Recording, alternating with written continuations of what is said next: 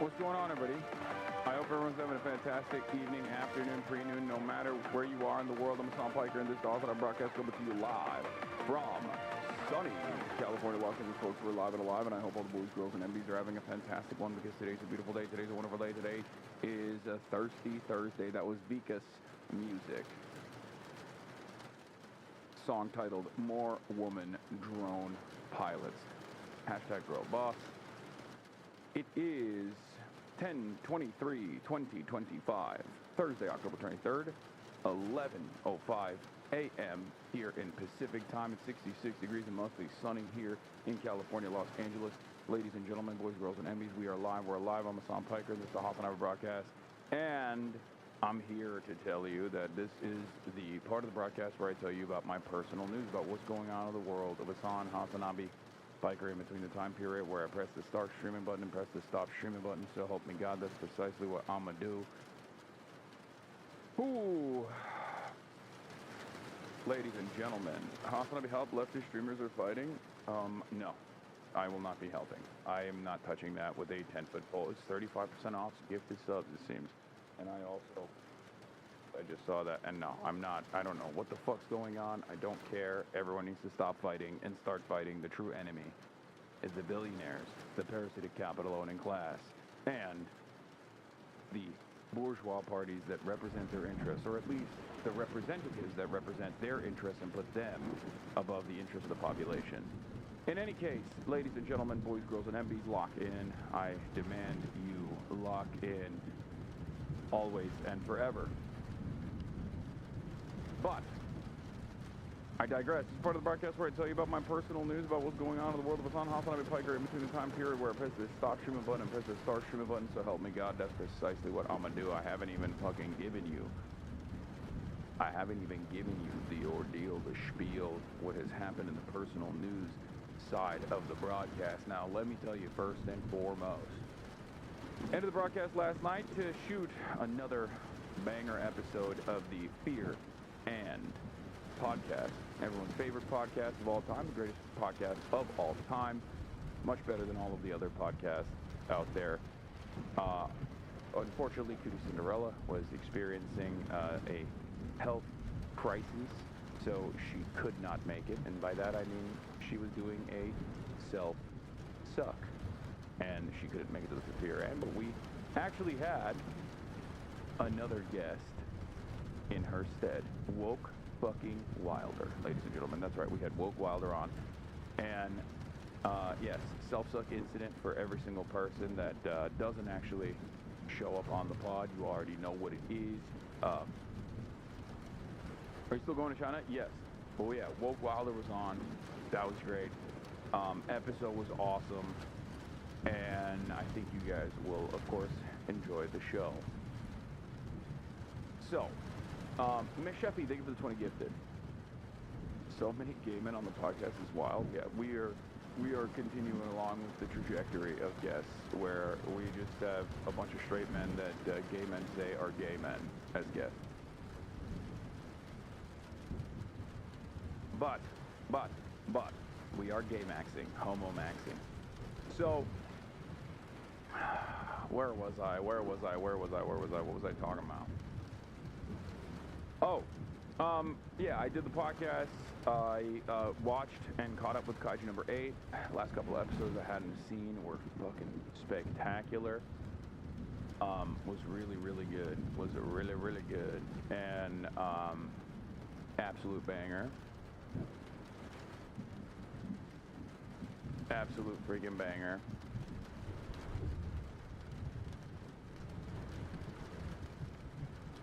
And are you going to game today? Potentially. Am I? I found out that the Mussolini Son of the Century actually has an 8th episode. The problem, however... What are 2 clips? The problem, however, is that for Mussolini, Son of the Century, the secret 8th episode on Mubi doesn't have subtitles. It's just Italian. It doesn't have English subtitles. And the 8th episode is not even featured on... The 8th episode is not even featured on Amazon. So, like, I can't even watch it. It's so stupid, but I guess I got to learn Italiano. Time to learn, buddy. Time to learn. Is the show dubbed? No, it's not dubbed. So, folks. The Germa GIF I made, I saw this is really funny. I actually saw this on my timeline earlier. Yeah, personal news-wise, this morning I woke up early, went to bed late, woke up early. My brain is doo-doo. My brain is poo-poo. Okay? And that's not good, I know, but it is what it is. What I was gonna say is, I actually went on a pod with the leader of the Greens. That's right, in the UK. Doing my very best to talk about the UK politics. Yeah, didn't do the accent though. But yeah, I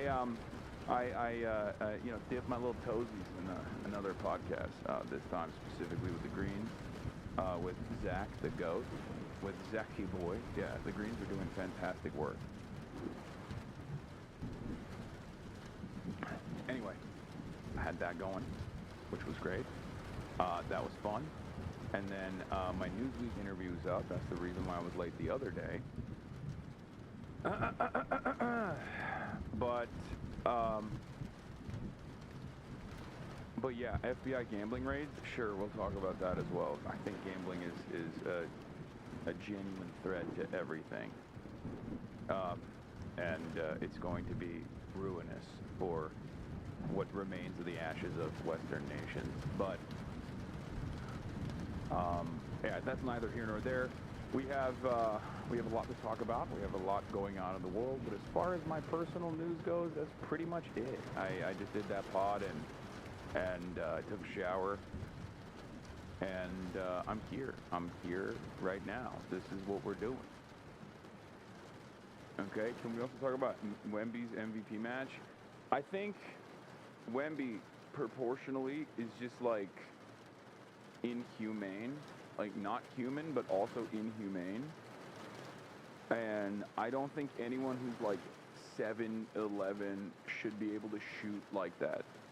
Like, why are you doing a fadeaway three-point shot? You're literally unstoppable. Why is anybody eating your pump fake? First of all, there is no way that someone can reach, like, someone who is 7'12", okay, and continuing to grow, apparently,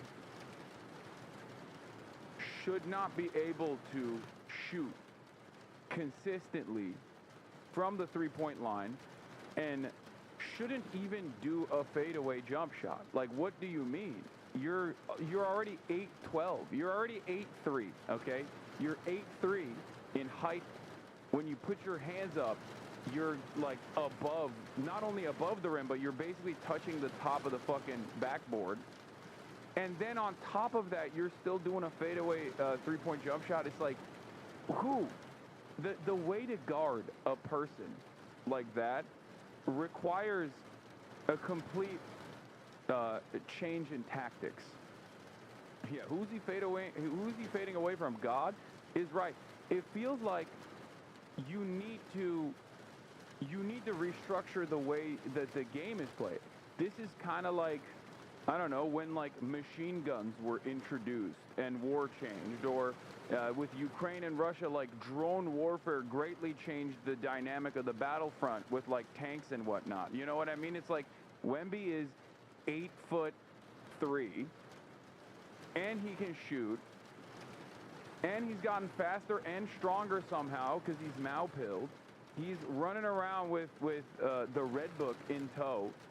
It's obvious. This is becoming like the Generation Alpha's fucking Wilt Chamberlain moment. Like, there are, in 100 years, if there is a humanity, okay? If there is still a humanity, we will look back and people will say, no, Wemby didn't have a 100-point game. I don't believe it. Dust off the tomes. I need to see this. Come on. Everyone was Everything was being filmed at the time. Like, that's unbelievable. That's unbelievable that this person was capable of doing impressive feats like this, okay?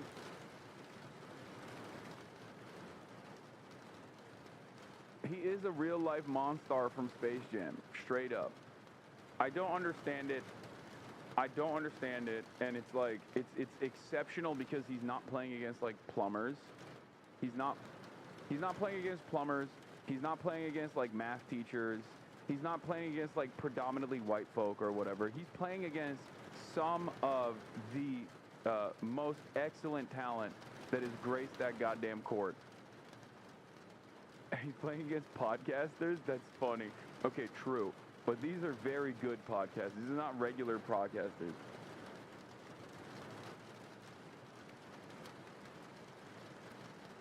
He's playing against podcasters, bro. He put belt to back last night. Dude, I think, I'm telling you right now, it's like war. War has changed, okay? Like, you have to, I think, guard Wemby by having one person in front of him so that he like, goes for a fadeaway, and then you have to change the rules of the game so that there's another person behind him that can try to reach out when he's at the tippy point of his fadeaway jumper to try and block him when he goes up. Or you need to basically do a new design where people can stand on top of one another, okay? You need to have, you need to allow people to get on top of people's shoulders, or like Harlem Globetrotter style, throw them in the air, you know what I mean? Because there's no other way. There's no other way that you can stop this. Like, there's no, because he's not, like, normally, you're supposed to be nerfed by God. Okay, if you are over the age, if you're over 7 foot, God nerfs you, right? God says, okay, you can't handle the ball that well. It's impossible because physics are supposed to play a role in this. Gravity is supposed to play a role in this. If you're that tall, bringing the ball down from waist level is going to literally take more time than if someone is like 6'4", right? I don't understand how he defies gravity, how he defies God every time he gets up on that, on the court and plays in the way that he plays. It doesn't make any sense. Look at this, look. Pressure from Dallas. Try to slow the... First of all, this is crazy because it's like, I will never understand. Full court zone pressure from Dallas. Like, what is that pump fake? Like, what is that fake pass? Like, who can stop that anyway? If you're guarding Wemby, okay, it doesn't even matter if you're at the top of the key, if you're behind the three-point line. Like, there's no reason to jump, because I don't think you can. I don't think you can stop it. Like, physically, it is so out of reach. Try to slow the advance. Oh my! It just looks weird, bro. Look at this.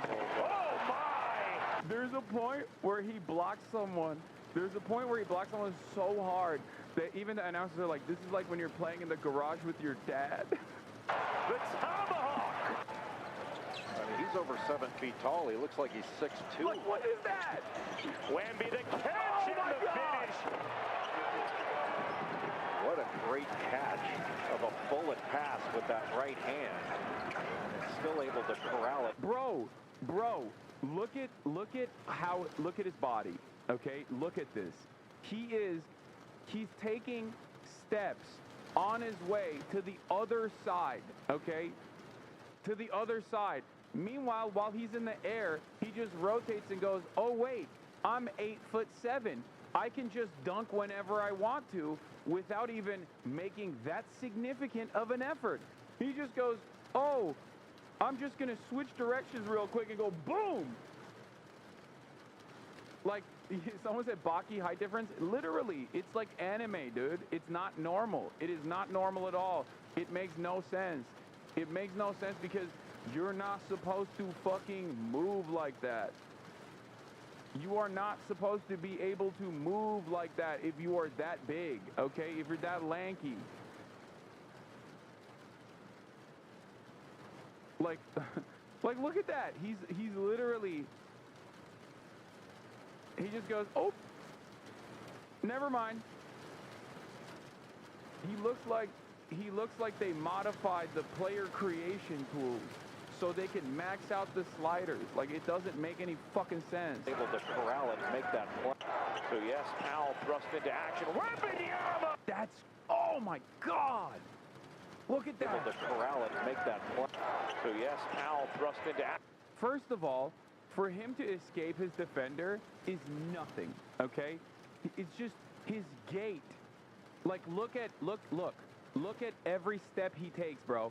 Look at every step he takes. Remember, the motherfuckers that he is passing are like also 6'8", okay?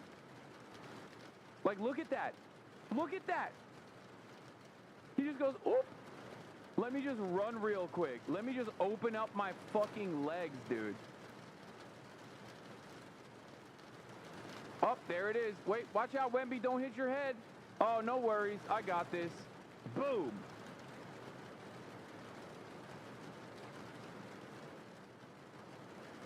What? What are we doing? What are we doing here? Wembanyama!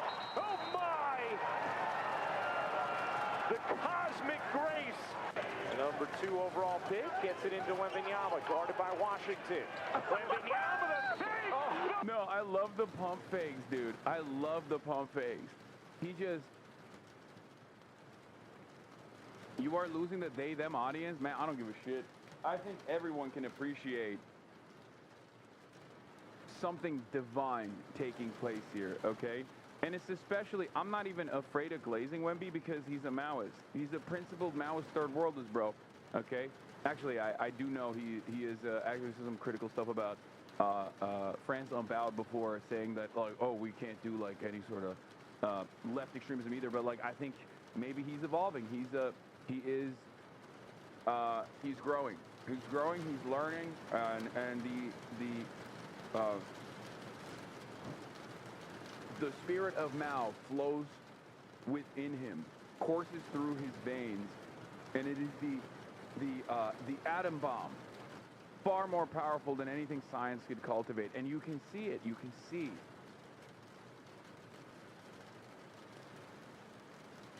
It gets it into Wembanyama, guarded by Washington.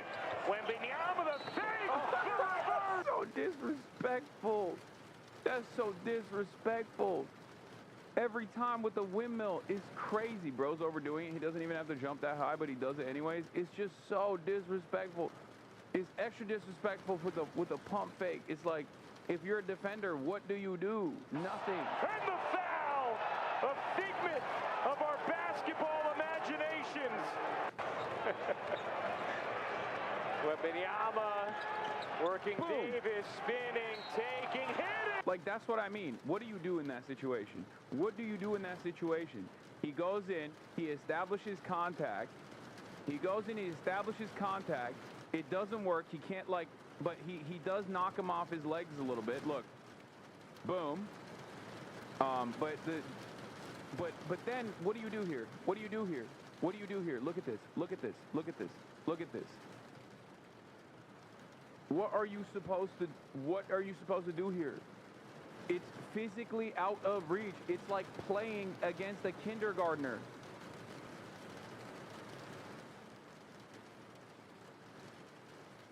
Like, what are you supposed to do here? He's not only 7'12", he's also going off of a fadeaway. Like, there is no... Yeah, and that's not a bum either. Exactly. None of these guys are fucking bums. That's just like... There's nothing you can... It's physically impossible. If someone is 8'14", and they're also shooting a fadeaway jump shot floater off of contact like that, there is no person that is physically capable of stopping that.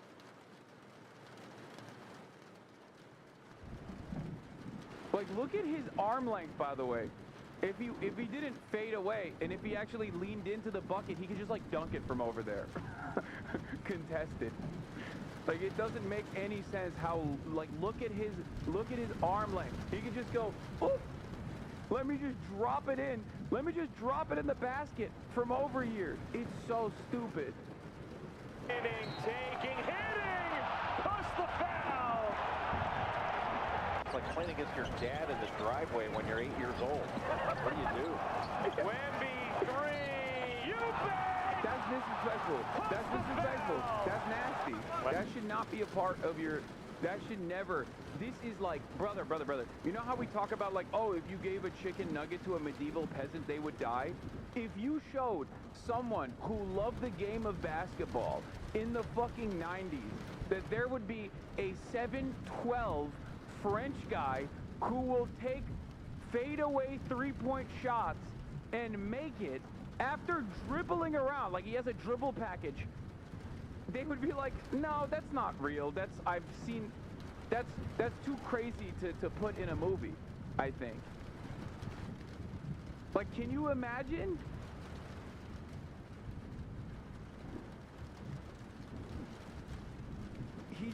He looks, yeah, they would say this is witchcraft. They would say, what kind of magic is this? We must put a stop to this devil work. We must put a stop.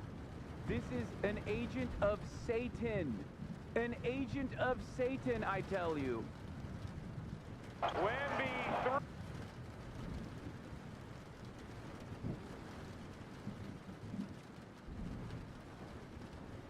Crazy. you bet. Push the foul. And I say this as like someone said, you are a sick human being. Damn, bro. Like, okay. I mean, you know, the glaze is necessary sometimes. I say this as a LeBron Glazer. Like, LeBron is my GOAT and all, but you know, in the new era, it seems like you got aliens. Like, what are you supposed to do? That for the back half of that third quarter after his dazzling start to it. Picked up his fourth foul and was on the bench. Here's Wemby. Wow. These are like what?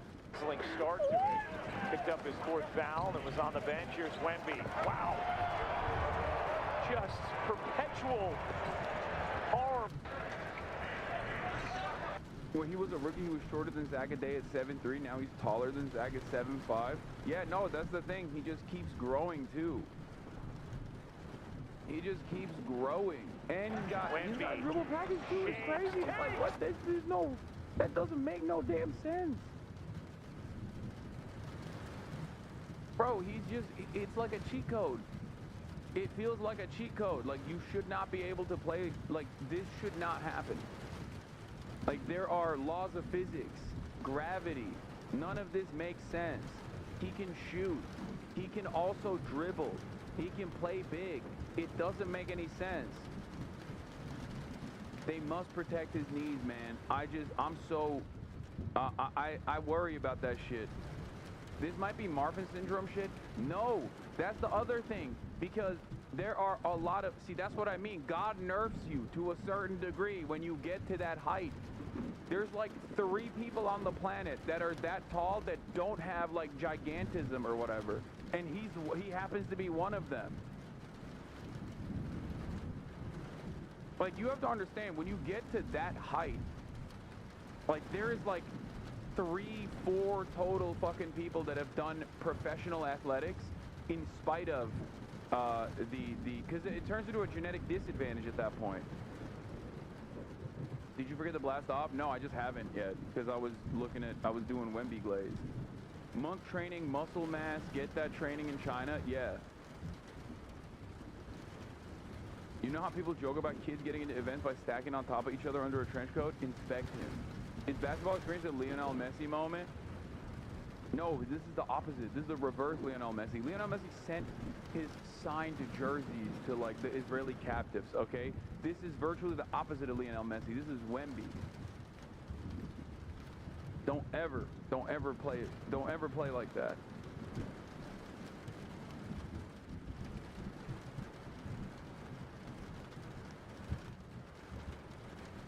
This is one of those things I'm crying, bro. LeBron fans watch Wemby tonight and instantly turn into Jordan fans. That's so funny. People saying Wemby gonna overtake LeBron after one good game. Wemby wouldn't survive a second in this era. Oh my God, that's so funny. Oh my God. Oh my God. That's straight up. This is what LeBron Glazers have had to deal with from Jordan Glazers. Oh, it was a different time. Oh, it was way harder on the contact side. What are you, crazy? Like, oh my God, it's happening. That's how you know that it's the natural cycle. The tide is shifting. That's you, Hasan. No, I'm a LeBron Glazer, but I respect greatness, okay? I respect impressive feats of athleticism. And with Wemby, he has it all and also is a genetic freak. Just like LeBron is a genetic freak. Just like LeBron is a fucking genetic freak. You cannot have a banger run for 21 consistent seasons, okay? It's just impossible. Unless you are a fucking freak.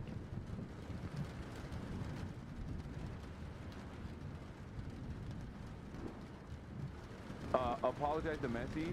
Fake story alert. Lionel Messi never sent any signed jerseys to Israeli hostages. Both kids in the video still carry the authentication sticker from a memorabilia reseller. They purchased the shirts and fabricated the story.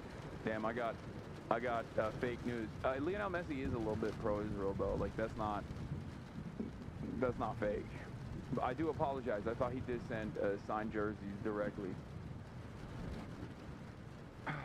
Will Chamberlain was only 3 inches shorter than Wemby and had a legendary career. This was the first time in 23 years that LeBron didn't play on opening day. He's a freak. Yeah. Yeah, he is pro-Israel, so that automatically takes him away from GOAT status.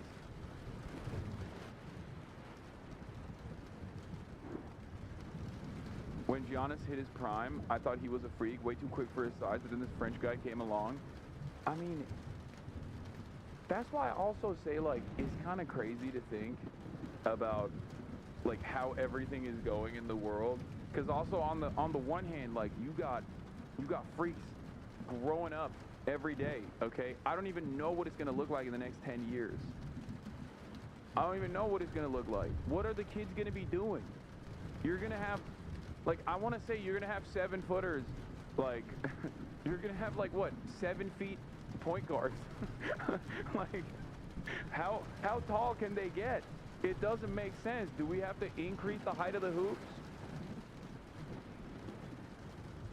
Like, what happens to the centers if you got dudes who are 7 feet? Like, I guess KD was like the OG in that field. Okay. You can just play from 1 to 5. You can play everything. You can play literally anything you want at any size you want. It's just, the world is your fucking oyster. Wait till designer babies from rich athletes. I mean, that's already coming up, no? But I feel like that doesn't happen as much. I feel like the greatest players of this generation have come from like middle of the road athletes. The super athletes have not produced like super athlete children. You know what I mean? Like look at Bronny. I mean, maybe they will, but we'll see.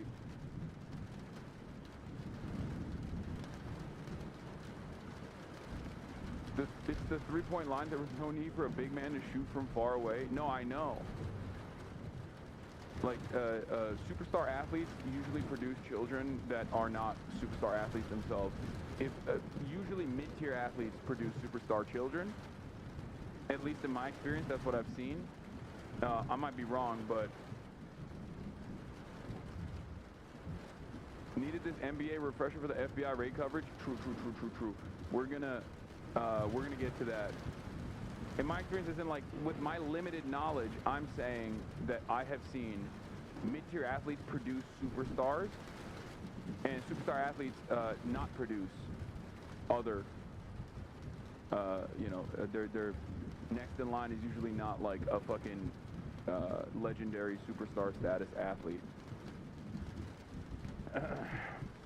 Anyway. All right, let's blast off. I didn't even do that yet, and it's like 40 minutes in. That's crazy. I know. I've been wilding out a little bit. We got so much to cover. Obviously, we got snap cuts that are imminent. We got snap cuts that are imminent. New York City mayoral debate recap. ZOHRAN on flagrant. Government shutdown. ICE raids. War in Latin America. Crash dummies are on later. Get in now. Get in now. FBI gambling. FBI NBA gambling bust. And more.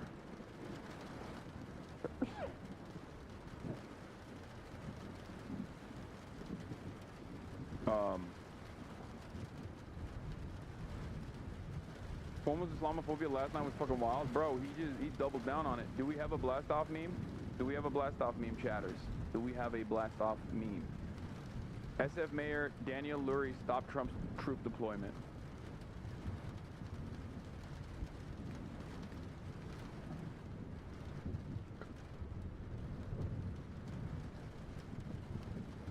The home and bribe really went away, huh? It's not. It's not going away. It's not going away. It's not. It's just, there's so much happening that I feel like people can't even pay attention to that many things at the same time. There's just too much happening, bro. There's too much happening. Too much fuck shit going on. And I feel like there is, because there's so much fuck shit happening, it's impossible to pay attention to everything.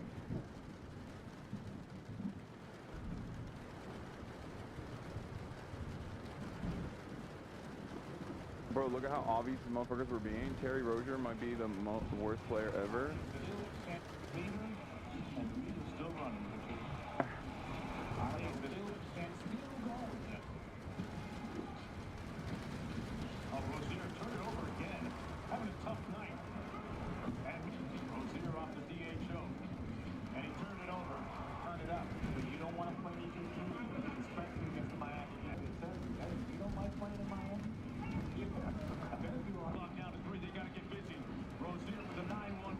What happens when you're actually asked, though?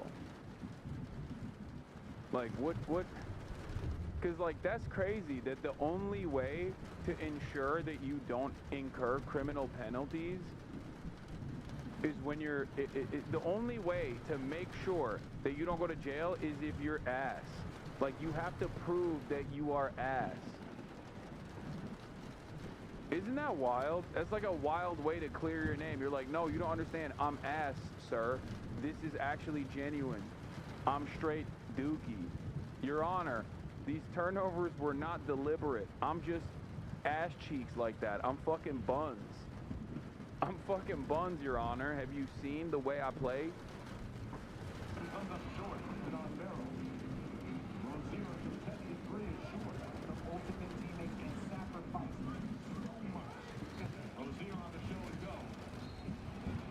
Like, some of these are not deliberate, okay? Like, that's not, he could just beat that ass, bro. You know what I mean? Some of these don't feel like he's throwing, but I don't know. Cuomo mentioned you in another article after trying to clean up a racist comment. Oh my God. Oh my God. Brother, said to MLB 2 years, I forget. Brother. Just because those are shots you would have made? Okay, dude. That's crazy. Yeah, I am nowhere near at the level of talent as the worst NBA player, and neither are you. None of us are. That's crazy. We're matching them up to the overall. Anderson with a rebound. Rozier relocates for another drive. Okay, that's crazy. That's crazy. All right. Well, that's. Nah, bro, he was a serviceable player. If Pat Begov got a contract, then this guy shouldn't be in the league. That was awfully short. You're 100% wrong here. Okay. Okay.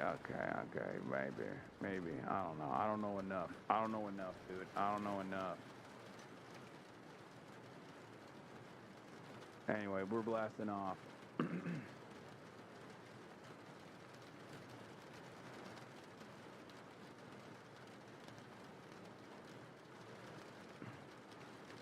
I don't know, I don't know what happens with this investigation, because it's like the current FBI. Like,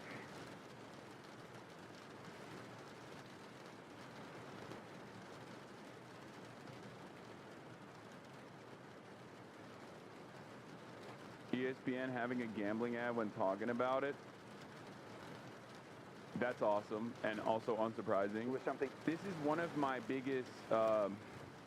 This has been one of my biggest fears.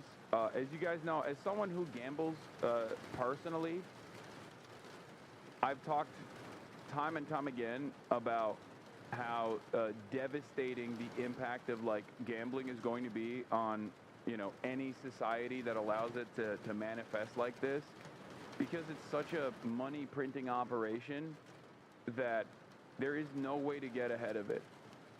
And I talked about this within the context of like the crypto casino stake, right? Crypto gambling casino stake went back when it was on Twitch, before they got kicked off of Twitch, and then they went and they started their own platform called Kick, and have never let me live that down.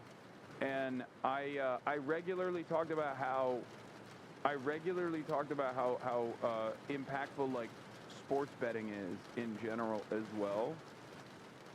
Even though there are levels to this, right? There's levels to how these things can work, but I just think that there's no safeguarding. There's no safeguards on this. It's too easy. It's too accessible. It's on your fucking phone. I don't even know if there's any interest in actually. I don't even know if there's any interest in like actively regulating this stuff, because when you are that much of a financial powerhouse, when you're capable of basically when you're basically capable of purchasing any sort of deregulatory mechanism, capable of purchasing political power, capable of purchasing ad slots on the very same media that is supposed to be engaging in commentary, it's kind of over. It's like sports washing with Saudi Arabia, right? I have warned about this before, where it's like, it doesn't matter what like Saudi Arabia has done. I think Saudi Arabia will ultimately be able to successfully change and launder their reputation through the act of sports washing, because they have too much money, and you cannot overcome the intense ways that moneyed interests can win favors and win power and win influence. That's it. And if you even call it out, or if you try to maintain some level of moral consistency on this stuff, you're going to get punished. You're going to get yelled at. And then people will turn around and say, oh, you're yucking everybody else's yum. And that's it. And I have warned about my fears of sports betting already, and we're here. I think it's virtually impossible to overcome this. It was something that leagues stayed far away from. It was something that networks like ESPN would stay far away from. Those days are obviously long behind us. You hear a lot about legal sports gambling on this show. Look, the Bussin' Boys. Look, they're talking about a gambling ring that the FBI investigated on ESPN, and there is a literal ESPN new players bet $10, get $100 ticker ad on the bottom. Like, what are we doing? Obviously, sports gambling is a huge part of what you do, so we put those all out there as a preamble, because it might be in the back of people's minds, and we acknowledge that this is a different time and place. Oh, however, there is a fine line, not so fine. There is. Did they erase the ad? Oh my God, brother. Just keep it on at that point, dude. just fucking keep it on at that point. It's over. This is you.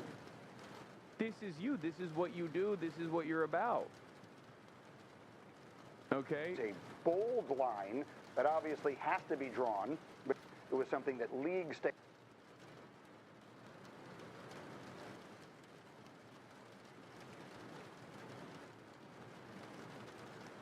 You are statistically unable to amass that kind of wealth through gambling. Wait, not you, the individual, not gamblers.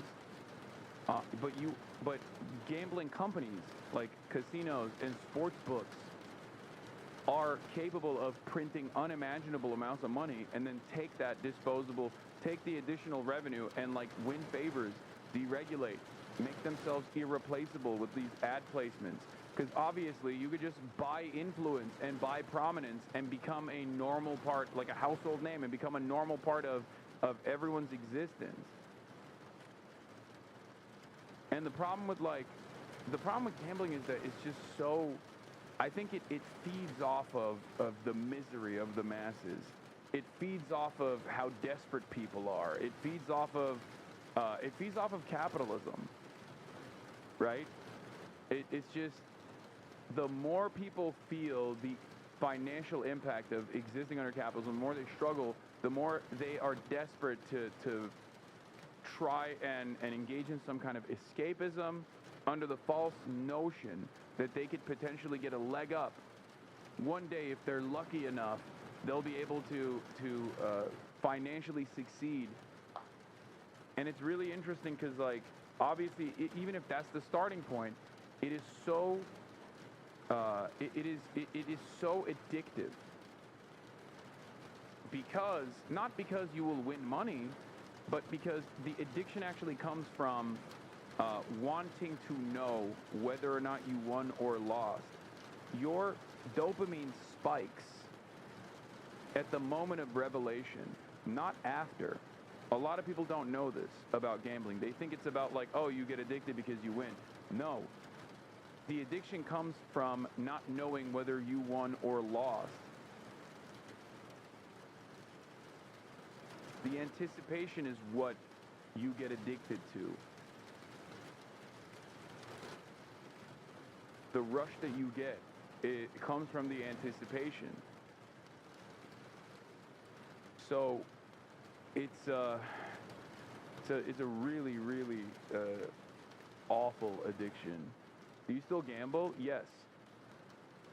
But it's one of those things that I'm not like, it's one of the few things, despite having an addictive personality, it's one of the few things that I'm not like super addicted to. Weirdly enough.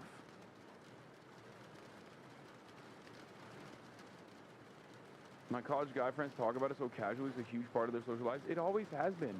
And in America, I think it started off with the fantasy football stuff. That's the reason why it started off with fantasy football. Okay?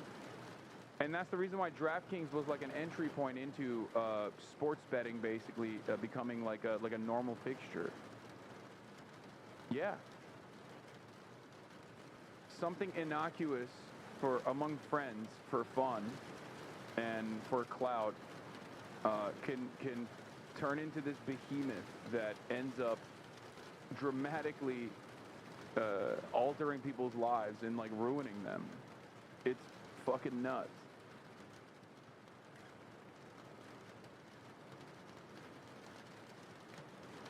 This isn't to say that we must abolish fantasy football. Like, I'm not saying that at all, but like it should have never been allowed to get to this level. It should always be protected, safeguarded. There should be severe restrictions on what you can do, what you can and can't do.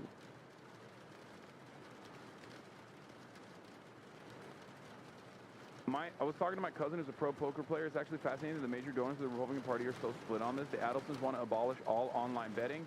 The crypto bros are doing everything they can to pass it. Yeah, the reason why the Adelsons want to abolish all online betting is because that ruins Vegas. And that ruins like physical casinos. In some ways, I can't believe I'm saying this, but I would much rather require people to physically go to a casino where there are mechanisms of apprehension, where you ensure that there are limitations to who can and can't gamble and how easily they can and can't gamble. Meanwhile, all these fucking books that are in your phone basically have made it so streamlined and so easy to do. I'm not one of those guys who gives a shit about like moral degeneracy. I don't care. I think vices are fine overall, as long as the government is doing everything it can to ensure that those vices are sectioned off and have significant limitations. Like, I'm not going to sit here and be like, abolish all gambling, okay? It's just not going to happen. It's the same as like, abolition doesn't work in general. It's the same with like alcohol consumption. It's bad, sure, it's poison, I understand it, but like, there's no reason to try and like abolish it altogether. It's just not going to work. You're just going to turn it into a black market franchise.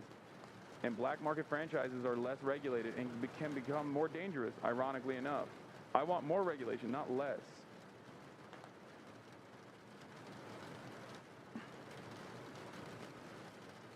I don't think we are ready for an entire generation that is basically born into this like easy betting on your phone, normalcy. I don't think we know what that's gonna look like. Anyway, let's do U.S. strikes 2 alleged drug vessels in the Pacific. Exit confirms, and we'll talk about like Pentagon reporting as well. There's a lot to talk about here.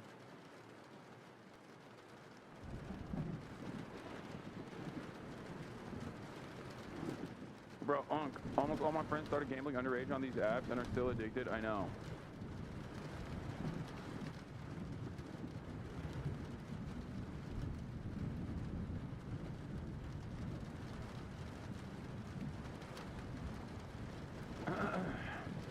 Yeah, the betting situation is only going to get worse too, with DraftKings buying out the company that does predictions bets. Oh, dude, don't worry. There's that side of the story as well. Like I said, on the illegal side, they're stamping out the competition almost, okay? Because on the legal side, the permission structure is expanding dramatically every single day. DraftKings is now, didn't they put in a bid to purchase one of the prediction markets? That's what you're talking about, right, Chatter? I saw that. I read something about that. It's fucking insane, dude.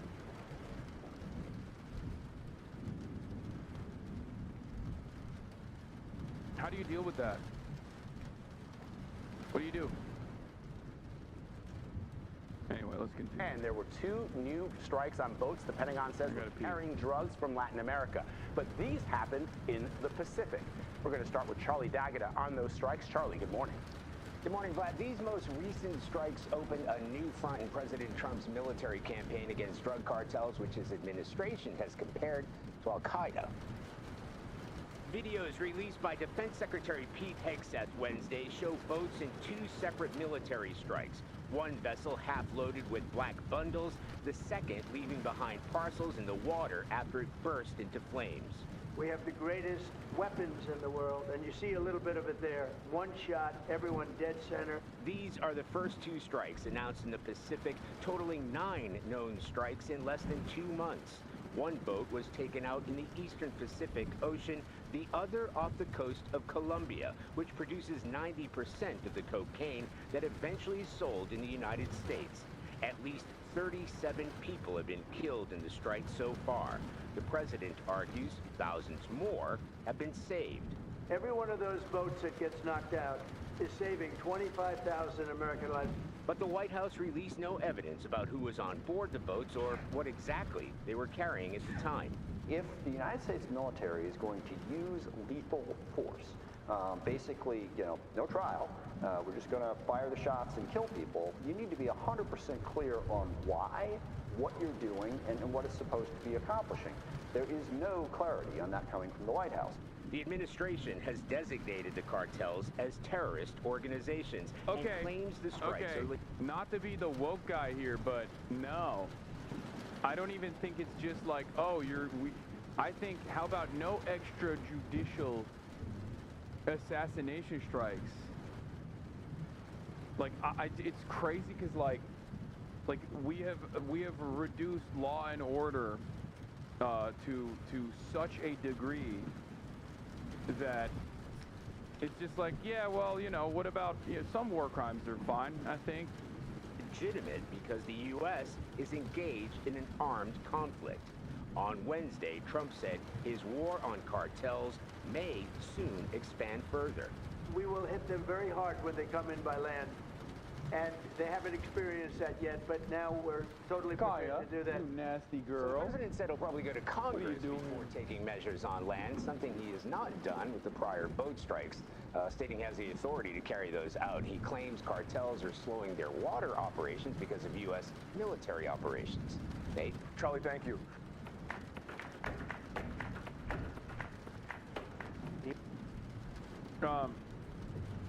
Trump took his first time not being considered worse than Bush personally. Dark woke is back. Bro, I don't even know what level of woke we're at. So we're going to talk about Graham Plattner, because while the Reddit stuff was like floating around, there were people on the ground doing polls on the main race. And it turns out Mainers saw this dude. Obviously, they don't give a shit about the veteran status. As a matter of fact, they like that, just so you guys have a better understanding of this stuff. Part of the reason why I was looking at the situation and saying, like, let's wait and see. Let's see the bigger picture here, like how liberals react to it, was for this reason. Okay? Because it turns out, as I told you, liberals are like, I don't give a fuck. I don't give a fuck what anybody's done. Okay? I don't care about anything at all. Like, not even a little bit. And I think this is one of those unique moments where, like, your own personal assessment and my own personal assessment about Graham Plattner's viability is seemingly utterly irrelevant. Now, of course, these polls might actually be too early, because the impact of the Nazi tattoo most likely was not seen in the situation. But the new polls that have come out between 10/16 and 10/21, right, from the main Senate Democratic primary show Graham Plattner at 58% and Janet Mills at 24%. Couple things to take note of here is that white dude is OP. White dude with a populist slant, like a left populist slant, is, I think, one of the most OP, overpowered tools in the Democratic Party's tool belt. Even if they straight up have a fucking prominent Nazi tattoo. Part of the reason why no one cares, I think, is because they just don't care. They think like, oh, everyone has a Nazi stage. Like, everyone has a Nazi phase. It's like, well, not everybody, okay? And the other reason why is because I think a lot of Americans are just, like, oblivious. A lot of Americans are oblivious to Nazi tattoos, just as they are oblivious to, you know, what it means if you have done 4 tours / worked for BlackRock in 2018. Now, like I said, this poll was conducted before Tattoogate. Having said that, this was his fucking town hall last night. Mainstream media, or like legacy media, where they haven't talked about you before at all, but now, I mean, I don't want to make a connection, but after Janet Mills started running, you know, and it's kind of been, you know, without saying, I feel like I don't need to say anything. Everyone knows what I mean. But your thoughts? I'm not going to minimize what has come out. Did I say BlackRock? No, I Blackwater. Oh, did he say BlackRock? I am not today who I always have been. Every time he does this, by the way, I think, did I say BlackRock? Sorry, I meant Blackwater. Every time he does this, I think there are, like, probably 25 new white people that go, that's my guy. And they're not necessarily 25 white people that are, like, right-wing, right? but there are at least 25 white people that have done similar things, maybe not to the same degree, of course. Very unique background when you think about it.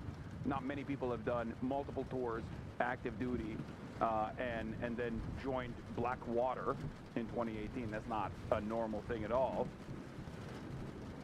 But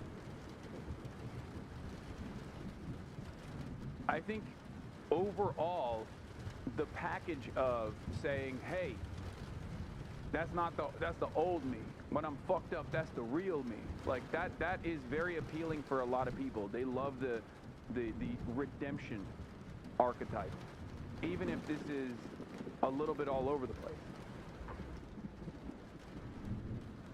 This is something that maybe not for Graham Plattner, but for many other candidates that I have covered in the past, has plagued their races, and the Democrats, the voters, and their inability to overcome people's like trials and tribulations in the past. I'm not talking about Graham Plattner. I'm talking about previous progressive candidates that have been destroyed by the establishment and by centrists for having a blemished record. This was a very effective method from the establishment Democrats against both Bernie Sanders or numerous other figures that they considered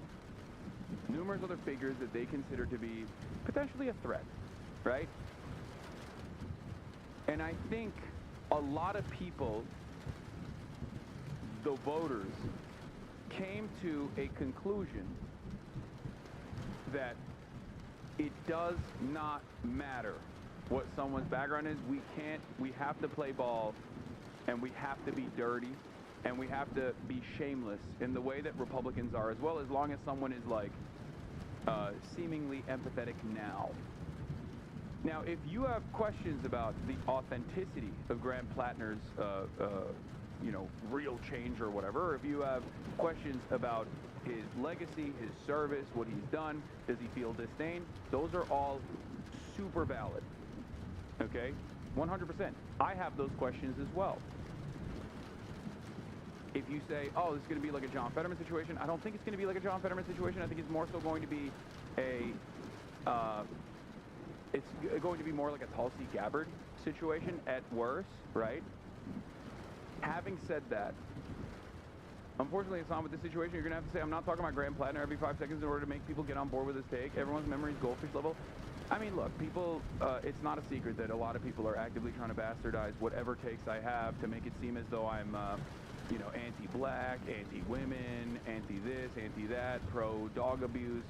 It doesn't matter. I think people that tune in here for this broadcast have the capacity to understand what I'm about, okay?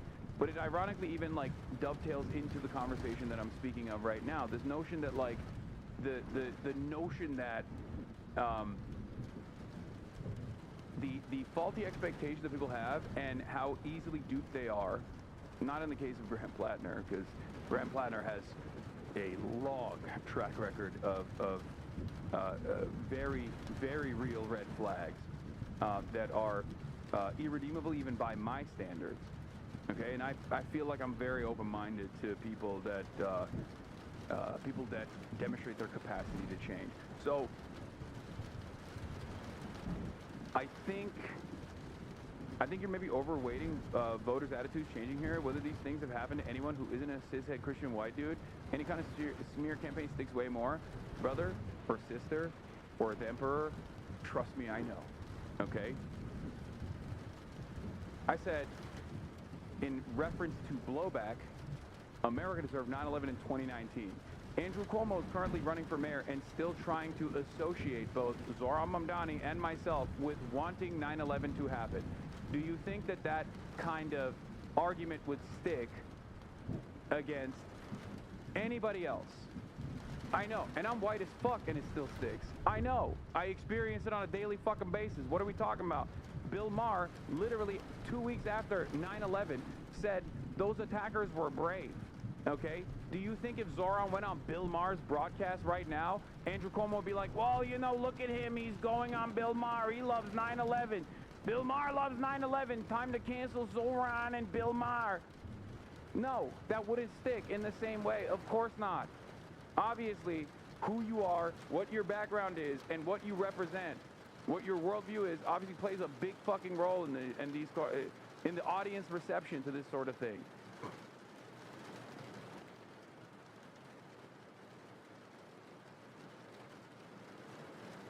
In any case, what I was saying is,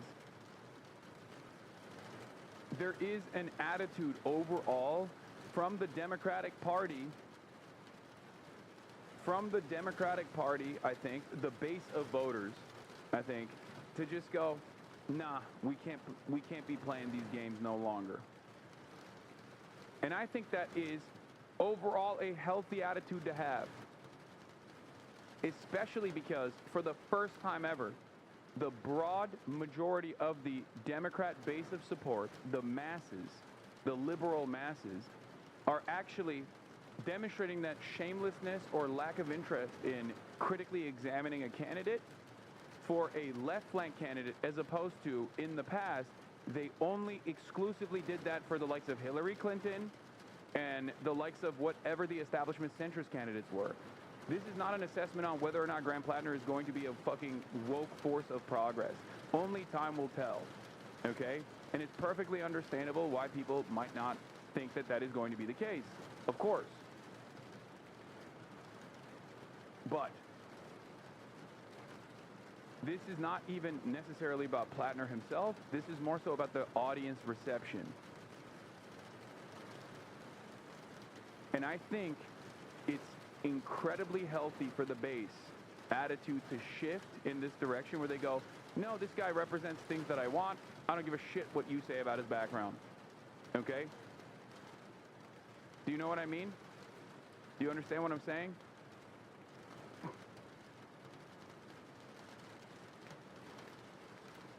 Is pure white supremacy, libs love a white man redemption story? Absolutely. I think that plays a major role in this, guys. There are candidates that have an infallible track record, a perfectly clear track record that I have defended, that I have stood next to, and will continue to promote, even if I don't fully agree with them. Like, Abdul El Sayed is a great example of this. Same with Zohran Mamdani. I have numbers on the board. I myself am also often the recipient of additional scrutiny as a consequence of my background and what I represent and what I say. So you don't have to tell me this. I've been getting called a fucking terrorist for the past 2 years, and it's never going to go away. Due to my position on Israel. It's a little different when it's a corked up white boy saying it, though. It is an OP. It's certainly OP.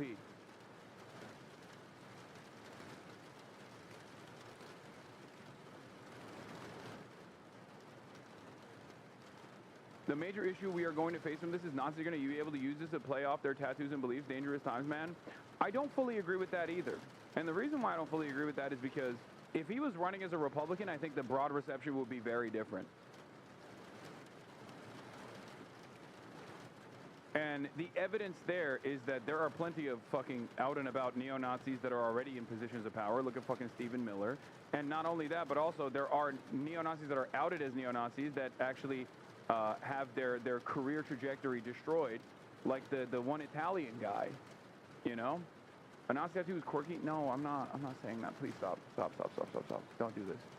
Please stop putting words in my mouth. I think by and large,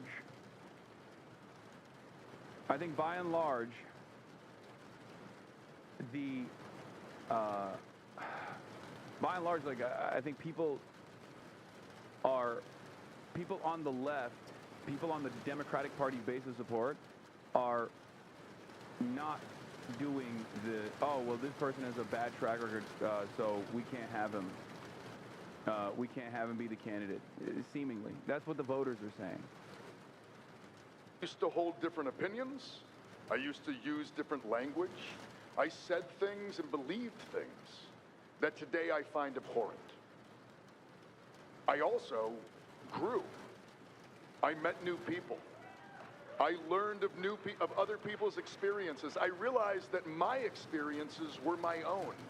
And they go to 1840. This is you 5 years ago saying the exact same thing about veterans that you did over the past few days. Lacking funds. Okay, dude. Weren't in a position to do just officers.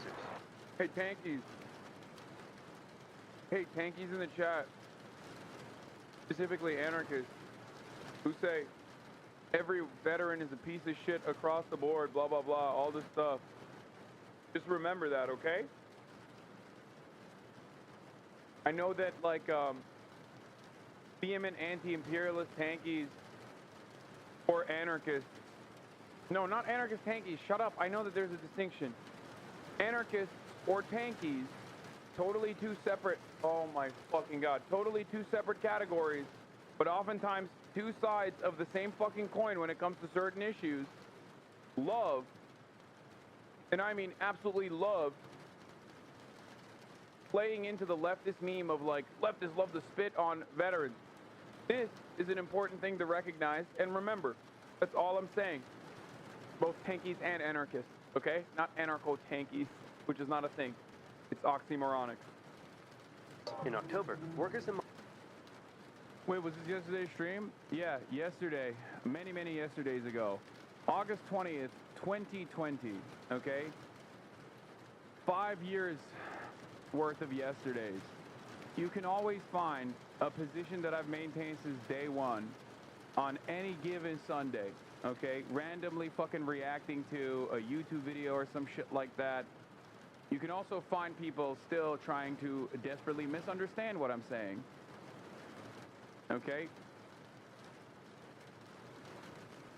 The things that I talk about, whether it be issues that pertain to like the emancipatory struggle for Palestinians, the emancipatory struggle for black people in the Western world, like whether it be addressing takes about misogyny and patriarchal constructs that we exist under, all of this stuff, or an empathy-first politics, the capacity for redemption for people, all of that I've been saying since day one. No matter how hard people try to fucking act as though, oh, this 10-second moment actually clearly illustrates what his true opinions are. He must be a grifter. I've been called a grifter for the past fucking 10 years of my career, okay? And my positions have not shifted. Unless there's new evidence that I have gotten that shows me that I was wrong on something, and in which case I will openly admit it and I'll move on even though people never let you live that down, okay? I've been here. I've been doing this for years and years in spite of the fucking hate watchers. Do you understand? Do you understand how this works? Do you get it now? And once again, Grant Plattner did not exist at that point, so what the fuck was I talking about? You know? A lot of the conversations that I've had over the past couple of days have made people feel like I'm defending Grant Plattner or talking about Grant Plattner in particular. I'm not. There is an attitude amongst the left that talks about trying to... there is an attitude amongst the left that automatically looks at any veteran and goes, no, fuck that. That's irredeemable. We can't behave like that. And this is, once again, not about Grant Plattner at all. We'll never know who you were talking about. No, I was talking about, like, Tsarist forces that ended up joining the Red Army. Okay?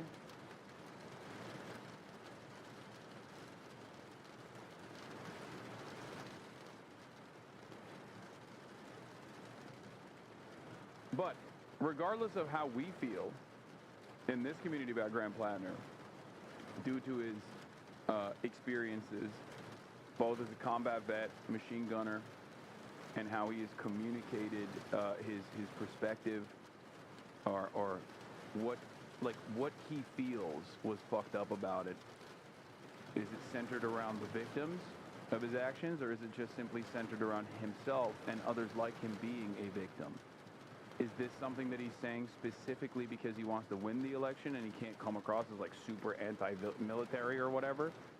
Does it correspond to his private moments and what he has said in private to other people, like on fucking subreddits and whatnot?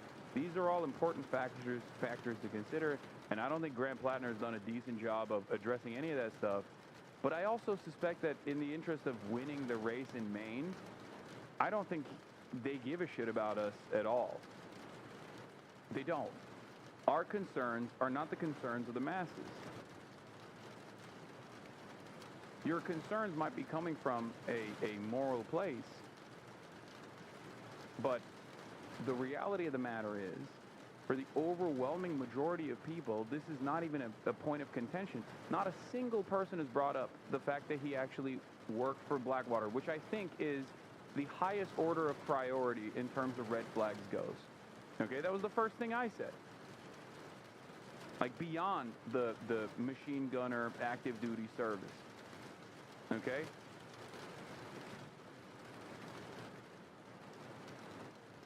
But ultimately,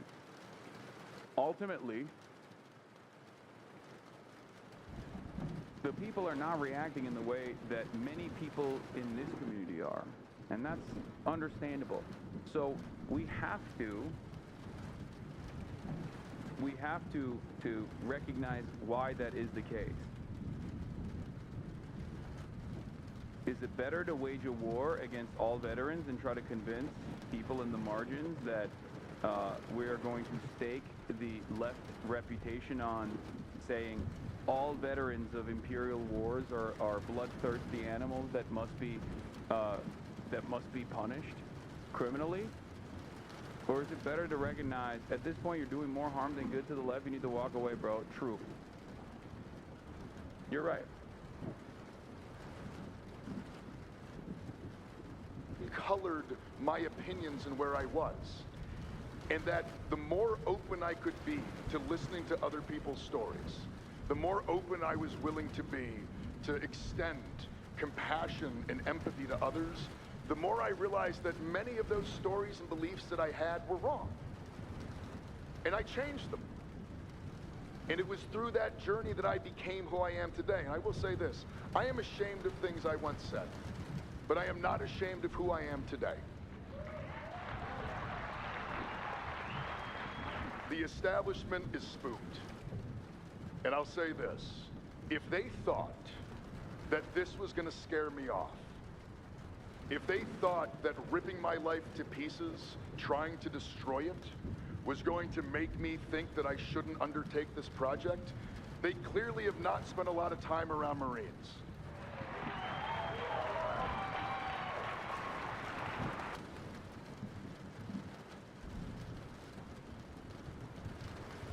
Show them the video of the one ex-military guy on the soapbox. Yeah, it's Mike Prisoner, who is a friend of the show. What is this? Mao Zedong. There are some militarists who say we are not interested in politics, but only in the profession of the arms. It is vital that these simple-minded militarists be made to realize the relationship that exists between politics and military affairs. Military action is a method used to attain a political goal. While military affairs and political affairs are not identical, it is impossible to isolate one from the other. I mean, he wasn't. This is entirely different. Did you just like Google search militarism and like quotations by the great chairman? It's not relevant to this conversation, to this discussion.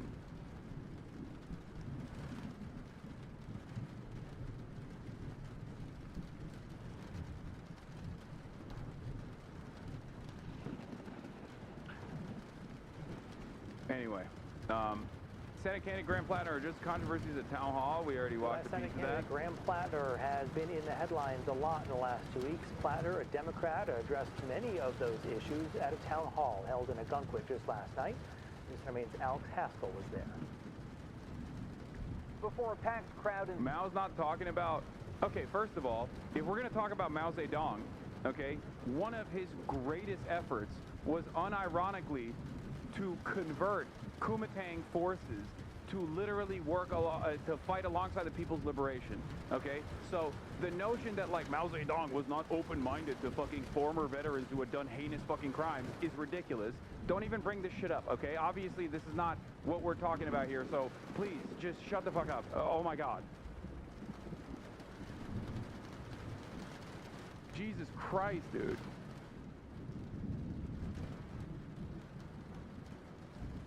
He literally looked at the dispossessed masses and the peasants that played a role in the KMT forces that like fucking burned socialists alive and was like, yeah, look, if you're gonna fucking fight alongside me, then yeah, you're good.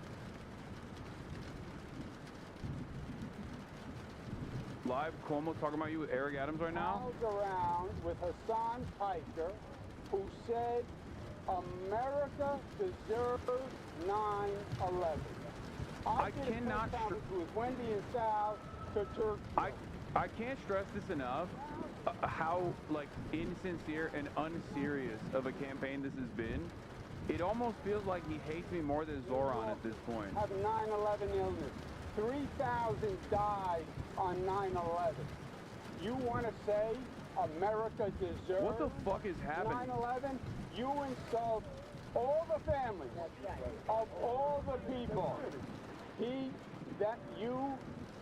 insult all the families of all the victims of 9/11, of all the victims of 9/11 illness. It is an insult to all New Yorkers.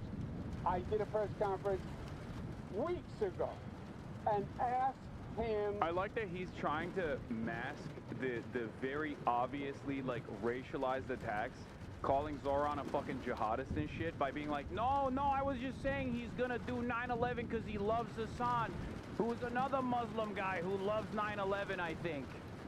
I'm not going to be yelling all over the place at me. We're going to do it one at a time, and I'm only doing a few more, and I'm going. I said what I had to say. Next question, guys. You have seen some lost ground among the Hispanic community. Do you think this alliance will help the mayor is very popular among the Hispanic community? Mandani has gained some ground with the Hispanic community. How do you think this alliance will help? I think, look, New Yorkers just need to hear the truth and the facts, you know. They've been mesmerized by TikTok videos and tweets and productions. Let them know the facts. And when they know the facts, we're going to get the Latino vote, we're going to get the black vote, we're going to get the white vote, we're going to get every New Yorker who's a real New Yorker. Offer Mayor Adams anything in return? Don't even answer that. That's a terror. Love. I cannot believe Mayor Adams' fall from grace chatters. He went from saying all my haters will be waiters at my table of success to becoming a waiter at Andrew Cuomo's table of misery. How did this happen to my goat? How could this have happened to my goat?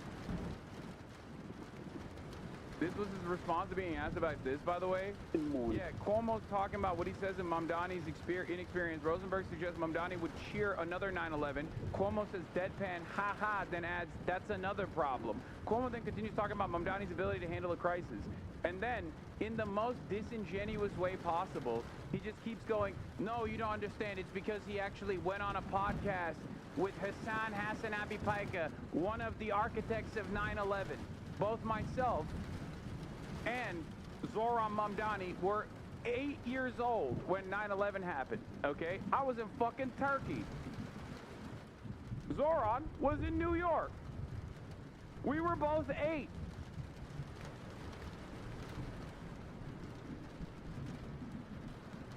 Being all buddy-buddy with Adams and shitting on the voters, definitely gonna get him all the votes, sure, buddy.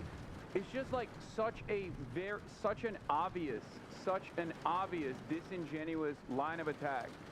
Asked about the exchange about 9/11 and Sid Rosenberg this morning. Coleman says, I didn't make that comment, and then pivots to Hasan Piker and Mamdani.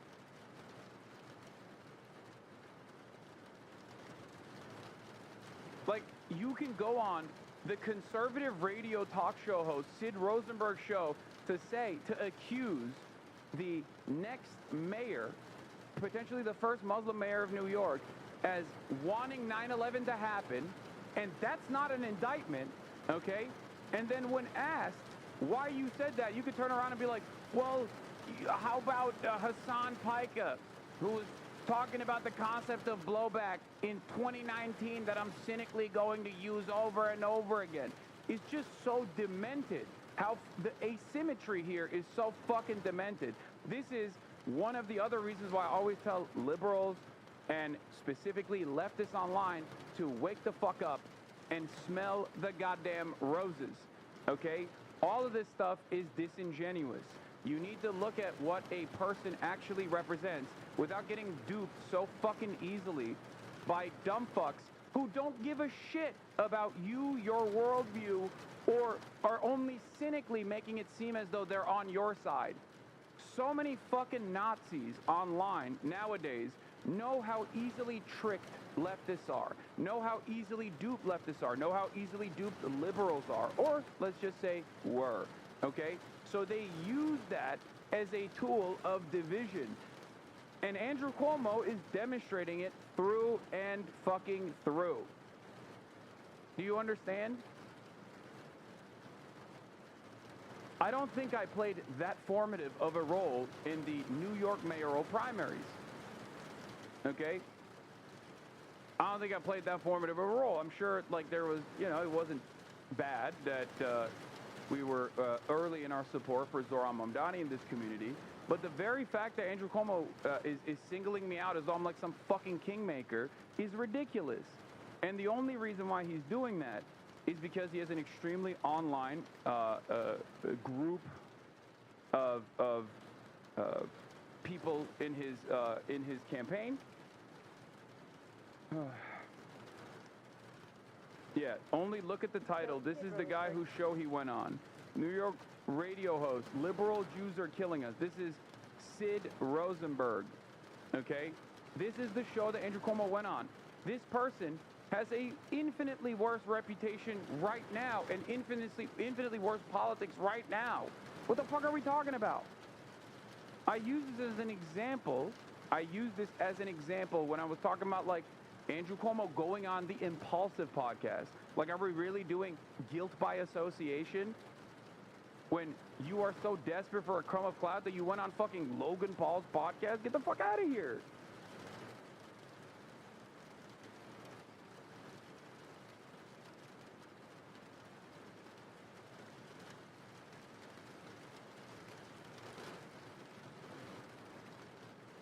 Who's the shiny guy on the right? That's Sid. That is Sid Rosenberg, the conservative podcaster radio show host. You think this is actually changing anyone's mind on voting for Zohran? No, it's not. That's why it's so fucking stupid. Okay? That's why it's so fucking stupid. Because the greatest way to just sever this is for, like, it's such a stupid line of attack. It's such an idiotic line of attack, and all it is doing is it's not convincing anybody. No one is going, oh my God, I was really going to vote for fast and free buses, but it turns out Zohran went and did a Twitch stream with a person who in 2019 said America deserved 9/11 when talking about American foreign policy and the concept of blowback, a concept that there is academic consensus around. Well, this has really made me reconsider my stances. Like, that's not a real thing. Okay? That's not a real thing at all. At most, and even then, the success of this line of attack is not going to, like, at most it would try to tarnish my credibility or my reputation, okay? And that would only work for like a brief period. That wouldn't have like a long-standing impact. You know? This is unironically like, oh, I can't believe Zohran would go on Joe Rogan, but this time cynically being pressed by fucking Andrew Cuomo and his failure of a candidacy, his failure of a fucking campaign.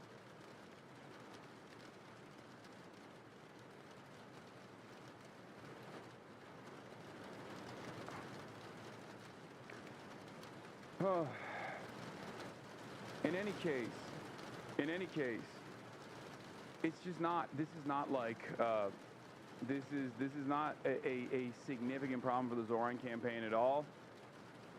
It is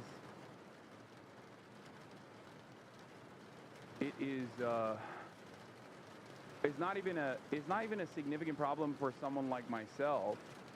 It's just at most going to do reputational damage to me for like a fucking week, and then people that hate me are going to use this as an opportunity to be like, oh, everybody hates you, law, and then what? Okay, a week later, the Trump administration is going to continue doing its fucking fascism, and people are going to realize, oh, wait a minute, maybe we were wrong about this fucking dude. This has been my entire career. People get whipped up in a frenzy over nonsensical shit, whether it's because I bought a fucking house, or whether it's because I leased a Porsche, or whatever the fuck, or because they've imagined that I'm like abusing my dog by, you know, because she fucking sleeps behind me for extended periods of time. I can't believe dogs sleep in the same cot, you know? It's just, people make up their minds, and then they realize maybe they were duped. It is what it is. The reality of the matter is, the reason why they fucking hate that Zohran and I linked up is not because of my 2019 comments about 9/11. It's because I've been a proud, loud, fuck Israel advocate for the past 10 years, and it's been especially important for the past 2. That's it. That's it. It's the majority position, and these guys can't contend with it, so they have to fucking angle different kinds of attacks without saying that it's because he's saying fuck Israel. Back in the day, for the past 2 years, they kept repeating, oh, well, this guy's anti-Semitic. He says fuck Israel. This guy's anti-Semitic. This guy's anti-Semitic. And it didn't work. And it stopped working. So now they have to find other shit to be like, well, we'll punish you for other reasons. We'll try to punish you for other reasons, so you shut the fuck up.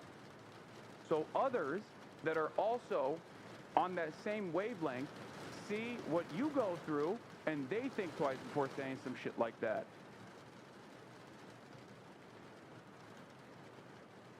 It's an insult to New Yorkers, Cuomo says, pointing to Mamdani's appearance in podcasts where Hassan has been criticized for statements about Israel. He is asked about Mamdani's accusation that his attacks are Islamophobic. That's it.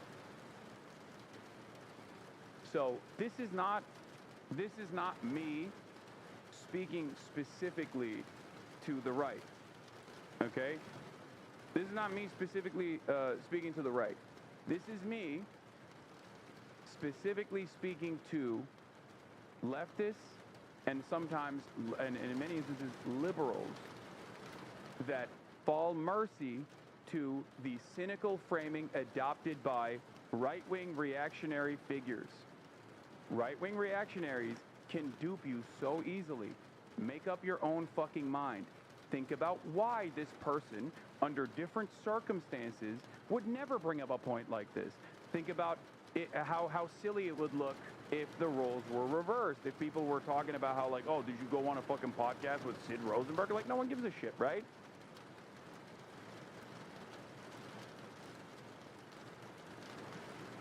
That's it. I beg leftists and liberals, to exercise a little bit more scrutiny instead of immediately jumping on the fucking piling, on the witch hunt, on the fucking pile drives that are oftentimes being directed by reactionary forces. Don't be stupid. Don't be a sucker.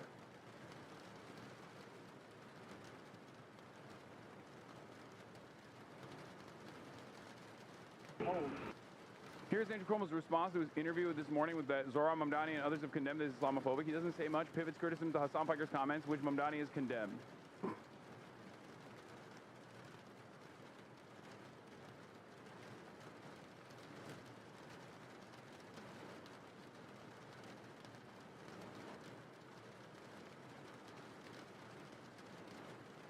This shit can't work. We have to move past this era of politics, man. Yeah, it's just like, it's so stupid, but unfortunately, sometimes people do get duped for it. It's not going to work in this race, okay? It's not going to work in this race, but it is a far larger problem that must be addressed at some point, okay? Because if liberals and leftists get tuned up with the outrage manufacturing machine and demand infallibility from their candidates or their advocates or their allies, and assume that everyone is morally pure, that you're not going to have disagreements sometimes with the people that you are aligned with, if you cannot comprehend that this is a normal human component, is a normal part of solidarity, is a normal part of how you build a mass movement, people of all different backgrounds, people of all different worldviews and experiences, you are not going to win anything, and you are constantly going to be wondering, why are there no other big leftist content creators out there? Why are there no perfect advocates out there? I don't understand. There is no such thing as a perfect advocate, okay? That doesn't exist. There are people who just haven't had the same level of scrutiny that has been deployed to those at the fucking top. That's it, okay? And especially given the confines of this format that I exist in, you can do this all the time. Look no further than the woe is me. No, this is not about me, man. This is not. I think you are cynically trying to make it seem like I'm trying to talk about myself or how much of a victim I am. I'm not a victim. I am unimaginably and unfathomably privileged, okay? 1,000,000%. I have many different forms of privilege that allow me to at least eat it all the fucking time, okay?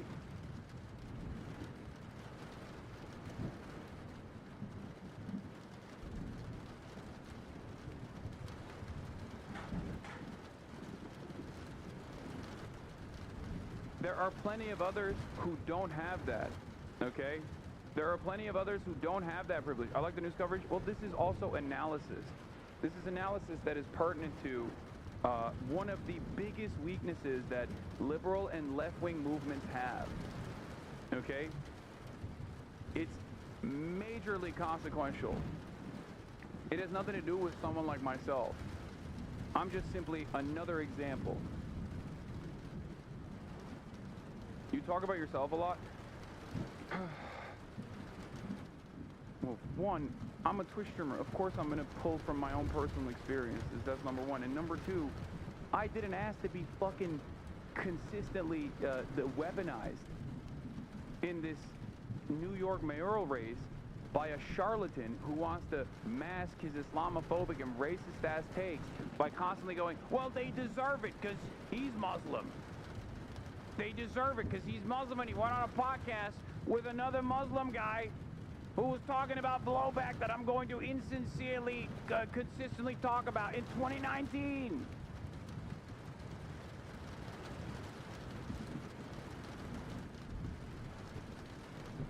You know?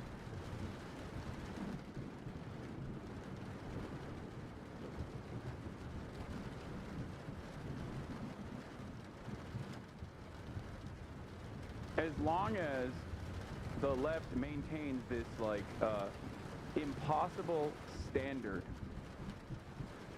for themselves that no human being, themselves included, have not actually matched, okay? We're just not going to ever win anything.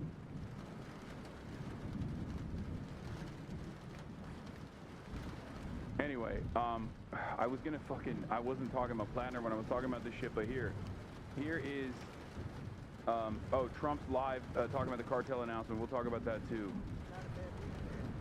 Okay, that was not a bad week. He's had somewhere 18 or 19 were murdered. And you know what his excuse was? Yeah, but that was a long weekend. Okay? Can you believe it? He said that was a long weekend. He's bad. And the mayor is worse. I mean, that mayor is worse. Low IQ, very low IQ. And we don't need low IQ people. We need people that are going to take care. And I love Chicago, and I love those beautiful women.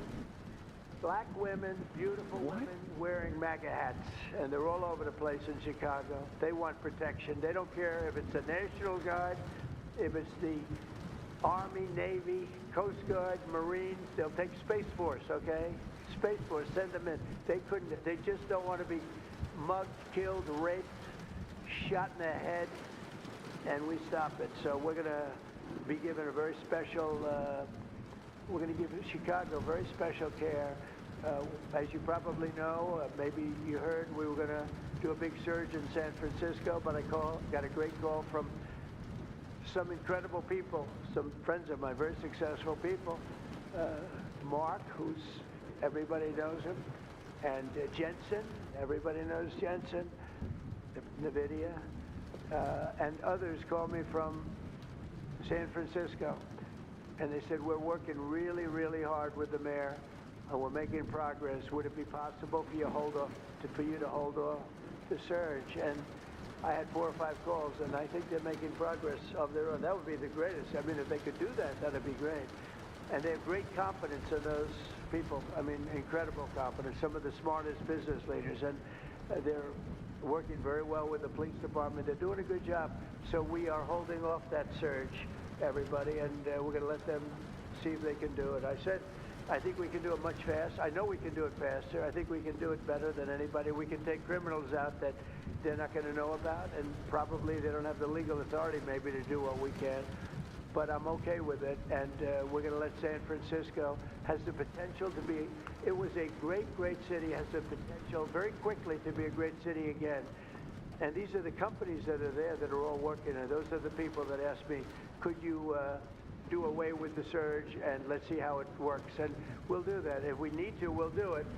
But it's possible that we won't need to, and we will be focusing on other places like Chicago, and we'll have Chicago taken care of very quickly. But just remember, 11 people shot, 4 people murdered, okay? And that was this weekend, and that was Chicago. And then you'll see Pritzker get up and talk about, well, we have it under control. They don't have it under control. Just the opposite, it's getting worse. So we'll take care of, as soon as we give the go-ahead, which is all I have to do is give the go-ahead. We won the big court case the other day on the National Guard. That was a good case. Same thing with Portland, speaking of that, because that's where we won it. But, I mean, I looked the other night, Saturday night, Portland is like burning to the ground, and these people are saying, it's just friendly stuff. The whole place is burning to the ground. So we'll take care of that one. That's like an insurrection more than it is anything else. That's crazy. Portland's crazy. And then you listen to these radical left people talking about it's really okay. You're seeing things. You're really seeing things. So we're going to take care of Chicago. We're going to take care of Portland. We're going to take care of Memphis. We're proud of D.C. There's nothing to take care of anymore, but we're not going to let it ever go bad. It's never going to happen again, our nation's capital. And with that, I'm just going to tell you that Pam Bondi has done a fantastic job. And Pam, would you say a few words, please? Thank you, President Trump, and thank you for your leadership. And this is all about collaboration. And around this table, I'm looking around this table, we all work so well together. I don't think another administration in our nation's history has worked so well together. We talk constantly, Secretary Noem, Tulsi, Pete, constantly, but also all of our agencies working hand in hand, and that's why this is so successful. And these people around this table are working 7 days a week, 24 hours a day, even though the Democrats have tried to shut down the government. Terry Cole, I'm laughing because you're around the clock, you're all over the world. Director Patel, you're unstoppable what you're doing around this country. Gowdy Seralta, U.S. Marshal, Rob Sakata and Dan Driscoll wearing your ATF hats. Rob, I was on the texting, Todd Blanche and I were on the texting you at 1 a.m. on cases. I mean, that's how committed all of these people are to just keeping all of our citizens safe. And that's what it's all about. And this project is the brainchild of Stephen Miller. And you are doing so much to keep our citizens safe, our kids safe, and get these drugs off our streets. Like the mayor of San Francisco and I are going to be meeting on fentanyl in a few weeks and working hand in hand on that. Secretary Noem spoke to him. But the results of this last month have been historic. As the president said, in the last month, think about this, 3,200, more than 3,200 violent gangs and drug dealers have been taken off the streets. Off the streets. Now, Director Patel and all of these agencies have also been working so hard on getting the leadership. But we are getting all the gang members off the streets and the drug dealers, Sinaloa, CJNG, MS-13, and more, TDA. 91 tons of drugs have been seized as a result of this task force. We tried to put this in perspective for you. This would be filling 4 18-wheelers. 4. All the drugs just in the last month that have been taken off the streets. 58,000 kilos of cocaine. Think about a big backyard swimming pool. That would fill 1.5 swimming pools. Just the powder cocaine that has been removed, saving lives this last month, thanks to all of these people around the table. 2,300 kilos of fentanyl powder and 2.1 million fentanyl pills off the streets. And as the president said, more than 1,000 illegal guns. The Biden administration was, for way too long, all of these great law enforcement officers surrounding the table were not able to do their jobs. What they've said is now they've been uncuffed. They can do their jobs now. We've been watching transnational gangs grow in our country, become organized, set up infrastructure in all of our states, but no longer under President Trump. We are destroying the infrastructure, and we're no longer on defense. All of these great men and women are on offense, so they better get ready. We're dismantling the cartels, and we are taking the leaders into custody and all of the gangs. We are going to supercharge this work. This is not a pilot program. This is permanent. We are here to stay. What is that? And Secretary Hegseth, we couldn't do this. What does that mean? Does that mean that they're just going to keep lasering? Thank you all They're going to so end all much fishing for everything you're doing around this table. in both the Atlantic and the Pacific. There's just no more fishing. If you're in Latin America, you just are not allowed to boat. Use a boat. Mr. President, since the year 2000, we have lost over 1 million Americans to drugs, to overdoses, to these cartels that have proliferated that kind of a disease on our people and have gone to war with our next generation of Americans. When you signed the executive order that was protecting the American people from invasion, what you did is that you took these cartels... I think America is basically greatly overextending its hand in Latin America and is begging for Chinese intervention. Because at a certain point, the Latin American countries are going to coalesce around one another because they have a long-standing history of intervention that the population despises, and therefore any kind of U.S. intervention of this sort, especially direct military intervention, is always going to draw a lot of negative reaction. And if America keeps doing this stuff, if America keeps doing this shit, I feel like I assume they're doing this because they want to escalate to a real boots on the ground war, like a hot war. And I don't know how much the countries outside of the periphery are going, especially industrial capitals, are going to allow their trade partners to be destroyed this hard. This is not about Venezuelan governance. This is not about any of that.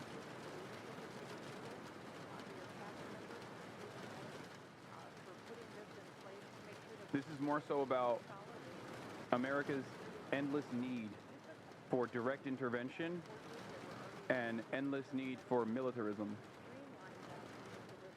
with no repercussions whatsoever.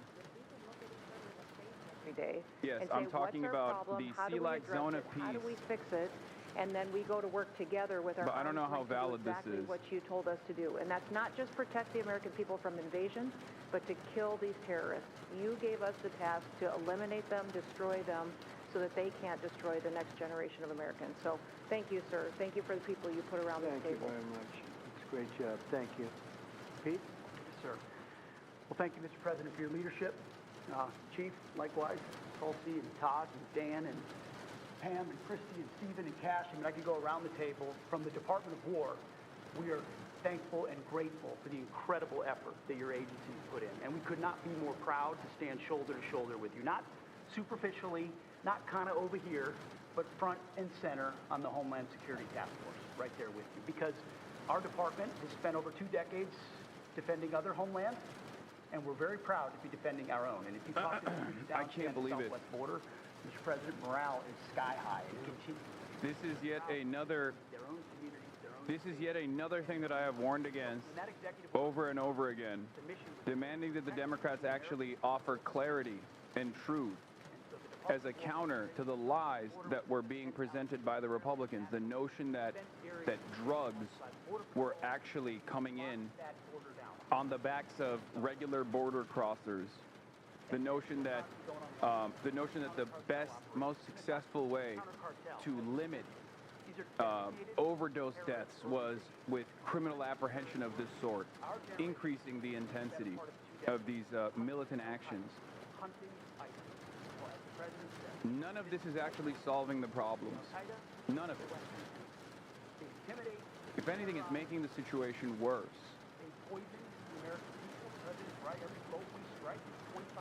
Americans whose lives are saved because of the drugs that were headed in our direction. So our message to these foreign terrorist organizations is we will treat you like we have treated Al-Qaeda. We will find you, we will map your networks, we will hunt you down, and we will kill you. And you've seen that evidence in the maritime domain, whether it's in the Caribbean or in the Pacific with the last 2 strikes. We know exactly who these people are. We know what networks they work with, what foreign terrorist organizations they're a part of. We know where they're going, where they originated from, what they're carrying. And they know we know. And that will soon start to change the calculus of these votes. So the critique of this is, of course, as often is the case, wrong. We know our authorities. It's locked tight. And we're going to treat them like foreign terrorist organizations on the offense. So the Department of War is not going to degrade or just simply arrest. Oh, my God. We're going to defeat and destroy these terrorist organizations to defend the homeland on behalf of the American people, making the jobs of law enforcement safer in the process, making the communities of Americans safer in the process. We think it's a very core mission of the Department of War, and we're proud to be here, Mr. Henry. Thank you very much, Pete. Thank you. Tulsi, please. Yes, thank you, Mr. President. The key reason that you are hearing about these incredible effects is, number one, the team that you've assembled here and the leadership and the tone that you have set, first and foremost, about keeping the American people safe. The intelligence community plays a critical role in being able to support our law enforcement at the federal, state. The more I see stuff like this, the more I understand that, quote, the first victim of fascism was the truth. Because now that they've established that they can just lie about everything, and there are no repercussions for it, no interest from the opposition to correct the record, now they can just say lies about everything that they're doing. Oh, are we severely escalating our endless militarism in South America? Why are we doing that? Because they're narco traffickers, they are drug cartels that are narco terrorists, and we must kill them. Wait, it comes out that the boat that you lasered was actually a bunch of fishermen. Doesn't matter, they were still drug traffickers. And if you're against this, then you are a drug trafficker yourself. And we will come after you, and we will apprehend you, and we will treat you like a terrorist as well. That's what it is. That's what's going on. The first victim was the truth.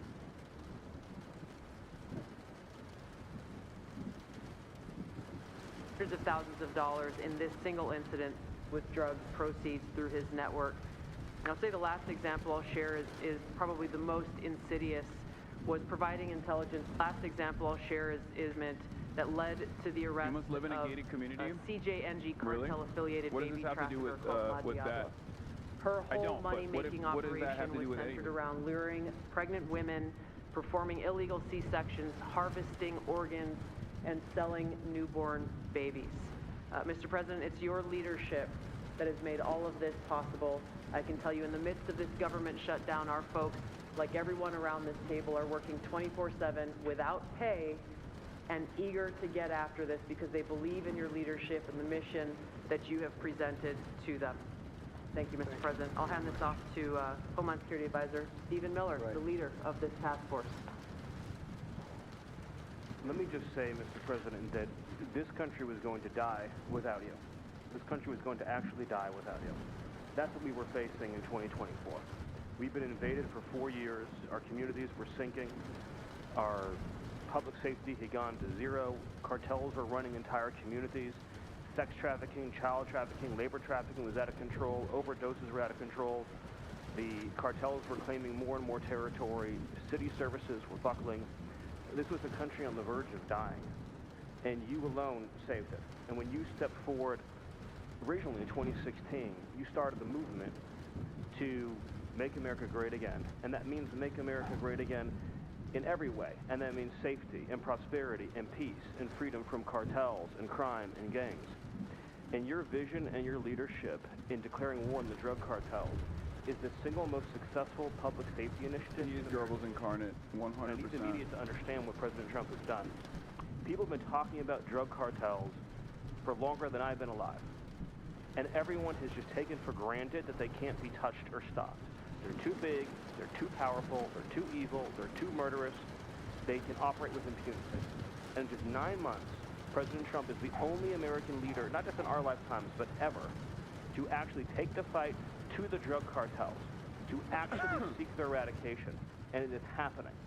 And so while the Democrats are shutting the government down and fighting for free health care for illegal aliens, look at what President Trump has assembled here. He's assembled a team under his vision, direction, and leadership that is saving hundreds of thousands of lives. Hundreds of thousands of lives. And only President Trump could have done this. And I will say one last thing, which is that his courage has been an inspiration to everyone else in this room. There are people in this room, looking at, for example, at Todd Lyons, who have been relentlessly doxxed and harassed and threatened. But when they see President Trump's courage, what he's been through for 10 years to save America, when they came after his family, his businesses, his safety, his freedom, everyone at this table knows we can give... Dog, you guys are sitting around a table talking about how you killed 36 fishermen and how awesome it is. Thousands of miles away, by the way. The fuck do you mean the bravery you exhibit for wholesale slaughter of random foreigners off of their own fucking coastline? What are we talking about? Wow, how brave of you. Thank you. Thank you for exhibiting the bravery to justify the assassination of random fishermen, dude. In a lot of ways, not just this. We were dead as doornails on this, but we were a country that was in serious trouble and beyond that. And we have the hottest country anywhere in the world right now. Oh, my God. The whole world is talking about it. We have the hottest country anywhere in the world. We're going to clear up this crime in our cities. We can do it quickly, too. They showed how quickly we could do it in D.C. It was a real bad place. It was a real mess. Dirty, filthy, disgusting, graffiti all over the place. Tents on every ounce of parks that we had. Just disgusting. And I rode around last weekend. I rode around the city. I felt very safe in that car, but, I would have done it without it. I wouldn't need that car so much anymore, I will tell you. But the place was clean. We've started that also. Not only law and order, but the cleanliness is important. I think cleanliness is almost a part of law and order. If you see dirty, disgusting streets and potholes all over the place and railings falling down and graffiti all over the marble, beautiful statuary marble columns, those gorgeous columns where they had graffiti, it's all gone. And I think it's a part of it. I really do. I think it's a big part of it. But we have a city that we can be proud of. We're going to be that way with every city we have. That's why with San Francisco, I wish them luck. but we could do it so much faster. I told the mayor, I love what you're doing. I respect it, and I respect the people that are doing it. They're the biggest people in the country. They're the biggest people in the world. A lot of the high tech. Some people like them, some people don't, but they're smart, and they want to do it. And I said, I am so honored to let you do it, and if it doesn't work out, we'll do it for you very quickly. But I just want to thank the people around this table are amazing. Cash, please go ahead. Mr. President, I'll just keep it short, but I think what the media should realize is the amount of courage it takes to do this, and you led that mission. You led it during your campaign, and you brought it to the American people. I think the media should focus on some of these numbers the Attorney General just riled off. Those aren't numbers, those are lives. Lives saved by the millions. Enough, excuse me, enough fentanyl to kill over 200 million Americans, gone, evaporated, off our streets permanently. Your vision to safeguard American freedoms and our children and our future is the most courageous thing I've ever seen a president of the United States ever do. And your ability to marshal it out in 8 months, these statistics would have taken other administrations decades. And the partnership that you see around the table, I just want to, sum it up with the following. When I call these folks around the table, when I call our state and local law enforcement partners who have been absolutely critical to this mission, when Stephen Miller called me and said we're going to create the Homeland Security Task Force and the FBI and DHS are going to co-lead it, I said absolutely. The country's been yearning for this and needing it. And the one thing I see different than any other administration is when I call these people, they pick up. I don't get a voicemail. When I make an ask, they answer, and the same is true. And so the FBI is playing a pivotal role in your administration in helping lead out this mission, and Stephen's vision has finally come to life. And instead of attacking the people at this table, maybe the media should go out there and talk to the lives that have been saved forever and the communities that have been safeguarded, because it takes courage to do that. It takes courage to implement that plan, and it takes a president and President Trump to put a leadership team like this together. We are actual friends, and I know the media doesn't want to call us that, but we do that. We do hang out. We do work together. It's a 24/7, 365 mission that doesn't turn off, Mr. President. And as Stephen said, we're inspired by your leadership, and this country's thankful for these 8 months, and I can't wait to see what the next 4 years looks like. Thank you very much. Thanks, Cash. Great job. Todd, please. Thank you, Mr. President. The number that I think matters, over 3,266 terrorists have been taken off the streets in 2 months. And for each of those arrests, there's anywhere from between... He's just clickbaiting now. He says Trump makes an announcement and it's just him rambling. I mean, that's how it is every time. Every announcement session is just a glaze sesh followed by Trump rambling about how great he's doing. So what I will say to them is thank you. I mean, this is the AMLO method. Actually, this is a successful method of communicating with the masses. The difference, of course, is that AMLO actually had shit that he could present every day as a good thing, like expansion of welfare programs, expansion of infrastructure projects, things of that nature. For him, it's just, we killed 36 fishermen, isn't that awesome? It's just, there's not really much that he could be defending, so he just ends up rambling along, and I'm sure that it annoys people. Terrorists or rioters, they will be prosecuted to the furthest of the law. When politicians aid these terrorists by trying to give them comfort. AMLO didn't have people sitting around him glazing him. He talked directly to the press in a difficult environment every single morning for 2 hours, unscripted. Trump could never. Yeah, I'm the only thing that I'm saying is medium-wise, format-wise, it's playing a similar role. It's Donald Trump cutting out the middlemen and trying to directly talk to his base. That's what he's doing. But to limited success. For 2 reasons. Number one, because there's not much to promote and not much to feel proud of. For a little while. Okay? And the other reason is because, like you also correctly pointed out, it's just long rambling sessions where everyone around him is just fucking glazing him. And the less popular the administration gets, I mean, this is 22,000 people watching, right? AMLO had hundreds of thousands of people watching every day when he did the 2-hour sessions. But the longer these self-suck ramble sessions goes, and the longer people feel a certain type of way, a negative way about everything that's going on around this administration,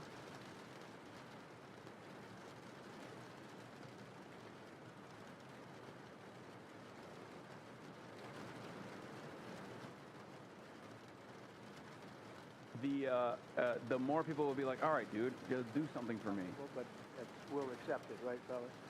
But we have closed borders. We have people coming into our country, but they only come in legally. We have the strongest borders we've ever had. We might have the strongest borders of almost any nation right now.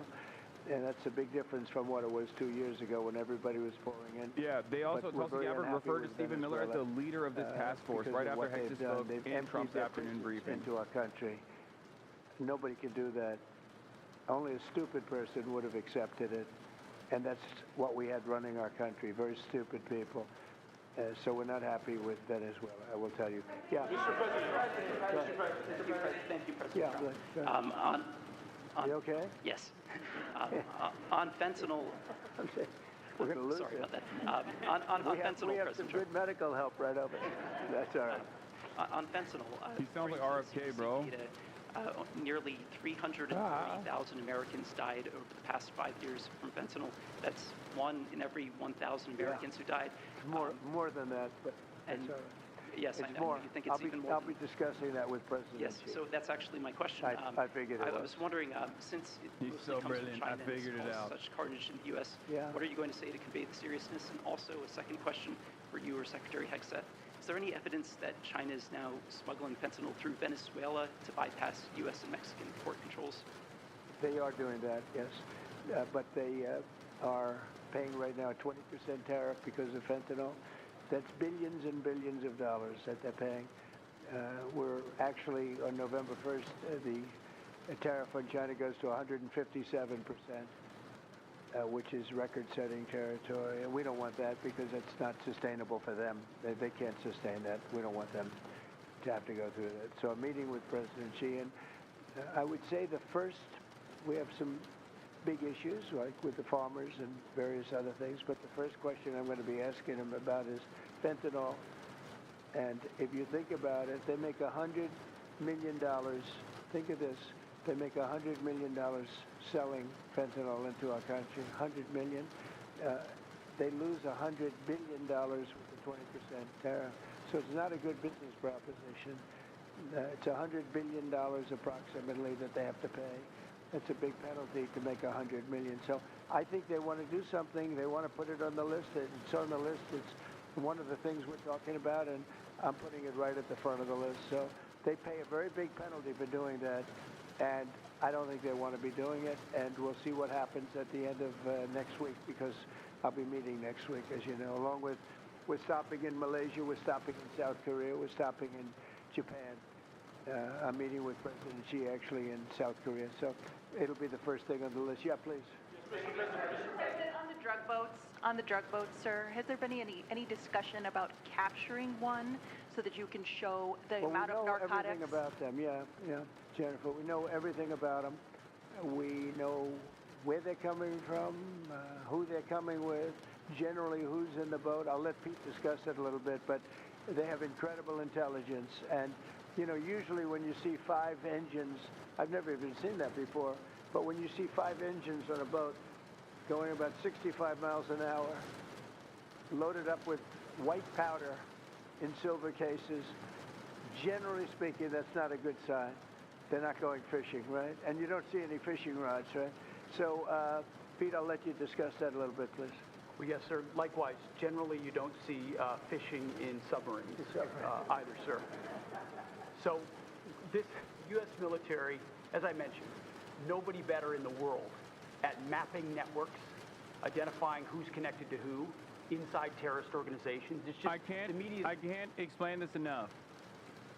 Even if they had credible intelligence that these guys were drug traffickers, which they do not, but even if they did, what they did is still illegal. Okay, what the American military did is still illegal. There is no world where you can just decide, oh, these guys are doing a crime, I'm going to kill them. That's not how this works. That's not how it's supposed to work. Of course, when America does it, given the absence of any sort of pushback from anyone else that has equal amounts of power and influence on the global stage, you just have to look the other way. But even in the past, the American government, knowing full well that if they wanted to maintain their status as the world police, would try to, at the very least, create a permission structure and an environment of legality with bullshit reasoning and things of that nature. They have completely dropped all notion that there is any need to justify these actions. They just go, they're criminals, we said so, shut the fuck up. Now, of course, it was still mind-boggling criminality when Barack Obama was doing his drone wars, okay? And the internal calculation that he was doing about proportionality and whatnot, that was still silly. It was still illegal. But the fact that they are even less restrained now means we are moving into the next phase of overt fascism. Amazing. But we have the Gulf of America, and there are very few boats, very, very few boats. Not even fishing boats, to be honest. I don't want to do that to the fishing industry, but it's been so effective. And our sea drugs, as they call them, they use the term sea drugs, the drugs coming in by sea, are like 5% of what they were a year ago, less than 5%. So now they're coming in by land, and even the land is concerned because I told them that's going to be next. You know, the land. Oh, God. And we may go to the Senate, we may go to the, Congress and tell them about it. But I can't imagine they'd have any problem with it. I think, in fact, while we're here, I think it's a good idea, Pete. You go to Congress, you tell them about it. What are they going to do? Say, gee, we don't want to stop drugs pouring in. They're killing 300,000 people a year. I think that's the real number, 300,000 people a year. So between that and my discussion with President Xi, I think we have never made progress like we've made. The sea drugs are almost dead, and they can't come in that fast from the land. And the land drugs are much more dangerous for them. It's going to be much more dangerous. You'll be seeing that soon. So that's the way it is, yeah. Go ahead, please. Yeah, go ahead, please. With the glasses, go ahead. Thank you, Mr. President. Good. I wanted to ask, what's your reaction to Representative Dan Goldman calling on NYPD to arrest ICE agents who he says are acting illegally? He says they are illegally assaulting people and illegally detaining people at immigration courts in New York. Where are you from? Well, I know Dan, and Dan's a loser, you understand. He's a guy that doesn't have what it takes. What outlet are you from? So hard. Who's to ask me such a question? And they're exhausted. I mean, it's so ridiculous, right? A suggestion like that. So, they're just trying so hard, and it's not working.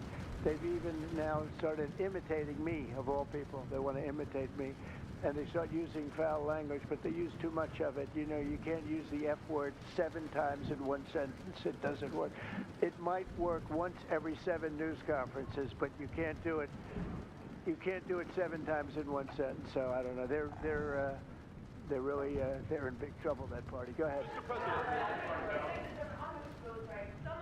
Some alleged smugglers have survived some of these recent strikes and been sent back to their home country. If they're terrorists, why not just arrest and detain them? Go ahead. 2 points on that. First, when I served in Iraq in 2005 to 2006, we used to, in sort of a gallows humor way, talk about the Iraqi catch and release program. The reality that we would catch a lot of people, hand them over, and then they would be recycled back through. We'd have to recapture them or attack them again. And that's why changing the dynamic and actually taking kinetic strikes on these boats. Bro just said it, like, it's just straight up. He's just saying it. Those two that were, what a psychopathic person. Think again, compared to Iraq and Afghanistan, the vast majority of people that we captured on the battlefield, we handed over to the home country. Did we always like how it shaped out? Sometimes we did, sometimes we did not. But 99% would go to the Afghan authorities, the Iraqi authorities. So in this case, those two, they were treated by American medics and handed immediately over to their countries where they came from, hopefully to face prosecution, which is a very standard way of handling something like this. We've got protocol of how we'll handle it. Not that guy, he's so hopeless. Go ahead. Go ahead. Yesterday there was a vote at the Knesset on annexing the West Bank. Do you see it as a challenge to your peace efforts? Could you say that louder, please? Yes, yesterday there was a vote at the Knesset in Israel on annexing the West Bank. Do you see it as a challenge to your peace efforts? Will you answer that, please? Because I cannot understand the words you're saying. Where are you from? Where are you from? You're from France, beautiful accent, but we can't understand what you're saying.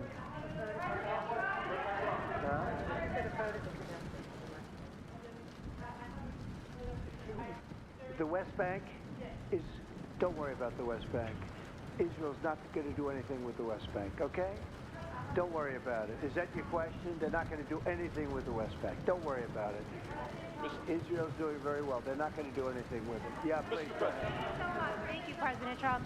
Are there any safeguards in place to protect Americans from fentanyl and cartels when you leave office in 2028? Any protocols that could be put in place in case a future administration comes in that wants open borders? And I also have a question for the Secretary of War as well after your answer. Well, the biggest thing we can do is make sure they don't come in, because open borders,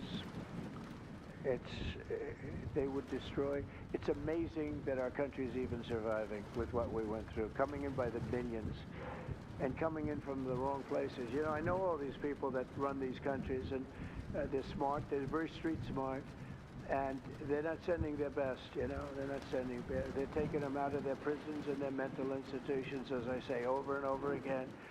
They're the drug dealers, they're the drug addicts, they're people that don't work. I mean, the best of them are people that don't work. They don't work. They're on welfare, their form of welfare, which is tiny. You know what their form of welfare? They give you a piece of paper. They give you nothing. But they want people that work. They don't let those people come out because they want those people. You know, they cherish those people. Those are the people that make their country run. They give us all of the people that don't work and are murderers. 11,843 murderers came in. 11,800, many of them committed, more than 50% committed more than one murder. Now, why do we want them? Why would Biden and that group of thugs that he had working for him, why would they accept coming in by the people? billions, I missed it. I mean, why would he accept? Nobody another day, understands another it. number You know, that they he just say pulled maybe out of they his wanted to fucking vote, asshole, but I did dude. great with the Hispanic Classic. vote, but these are people from all over the world.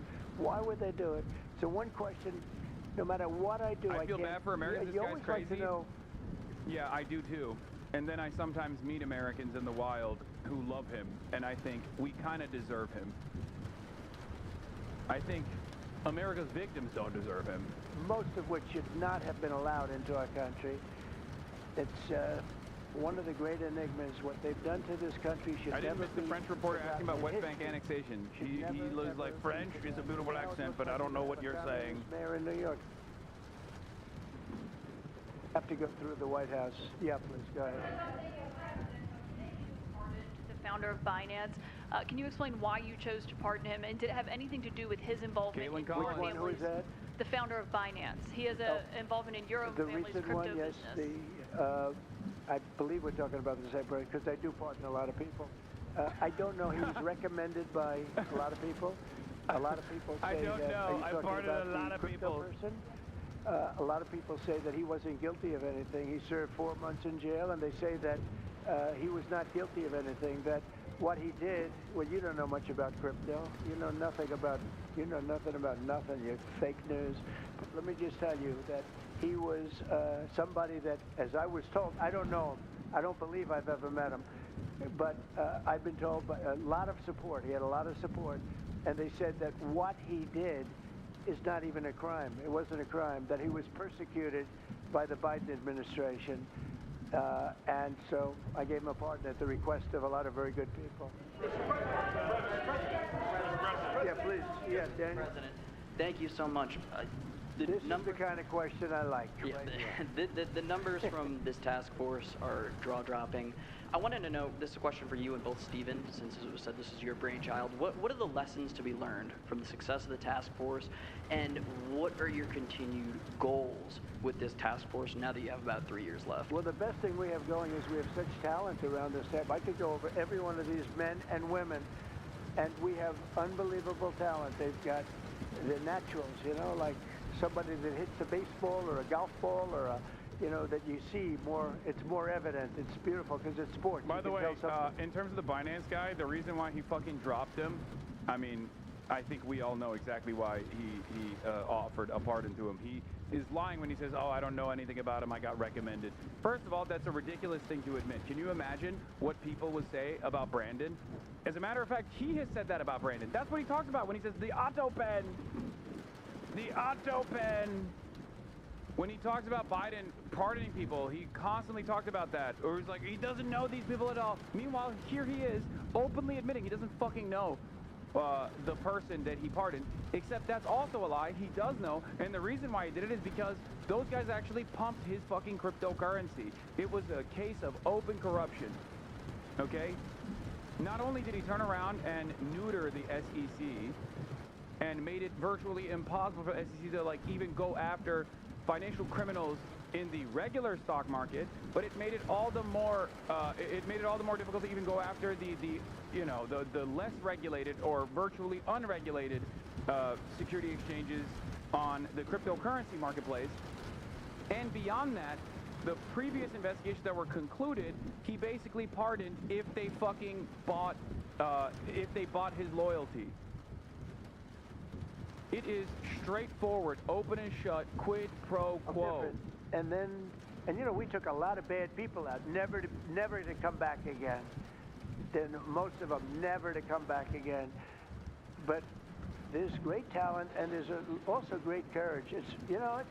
I've been watching what goes on, and then you have the radical left lunatics, and what's that all about? I mean, they're fighting us because we want to stop crime. Where do these people come from? They're paid money. I guess they paid a lot of money. But like I saw that ridiculous march the other day. I say, these people are not representative of our country. And not all of them, of course, but many of them are total lowlifes. These are lowlifes. These are people that are paid agitators. And they're not representative of our country. So I don't know. I can just tell you that our country has tremendous spirit right now. You know that better than anybody because you cover it well. But we have a lot of people that are very happy right now with the direction. They did a poll the other day. The direction of our country is better than it's been in 37 years. And I'm upset because I think it should be better than that. I actually said we should be better than that. So, you know, thank you very much for your question. Brian?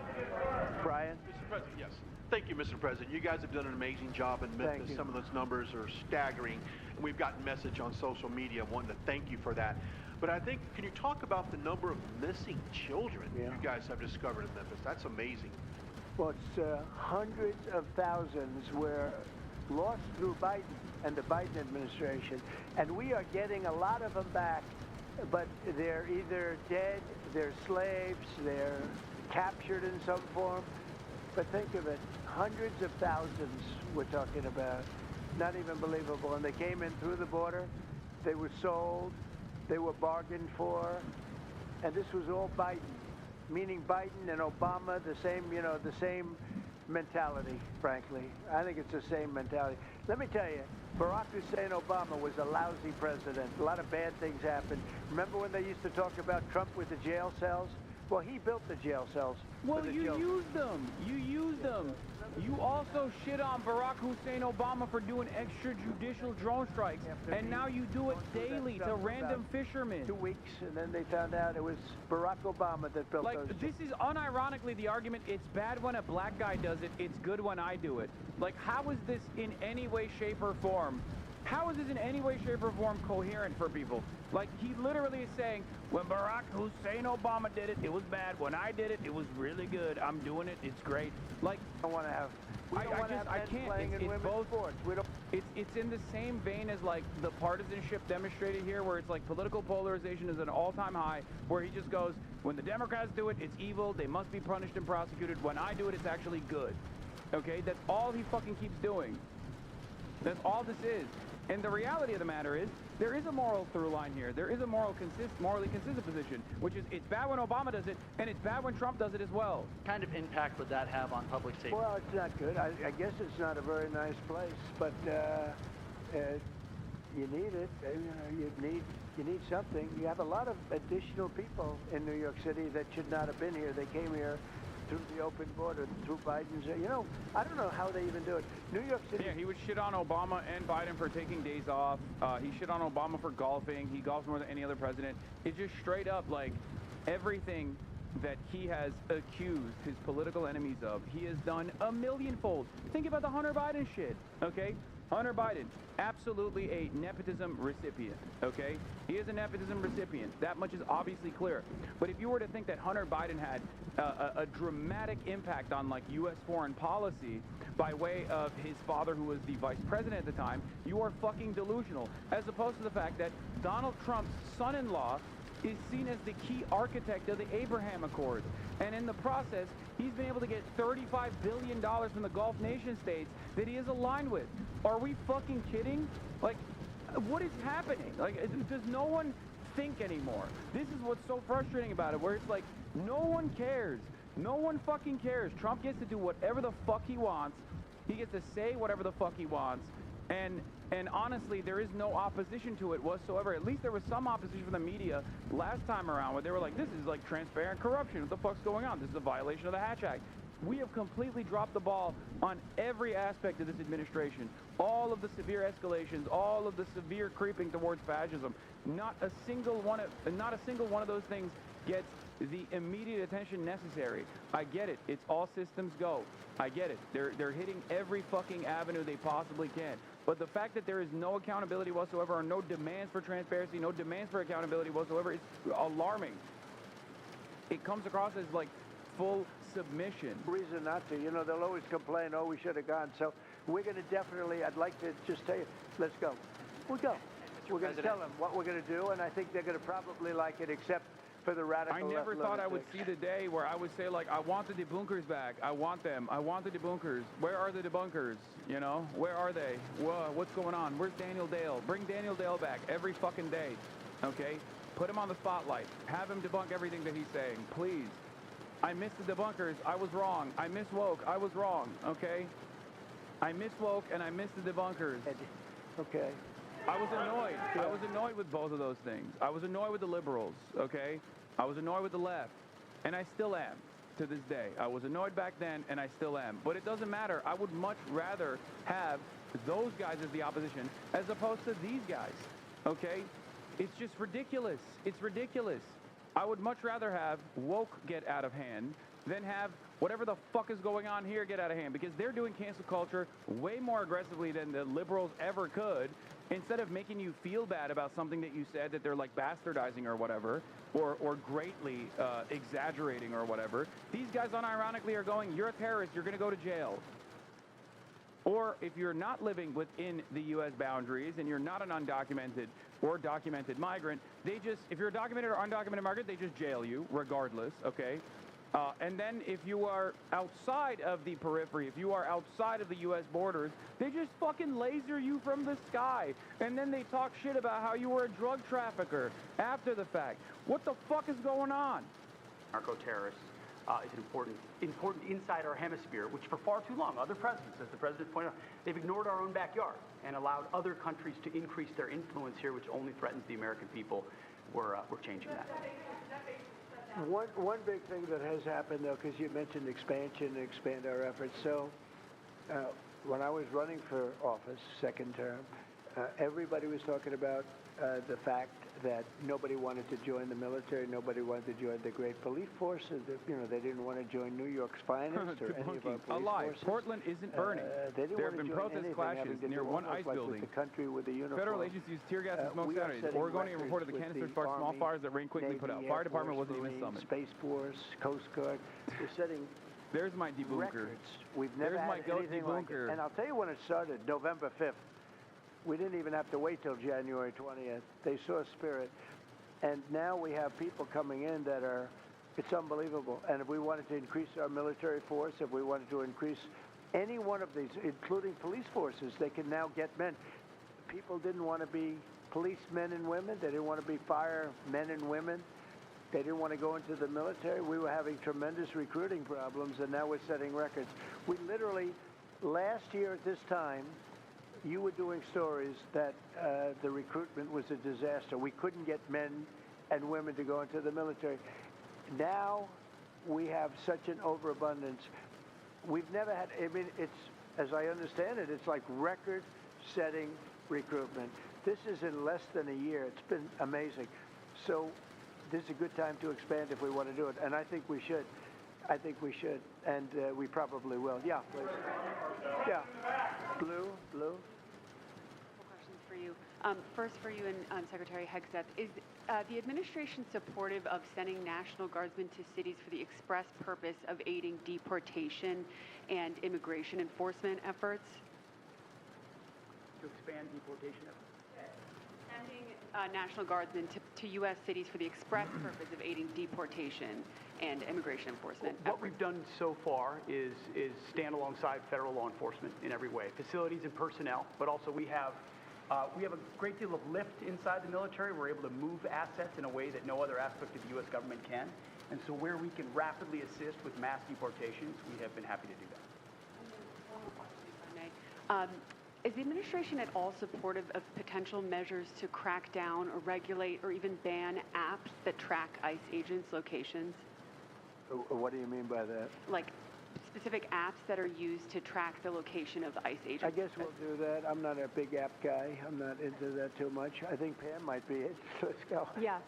Good answer there. Yes. These organizations, President Trump, are coming in and they're apps to track our federal law enforcement officers, and it jeopardizes their lives, where they're going to be, their location. Can these reporters stop being narcs, brother?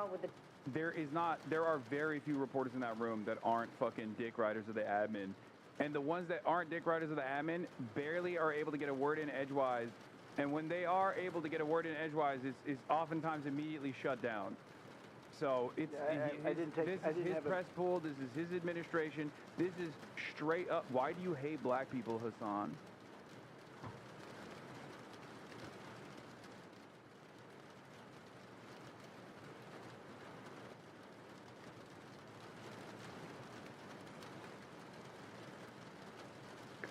Oh my God. Oh.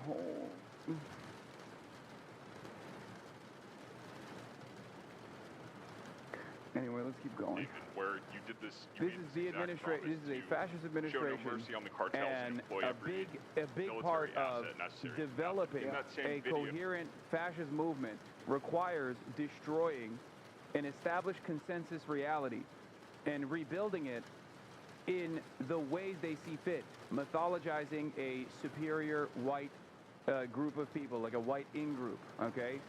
Leaning into pre-existing white supremacist values that already are fundamental to American existence and American inception. Destroying all of the enemies. Constantly reinforcing the dehumanizing language around victims of the administration. Guy is paying for all that stuff. And we don't mind protest. Protest is a good thing. I protest. I'm always protesting, right? But when you see some of these people are going crazy. They're going crazy because they're getting paid. Because there's no reason for them to be going crazy. But you watch some of them, and they're professional agitators, and we are finding out who's paying them. Yeah, we have a lot of information about who they are. You're going to be very surprised when you find out. No, we won't, because you're going to make it up. Sir, a memo circulating on social media details the establishment of a National Guard response force that's going to be trained in crowd control and civil unrest and deployed in all 50 states by April 2026. Can you verify the authenticity of that memo, and do you have any more information on the operations? I'm not going to answer particulars on something that may be in the planning process, but we definitely do have multiple layers of National Guard response forces, whether it's in each state, whether it's regionally, whether it's Title 10 active duty, whether it's Washington, D.C. We've got a lot of different ways that constitutionally and legally we can employ Title 10 and Title 32 forces, and we will do so when necessary. Thank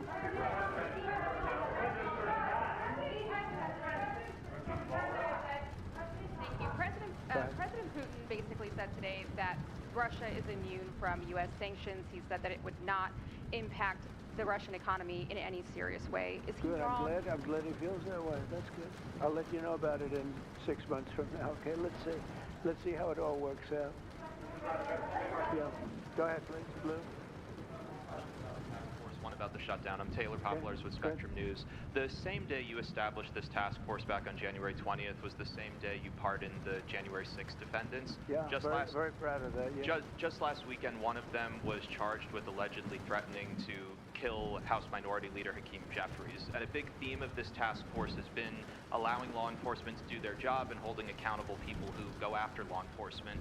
Do you worry that your actions back on day one undermine what this task force is trying to accomplish? No, you have thousands of people that we're dealing with, and you know, if one goes haywire, look at what this guy in Virginia said, where he wanted to kill his opponent. He's going to kill his opponent. He's going to kill his opponent's children and I think wife. And he continues to run, and the Democrats continue. He's running for what, Attorney General in Virginia? Look what he said.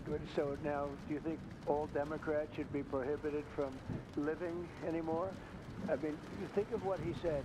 He's going to kill his opponent, and he's going to kill the children of his opponent, and I think the wife. I said, this guy's sick. That is a sick guy.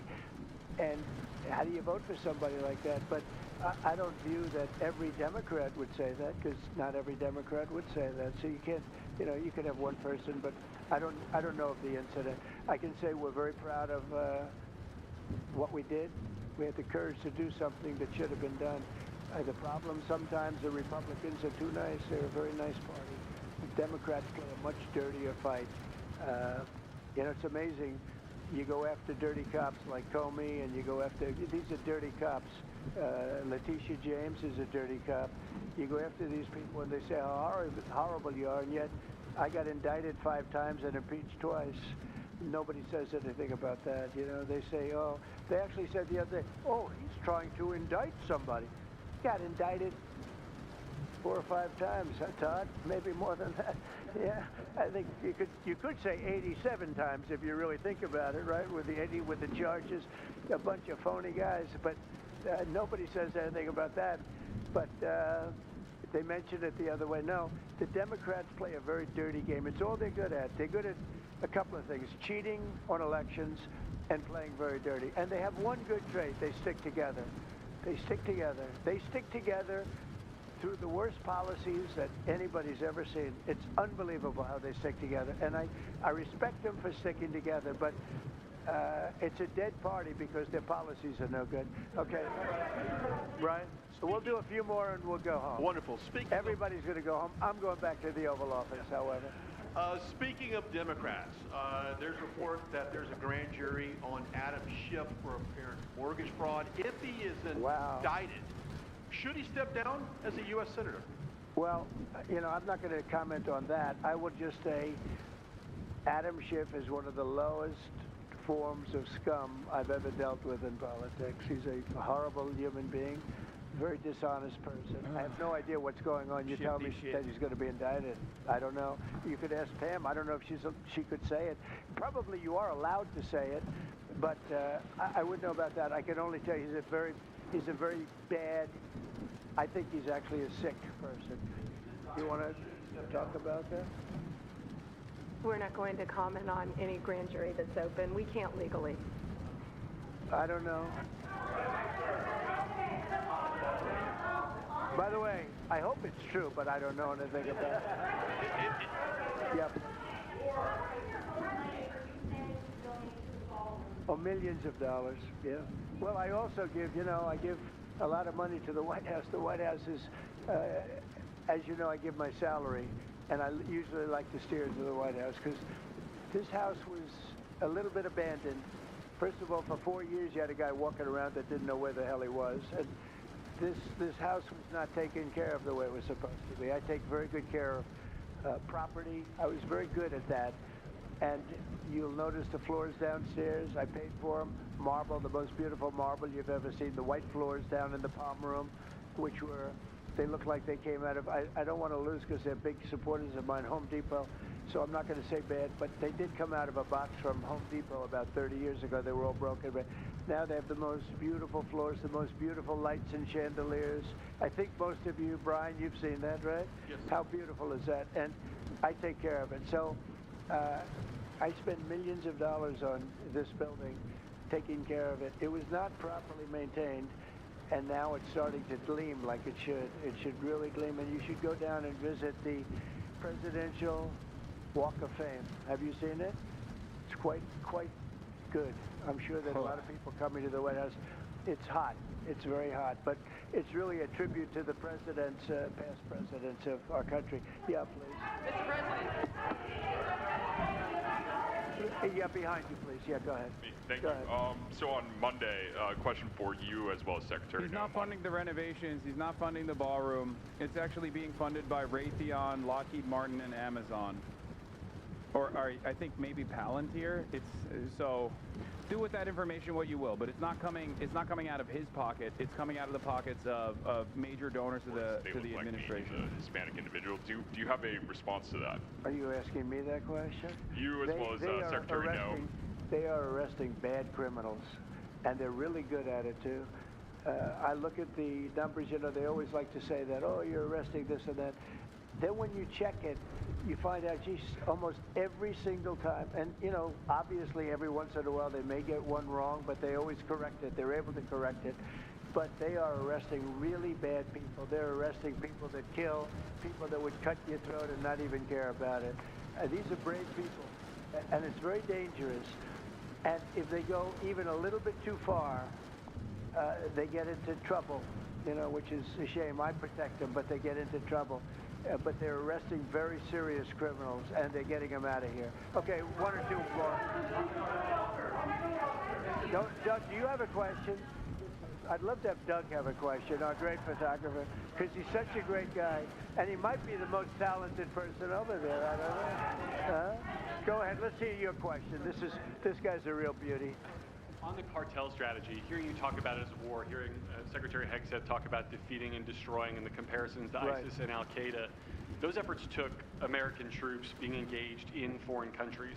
Do you think that's ultimately where this is headed with the cartels, having American troops in countries like Venezuela? No, the cartels are very bad. They have a lot of bad people coming in. They were interviewed recently, and they were asking people what their problem was, and one guy said, yes, I'm up for murder. Didn't know what he was saying, obviously. You know, I'm sure his lawyer was not thrilled with his statement, but no, they're rough people coming into those cartels. Those cartels are rough. You look at what happens, the trip up is horrible, especially for women. They're being killed, they're being raped at levels that nobody thought even possible. In my opening speech, I mentioned that, but in a very light way. I mentioned the word rape. Then it found out that you take a look at what happens to those cartels. It's horrible what's going on. And we're doing the world a big service by just telling them, you know, you don't have too many cartels now because they know when they get up here, they're going to be stopped. Under Biden, they were just flowing into the country. It didn't matter what you were, where you came from, what you looked like, what your record. They didn't check records. Millions of people came into this country that should not be in our country right now. We've gotten a lot of them out. It's the single biggest problem that we were given. Inflation, I've already taken care of. Economically, the country is the strongest it's ever been. Thank God for tariffs. If we didn't have tariffs, we'd be a third world nation. But thank God for tariffs. We're the richest nation in the world now because of tariffs. And we're able to economically protect ourselves, and we're able to really protect ourselves from a national security, you know, situation. But we have cartels that, you know, somebody came up with the word cartel. I won't tell you who that person was, but you got a lot of bad people in the cartels. And you could look at a country like Mexico, and I really respect the president. I really respect a lot of the people over there, but a lot of the leadership. But they are in fear in their own country because those cartels are running those countries, okay? And that includes Colombia. Colombia is a drug den. It's a drug den, and it has been for a long time. You got a lousy leader over there right now, bad guy, a thug. But they make cocaine at levels that we've never seen before, and they sell it back into this, and they're not going to get away with it much longer. We're not going to put up with it much longer. Colombia is very bad. Mexico is run by the cartels. I have great respect for the president, a woman that I think is a tremendous woman. She's a very brave woman. See, I don't know why he loves Claudia. And we have to defend ourselves from that. Even he loves Claudia. Go ahead. Let's go with you. Go ahead. He loves her, and he loved AMLO too. Shut down by but the time also you at the return same from your time, trip he's like, well, we're going to have to bomb you. Resolved by the time I return. I don't know. I said long ago we shouldn't have been in this problem. This was September 28th, they came due in Biden's regime, and before the election, September 28th, and they pushed it off into the future. And I was running when I'm gonna they be did honest, not to get all blue and on with this shit. Motherfucker said, let your dog go, bro. Brother. Okay, anyway,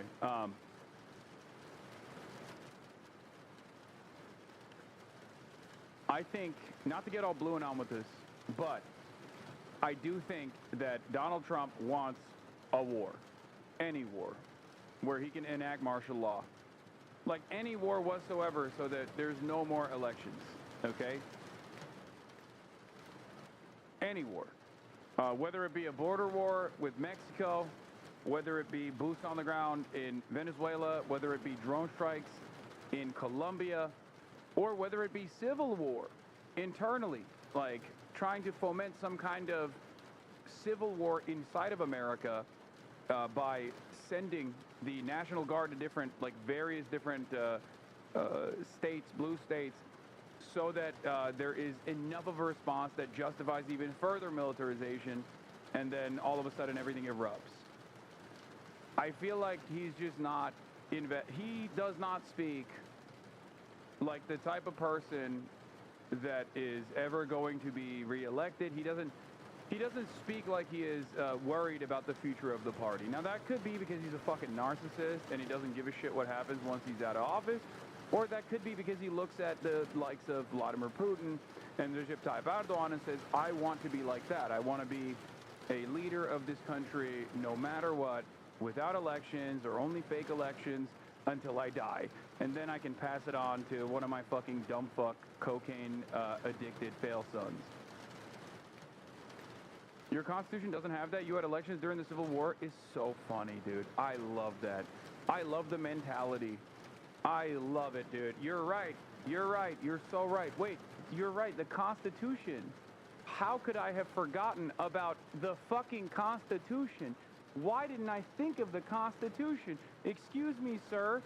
I'll have you know this is illegal. Yeah, okay. You know what? You know the two most important parts of the American Constitution are the First Amendment, okay, and due process. Those are like fundamental, okay? It's more consequential and more significant than the Second Amendment is, all right? Regardless of how much people larp about loving the Second Amendment to protect the First, right? Look what this administration is doing with that right now. They're wiping their ass with not just the fucking Constitution, but the Magna Carta, okay? So they don't give a shit. I don't think they give a shit at all about the Constitution. I think this is just about power. At this point, the Constitution is just a hurdle that they have to overcome. And they will do so by eroding it slowly but surely through a process of targeting people that are more, targeting people that are less powerful, right? Targeting people within the confines of within the confines of the pre-existing permission structure. That's why you don't just go after the First Amendment immediately by arresting and prosecuting American citizens. You go after it by arresting and prosecuting and trying to deport non-citizens, legal permanent residents. Okay?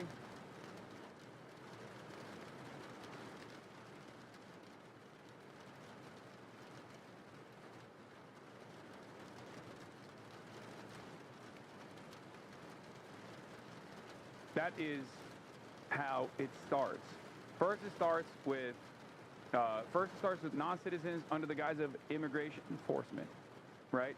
What he considers to be an area of strength for him and his base. Then it slowly but surely moves on from undocumented immigrants, which are still constitutionally protected, by the way, to documented immigrants. And then slowly but surely, we move towards a process of denaturalization, okay? All of these things are happening right now, and it's not like it's unforeseeable. They wrote it. They wrote it on a piece of paper, and they released it on the internet. Okay, Project 2025, Project Esther. These are long-standing goals of this administration. These are long-standing goals of the Republican Party, the reactionary movement in this country.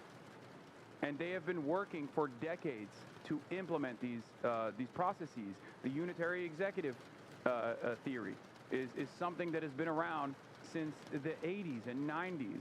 At first, a whisper campaign, and now something that basically is unquestioned. A big part of the reason why Donald Trump can just like laser people. A big part of the reason why Donald Trump could just like laser people with his military off the coasts of Colombia and Venezuela is because of pre-existing attempts before him to give more unfettered, unrestrained power to the executive office. And the final safeguard that is supposed to exist within the judiciary is the Supreme Court of the United States, and we all know what happened there. It's over. The Supreme Court of the United States is completely captured. The very fact that the Democrats didn't do something about that by expanding the courts was a major mistake. It was a major failure. Free Chauncey Billups, school walkout tomorrow. Please let your chat know. True.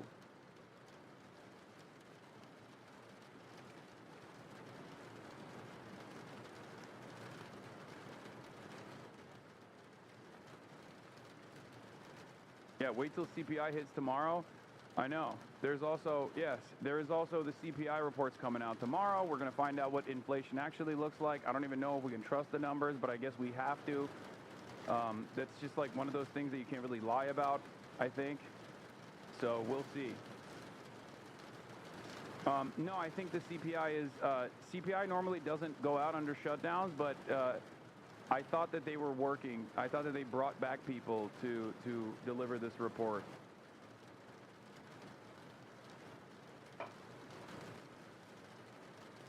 I'm pretty sure they brought back people to deliver this report. Do with that information what you will. I mean, you can always lie about numbers, but like CPI is one of those things that like CPI, the Consumer Price Index, is one of those things that is gearing the entire economy. So if they're lying about those numbers, I mean, that kind of changes everything. I don't know how they could potentially cook the books on something like that, something so significant. It can also be independently verified and measured as well.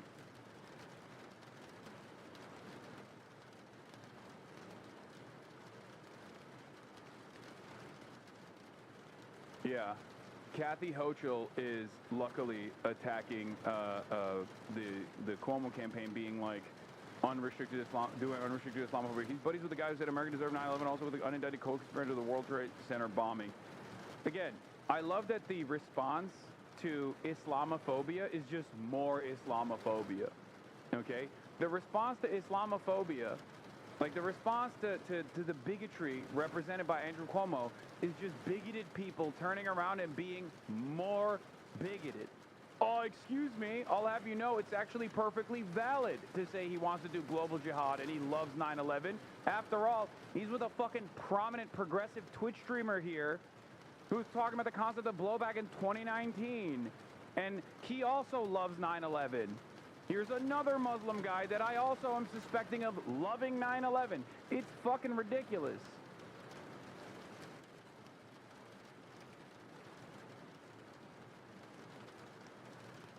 Maybe it's because I fuck with you, but is it worse than post 9/11? I didn't live in America in the immediate aftermath of 9/11, so I can't speak on that. But this is the, like, I came to the United States of America when I was 18 in 2009, okay? And I don't know how bad it was for everyday Muslims in like 2001, 2002. I suspect it was worse. But from 2009 and onward, this has been the worst Islamophobia has gotten. Okay? I can't speak for pre-2009. I suspect it was very bad the closer you get to 9/11. But since 2009, I can tell you, yes, Islamophobia has gotten worse in the United States of America in the last 2 years.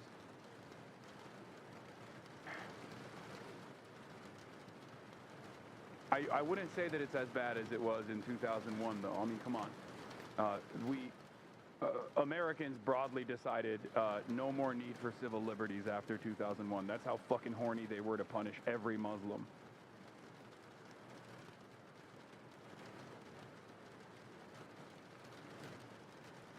And for the record, before people say, oh, this is not racism, because I brought this up. I talked about how, you know, Islamophobia is a different version of racism because it's racialized.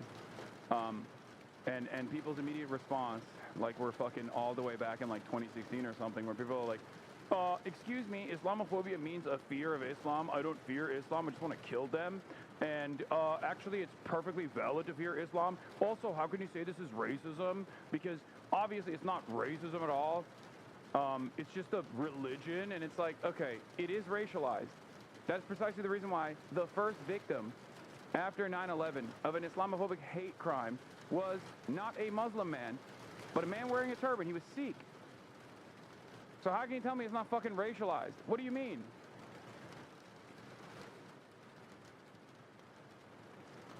It's so stupid. Trump starting another weekend war. Ay, ay, ay. Okay, look, we're gonna get back to that in a second. I do want to talk about this because I haven't seen a lot of motion from the Democrats, like, coming after this, like, retaliating against Andrew Cuomo, who is behaving in an incredibly racist manner right now, okay? Both last night and this past week, he's gone extra hard, okay? Extra hard, including bringing my name up, as we saw in the press conference earlier this morning, where he's like, oh, you don't get it.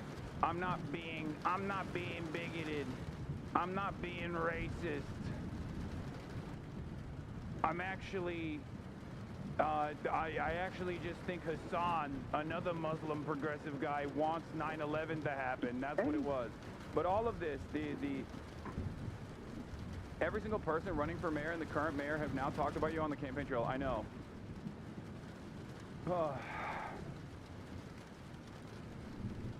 Do you think this will help his numbers or not? No, it won't. It fucking obviously will not.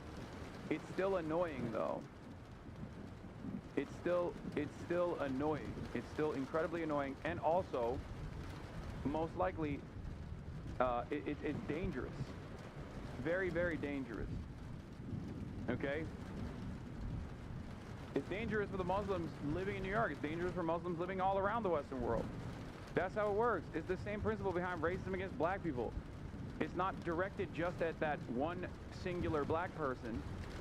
It's directed at all black people. That's the whole point of bigotry. That's the whole point of racism. You are dehumanizing by elevating the stereotypes of certain people. To continue feeling okay about watching you, I need to know why you ban people for talking about certain world issues when they're just asking why you don't talk more on the issues. Overall, your output is good, but I think this is worrisome. Here, this is a perfect example of why we usually just ban and move on, because if I sometimes take the time to answer over and over again, you're not the only person that actually has these concerns or has these issues, right? Like, there are a million different things happening all the time. There's so much awfulness happening all around the world, and even in the United States of America, right?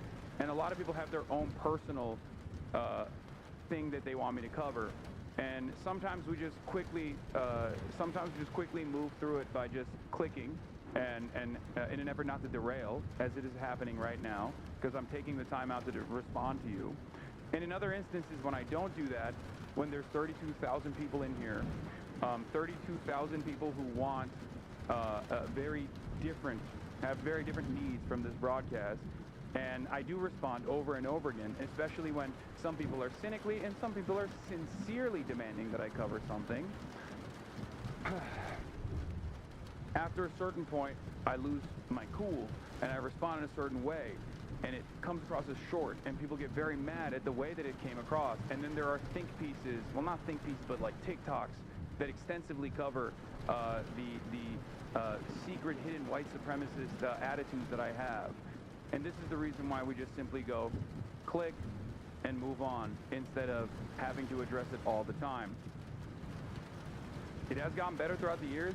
No, the only thing that's gotten better is that I usually don't respond to it. Because notice how I was talking about, like, the dangers of bigotry. Not just bigotry against Muslims as a whole, but bigotry against black people and how white supremacy works. And you came in and you asked me about, like, how sometimes I get derailed why won't you let people derail you? Why do you, like, ban them, right? And then I gave you the example. I gave you the response.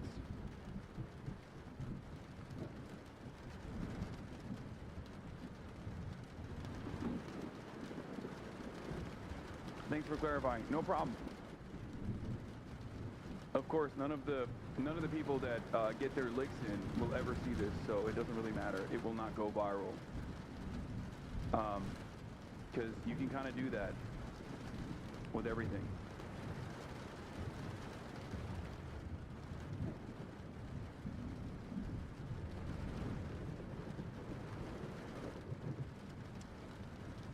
I think it's possible to not be prejudiced while still using language that might reinforce prejudice, such as your intro that literally calls someone a twink. I don't think you're homophobic. What is homophobic language? Yes, this is true.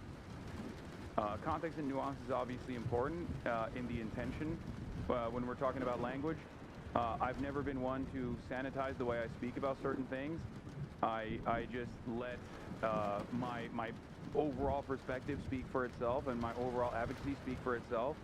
I'm never going to be able to perfectly sanitize my language in a way that suits every single person, and that's just never going to be able to happen. And that's not even because, like, oh, I don't want to change, I don't want to be better. That's not what I'm saying at all. The reason why I'm saying that is because it's virtually impossible for me to do so in a very dynamic environment where there's a stadium full of people that are constantly fucking sending shit my way, sending concerns my way, having back and forth discourse on topics that are obviously very sensitive, and therefore there's always going to be, in this medium especially, there's always going to be moments that can come across as fucked up.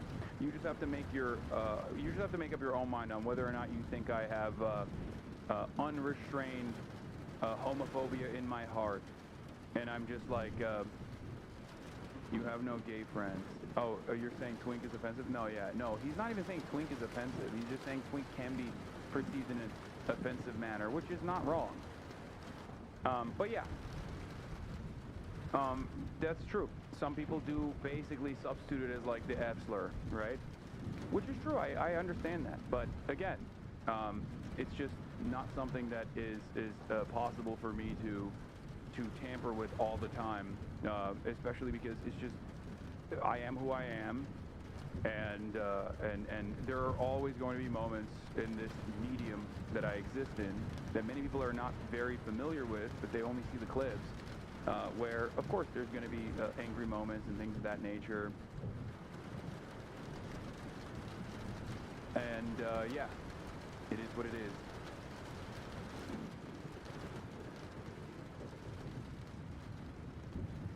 Also, the other side of the story, of course, is the unrealistic demands and the puritanical attitude demonstrated by broader flanks of the left. The notion that, like, we cannot be charitable to those who are our allies, or those who have demonstrated a long-standing commitment to uplifting all voices. It's impossible. 10 seconds in the least charitable framing is actually everything that I needed to know about you. It corresponds to my own personal biases about you. It is what it is. If that's your attitude, if that's the type of attitude that you have, then one, it's going to be very difficult to build any sort of broad coalition, and two, that's just not how human beings are in general. That's not how it works.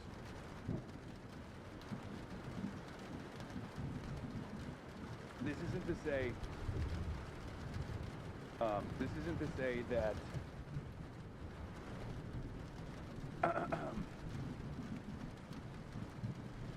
this isn't to say that you should just, like, let everything slide. That's not what I'm saying at all. But especially if you're on the left, okay? Especially if you're on the left, this is not about me. Okay?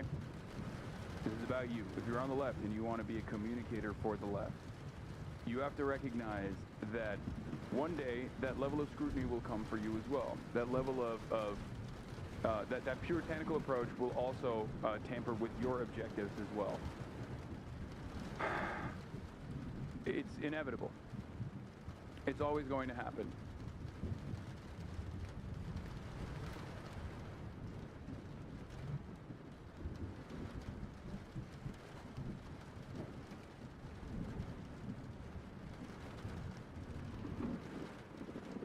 Haters claim you had facial enhancement surgery? Wait, really? That's nice.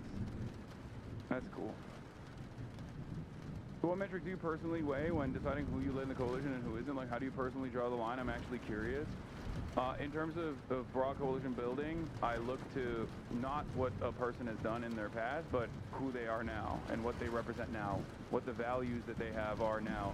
And I will always demonstrate charitability, maybe even to a fault. A lot of people actually get mad at me for that, and because of that charitability, I've actually I've been burned quite a bit by people who I've perceived as allies or people who I've perceived as good people overall. But I haven't stopped my own. I haven't stopped being charitable to people as long as they don't do something that is like totally and utterly irredeemable, or it makes me call into question what their worldview looks like. I'm always going to assume that I can change their minds, or lead them on a better path, guide them towards a better path that they also think is better for everyone. Anyway, getting back to this though, Zohran Mamdani was discussed. Okay. Andrew Cuomo, this is a Politico article that also mentions me as well, but Cuomo suggests Mamdani would cheer a future terror attack. This is, I think, such a spectacular, overwhelmingly racist line of attack.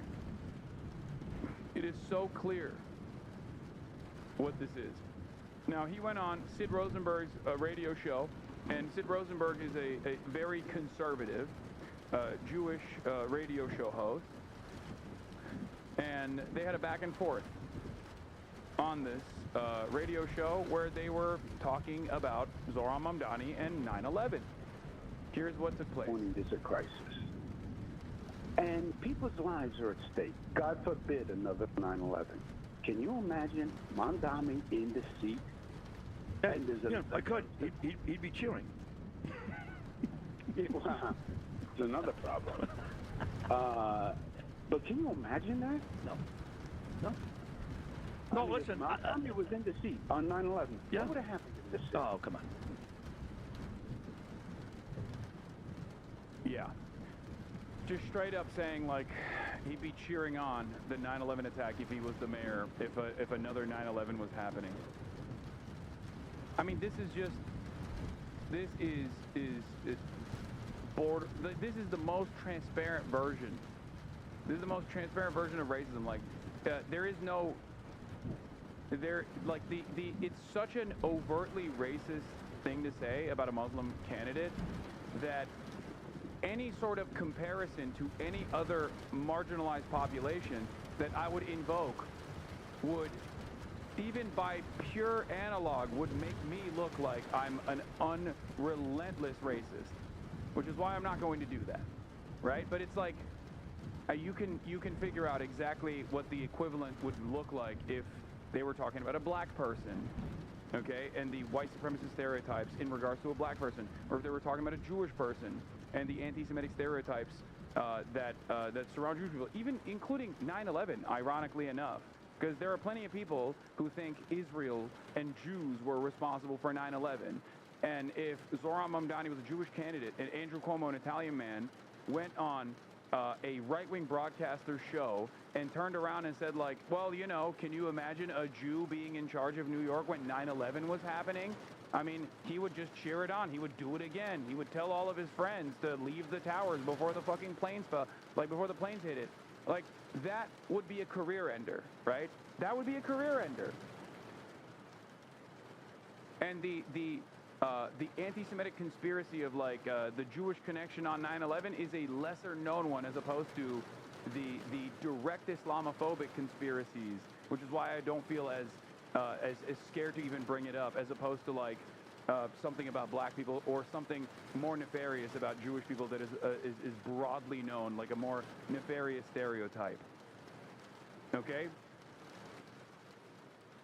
I'm not going to do it, proceed to do it? No, I even explained why I don't feel as worried bringing up that as a counterexample as opposed to something else, right? It's something else would look like blood libel.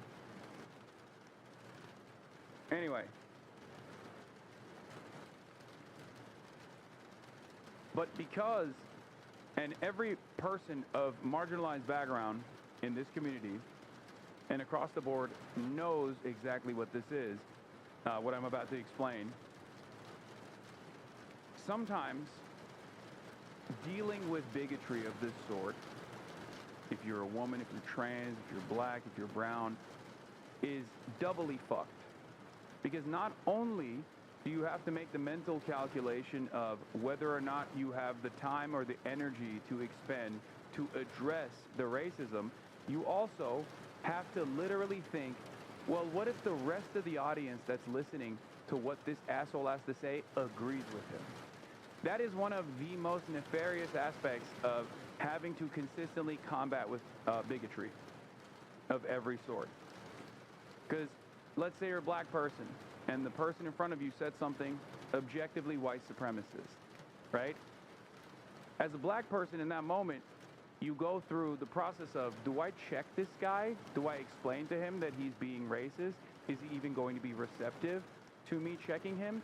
Or is there going to be an even more aggressive reaction as a consequence of me checking him? And worst of all of the people around us that are hearing this conversation, will they actually side with me? Are they equipped with the knowledge of what white supremacist dog whistles look like? Or are they actually going to side with him and assume that I'm an angry black man who's just complaining for no fucking reason? Okay? It is doubly socially isolating to have to go through that mental calculation every step of the day, every day throughout the week. It's really fucked up, okay? And it's one that women have experienced in terms of dealing with misogyny. It's one that black people have experienced in terms of dealing with white supremacy. It's one that brown people have experienced in terms of dealing with bigotry. And it's one that trans people experience as well. This is a part of understanding intersectionality.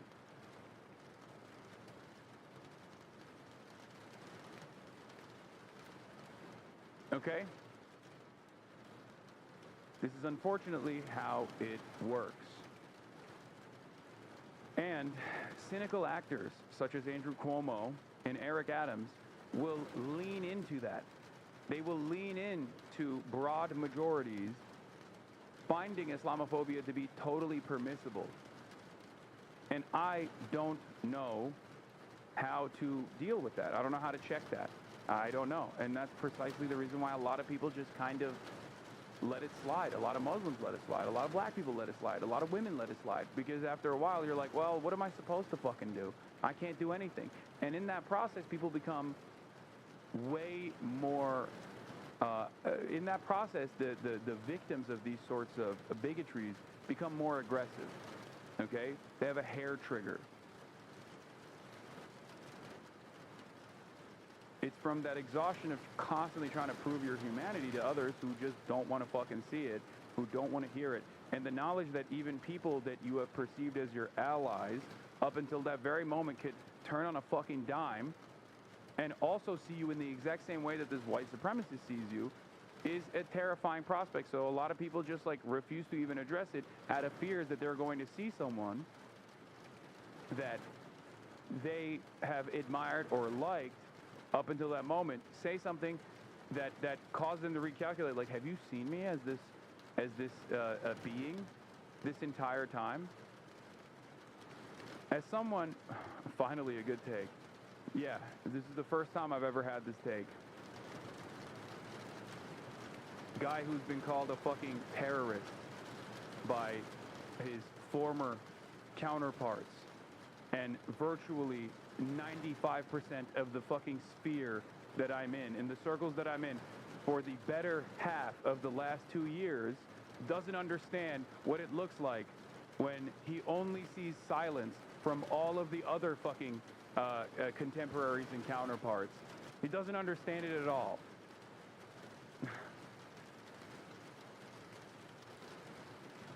I've talked about this quite a bit. Of course.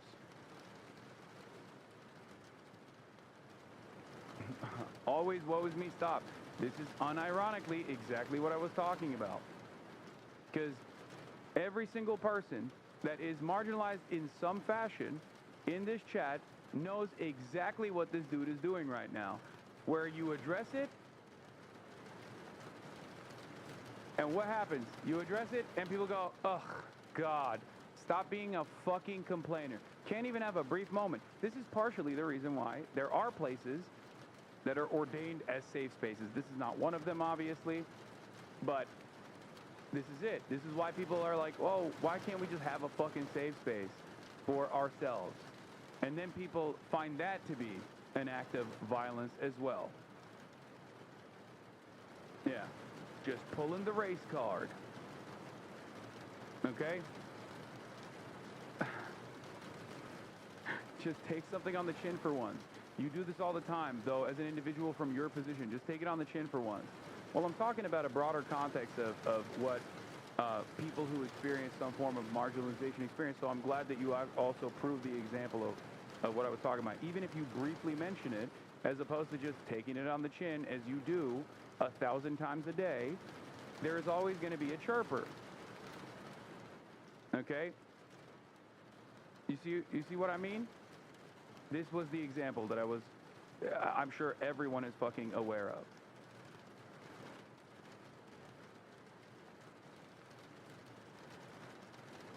But thank you, chatter.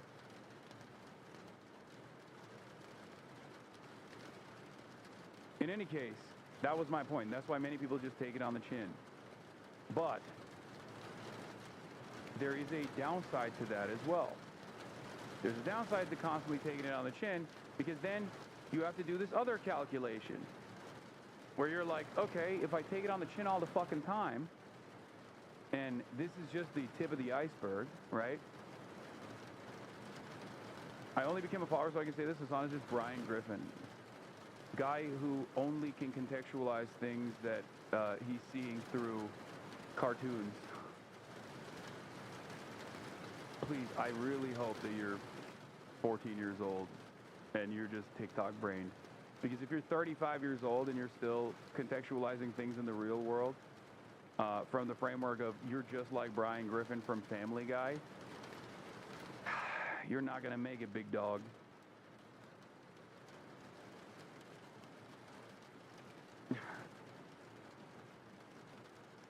Anyway.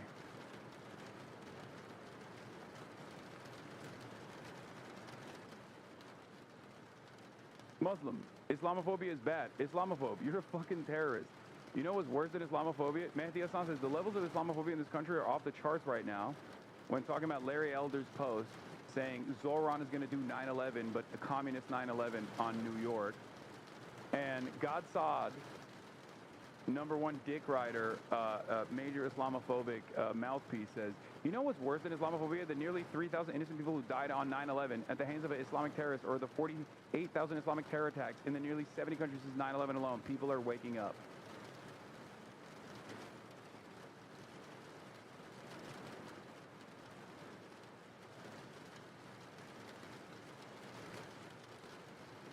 I talked about this yesterday.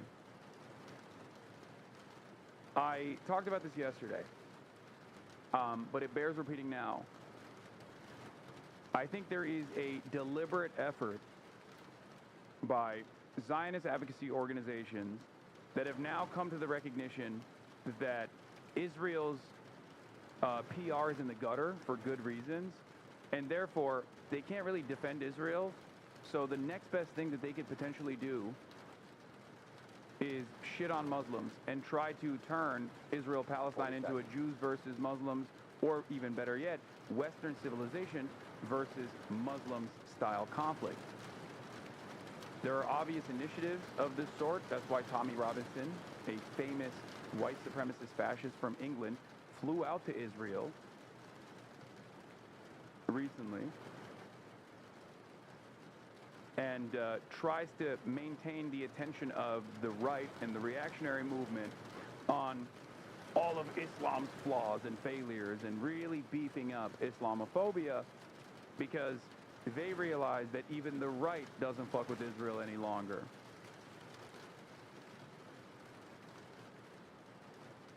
And once Israel loses the right, they got nothing left.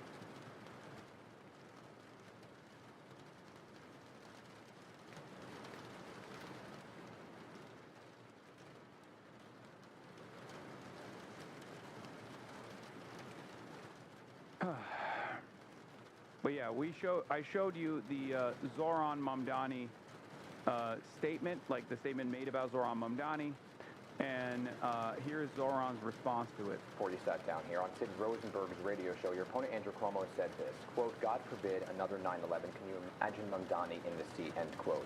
Rosenberg responded by saying he'd be cheering. Andrew Cuomo said, quote, "That's another problem." Want to get your reaction? This is disgusting. This is Andrew Cuomo's final moments in public life, and he's choosing to spend them making racist attacks on the person who would be the first Muslim to lead this city. And frankly, it's not about me. It's about the fact that there are more than 1 million Muslims who live in New York City. And to have our faith be smeared and slandered. For the record, this is part of the reason why he can't just like outright say, oh, Hasan sucks, it's not me, when slam with the 9/11 shit. Because there are very few victories there for him. Okay, that's the maximalist position, but he knows where that resentment is coming from. He knows that this is cynical framing, which is why I was a little upset initially with his disavowal of the globalized intifada narratives. He made that calculation in the moment that it was not worthy of having to defend over and over again, and he just didn't want to fucking have to be inundated with this line of attack, so he thought he could just simply say, oh well, you know, the globalized intifada thing, I don't say it, you know, I disavow it, blah, blah, blah. It seems like a lot, I've done some learning. It seems like a lot of people, you know, have a different approach to what it is, right? But it didn't do anything. It didn't stop. And just like his disavowal or condemnation of me, if he were to do that, would not stop the Islamophobic line of attacks. You have to, at a certain point, address the exact root cause of why this cynical approach is happening. And he's doing that right now. He's doing that right at this very moment where he says it is the dying last gasp of a desperate candidate that is endorsing full-throated Islamophobic attacks against his Muslim opponent.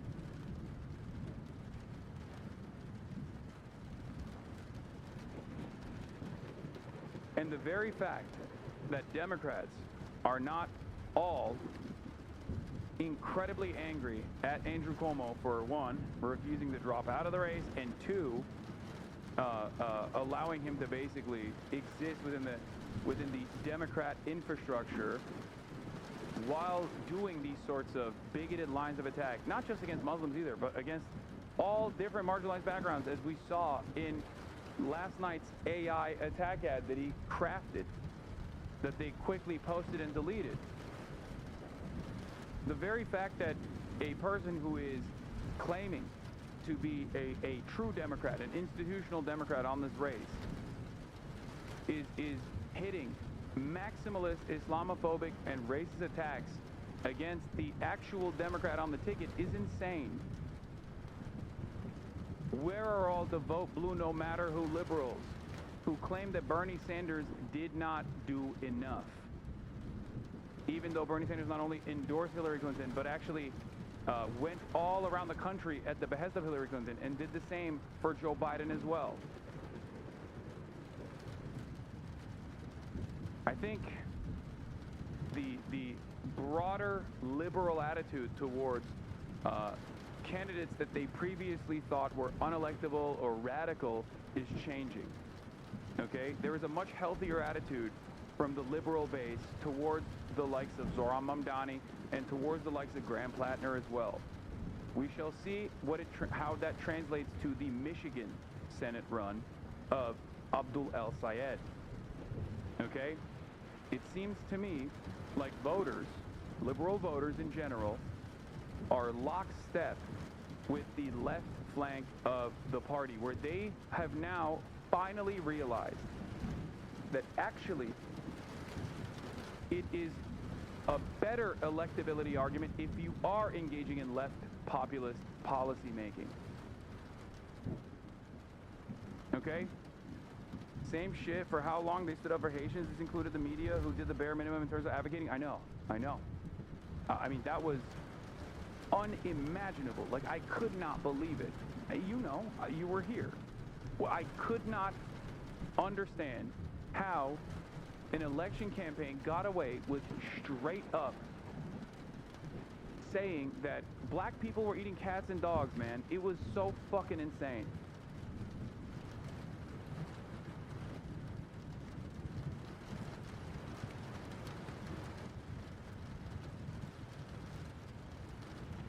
There hasn't been polling after the skull shit stopped baking. Wait, what? Oh. There hasn't been wide sweeping, broad condemnation over even the most irredeemable thing in the eyes of the liberals, which is having a fucking Nazi tattoo, okay? That's all I'm stating, and we'll see where it goes.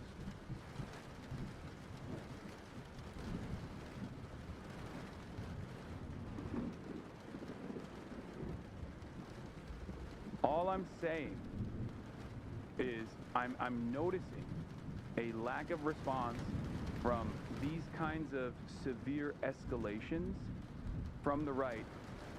There's a lack of response on the left against severely escalating, severely tuned up, racialized rhetoric. So much so that even the likes of fucking Dinesh D'Souza has recognized it. The anti-Indian sentiment that is so perverse and unchecked and unrestrained. So much so that J.D. Vance, whose children are Indian, J.D. Vance, whose wife is Indian, has defended the anti-Indian sentiment of big balls and all the Doge kids and whatnot. And when Republicans also expand that permission structure of bigotry, what do you think is going to happen? When people have no social cohesion, when people have no social checking around bigotry that is not only exhibited, but just like openly posterized bigotry, a lot of those people are going to feel infinitely more comfortable doing it. By someone who at one point was considered a leader in the Democratic Party, showcases the fact that bigotry and racism is not exclusively a Republican problem. It is also a problem within our own party. And it is time that we turn the page on Andrew Cuomo and those that would tolerate this kind of rhetoric from him as well. Yeah, I can hear the passion and emotion in your voice. It's personal for you. It is. I mean, it just to describe myself and describe Muslims in this manner, it begs the question of why this kind of rhetoric is acceptable when we're speaking about Muslim New Yorkers. Because all Muslim New Yorkers want is to feel a sense of equality and respect that every New Yorker deserves. And even that is being denied by the former governor.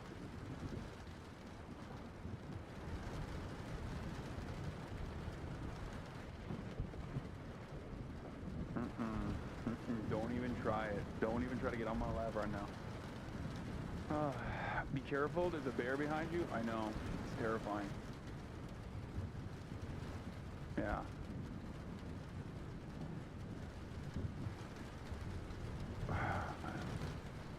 This is an incredibly comprehensive article. Okay, the Graham Plattner thing.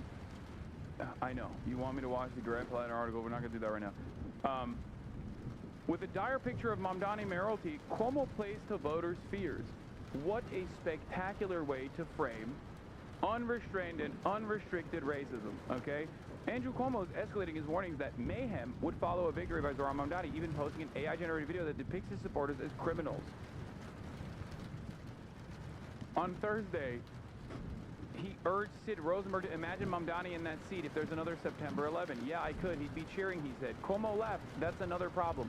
It's just a little bit of, you know, playing into the fears of the voters.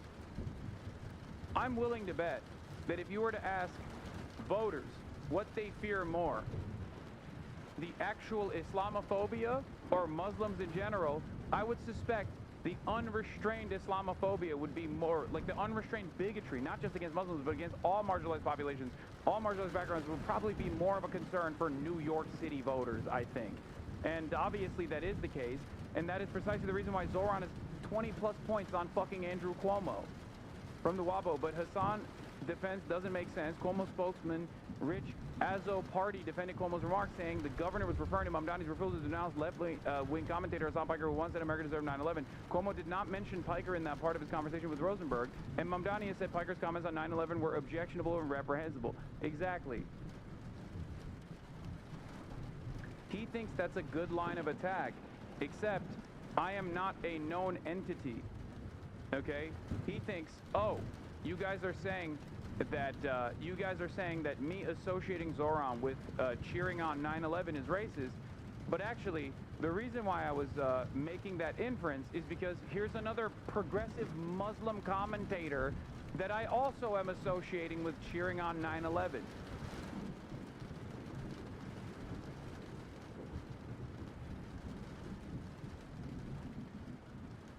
A Twitch streamer.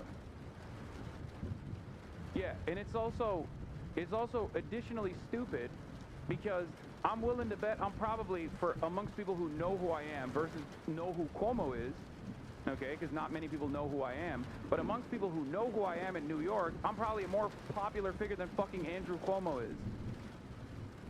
Like,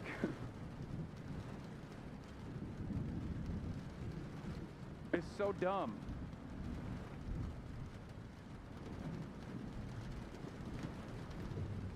You just now said you're a Muslim. I'm so happy right now. Yes, obviously these people, when they make those associations, are really leaning into the Hasan Piker aspect of it. No one would actually fucking call into question if Zohran went on Bill Maher's TV show. No one would be like, well, remember when Bill Maher literally said that 9/11 attackers were brave 2 weeks after 9/11, and then said, you know what's not brave?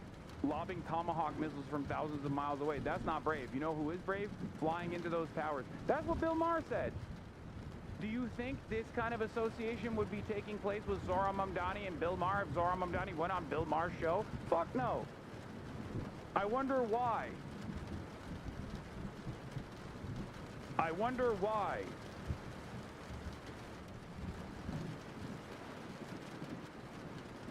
Yeah.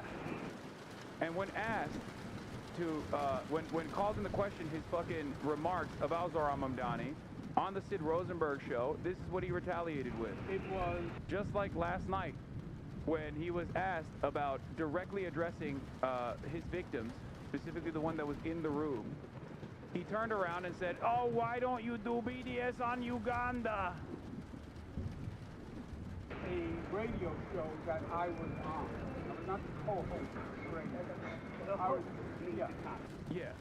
A guy who was trying to present himself as like the Democrat Party's alternative, even though he lost the primaries, can easily go on a right-wing show and be unrestrained and racist, while simultaneously turning around and being like, but this progressive guy who works with Democrats, okay, me, that association is unacceptable. It's ridiculous.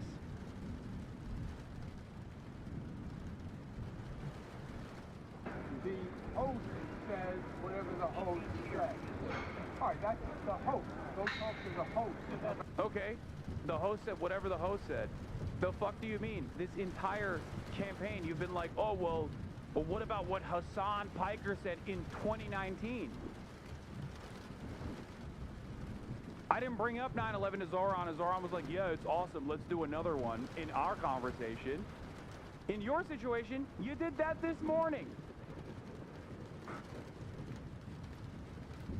Fucking asshole. About that. I said about 9/11. Yes, I'm the host in this equivalent thing, exactly. Why is that host wrong and this one isn't? Well, one, because it's a bastardized quote about American foreign policy, and it was in 2019, dumbass. It wasn't yesterday. The equivalence of this being a line of attack would be if I went and talked to Zohran Mamdani and we extensively covered 9/11 and we fucking said, oh, America deserves 9/11, and he agreed with me. That would be a major blow to Zohran's campaign, okay?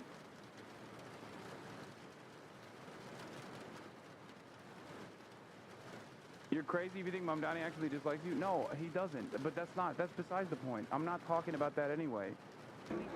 That's another problem, referring to what I have said repeatedly, which is I have a problem with the fact that Zohran pals around with Hasan who said America deserves 9/11. I did a press conference with Wendy and Sal for Churchill. Sal is dying from 9/11 illness. 10,000.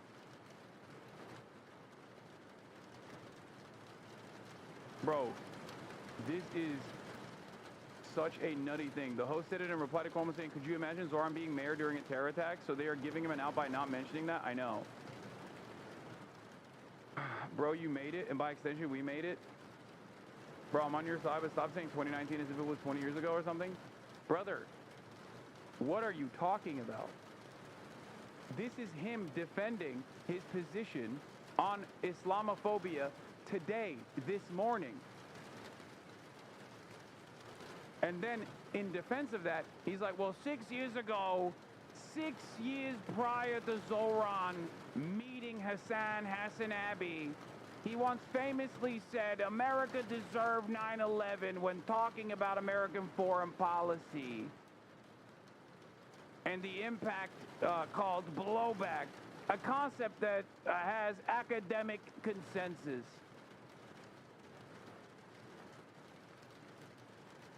Me and Zohran did not talk about fucking 9/11, brother. What are you talking about? This is unironically the same shit that these guys do all the time, where they're like, whoa, I can't believe you went on the Joe Rogan Experience. You know what I mean?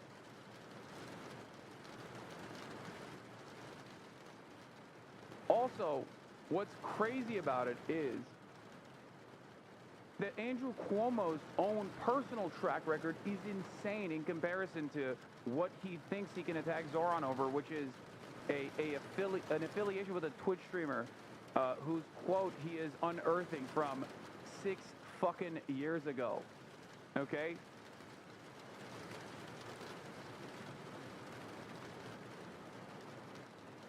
A concept where there is academic consensus on, for the record. Not said in the best possible way, but regardless. One in which there is academic consensus on the concept of blowback. Every moment that is spent relitigating this incident. Yeah, how Politico is reporting. Politico, Piker, who later said his 9/11 comments were inappropriate. Exactly. It's so fucking stupid. New Yorkers have 9/11 illness. 3,000 died. Please stop justifying. Please stop trying to justify why not one but 2 Muslim dudes are being associated with like a promotion of 9/11. That's what he's doing. He is trying to associate and affiliate Zohran Mamdani in the eyes of the voters with 9/11 because Zohran is Muslim, okay? He is trying to find a logical through line to do that within the confines of permissibility without directly saying Zohran would love a 9/11 to happen. Except the problem is he did literally say the quiet part out loud this morning, okay?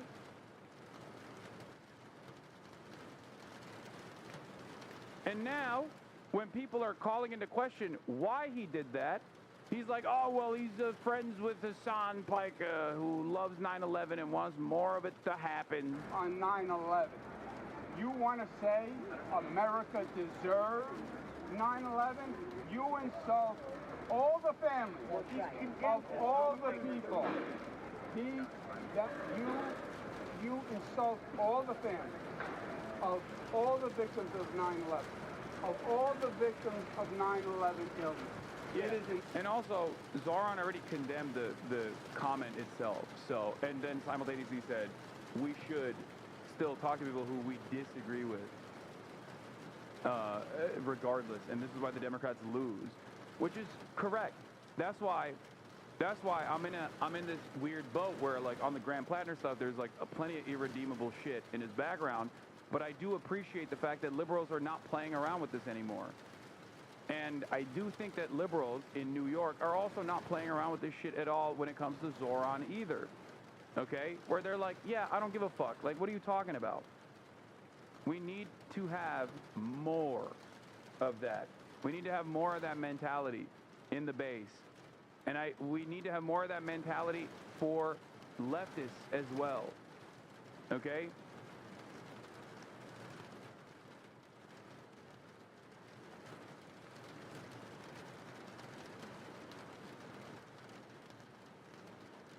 My fiance doesn't think you're reprehensible for saying that, understanding the concept you were discussing, and her mom died in the fucking North Tower. This guy's talking out of his ass. Yeah, one unaddressed aspect of this is that I said we deserved it. We did. Except people act as though I am an outsider when they're talking about this. That's the reason why it would never stick on anybody else. And that's the reason why I give examples of how it has not stuck with anyone else. Insult to all New Yorkers. You're talking about a guy who has not apologized for annihilating the elderly during COVID, a guy who has not apologized for 13 credible sexual assault allegations, including a fucking state trooper, by the way. Including a state trooper. That's why I say Andrew Cuomo, cop rapist. Okay?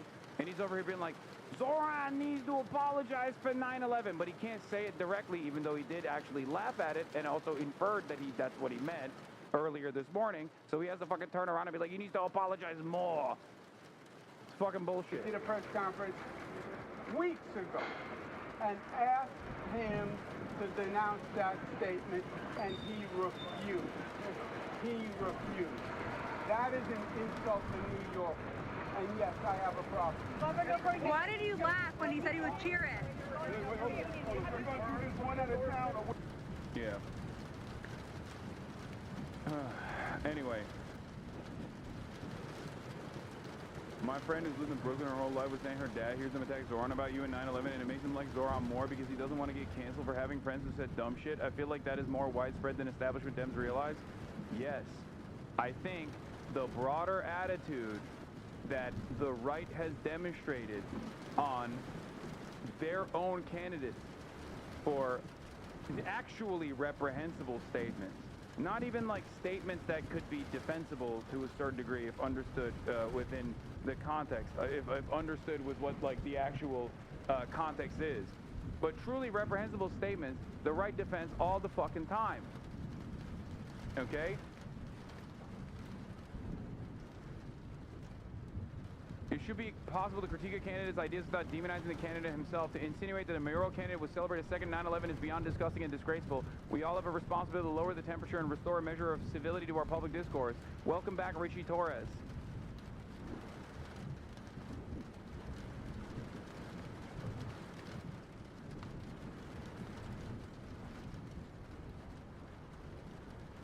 Unimaginably Richie Torres W, it seems. Stranger things have happened.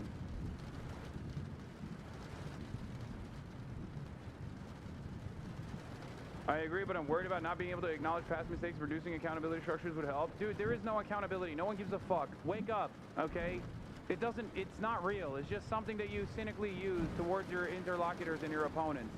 Or cynically use to stalk your fucking least favorite Twitch streamers or some shit. What accountability? Andrew Cuomo's literally a fucking 13-time sexual assaulter.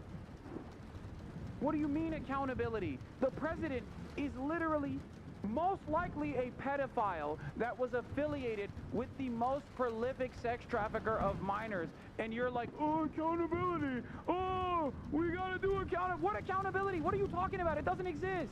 If only one side demands this like idiotic version of accountability that doesn't even exist in the fucking real world, and the other side is like, haha, accountability. What a bunch of idiots. We're gonna fucking put forward drunk rapists and put them in a fucking head of the Department of Defense and then change the word to Department of War, as a matter of fact, and we're gonna laser innocent fucking people on boats. And there is no accountability for any of that. What the fuck do you think there is accountability for? It's even a dumber version of fucking, this is what the Constitution says, okay?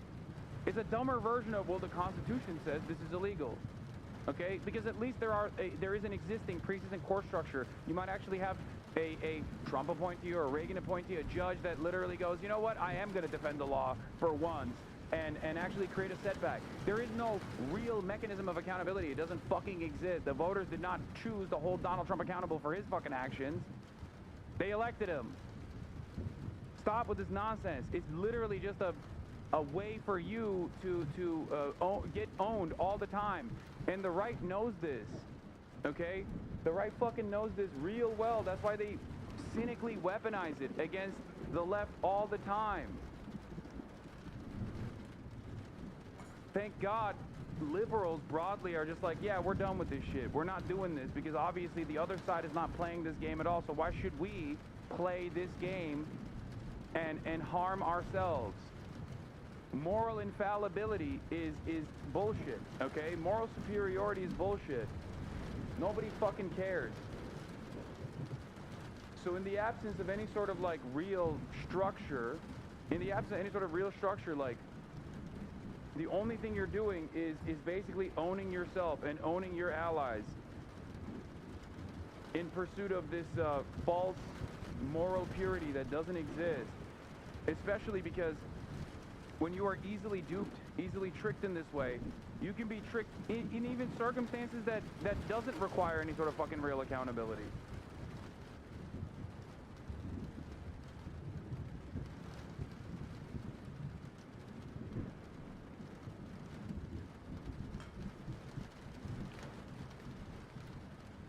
Yeah.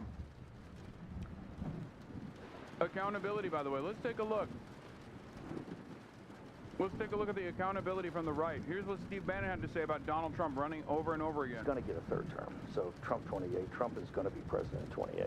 And people just ought to get accommodated with that. So what about the 22nd Amendment? There's many different alternatives.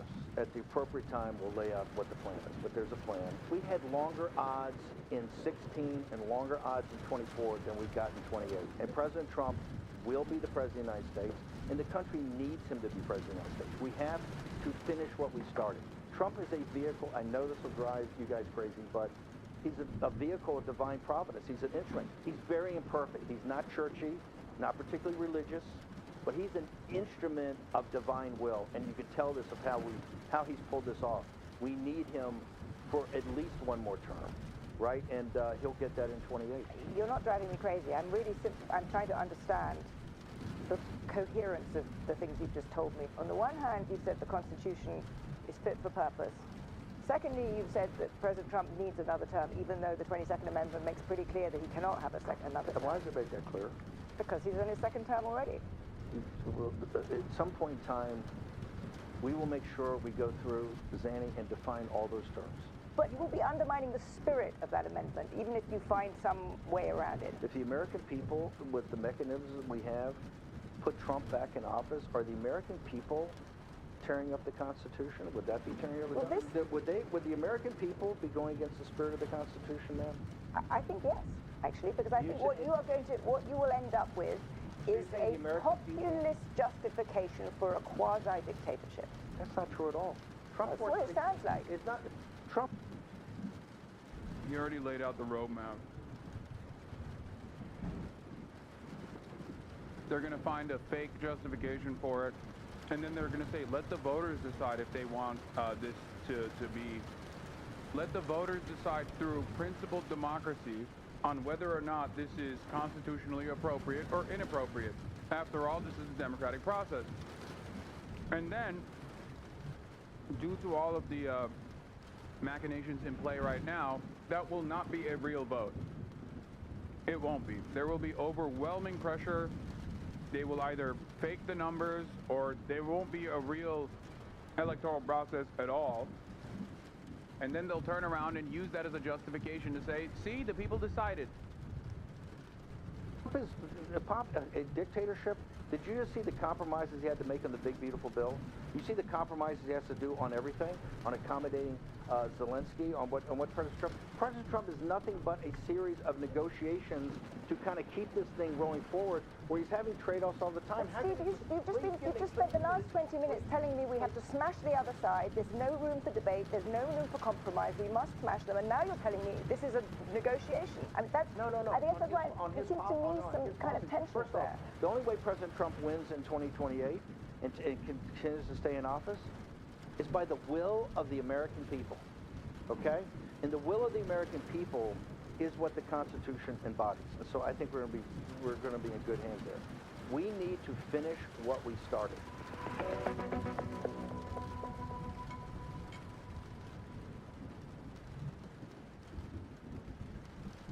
He can go by the Turkish route,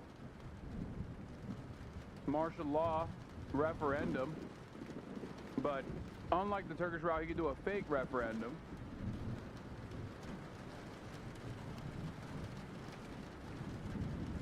But in any case,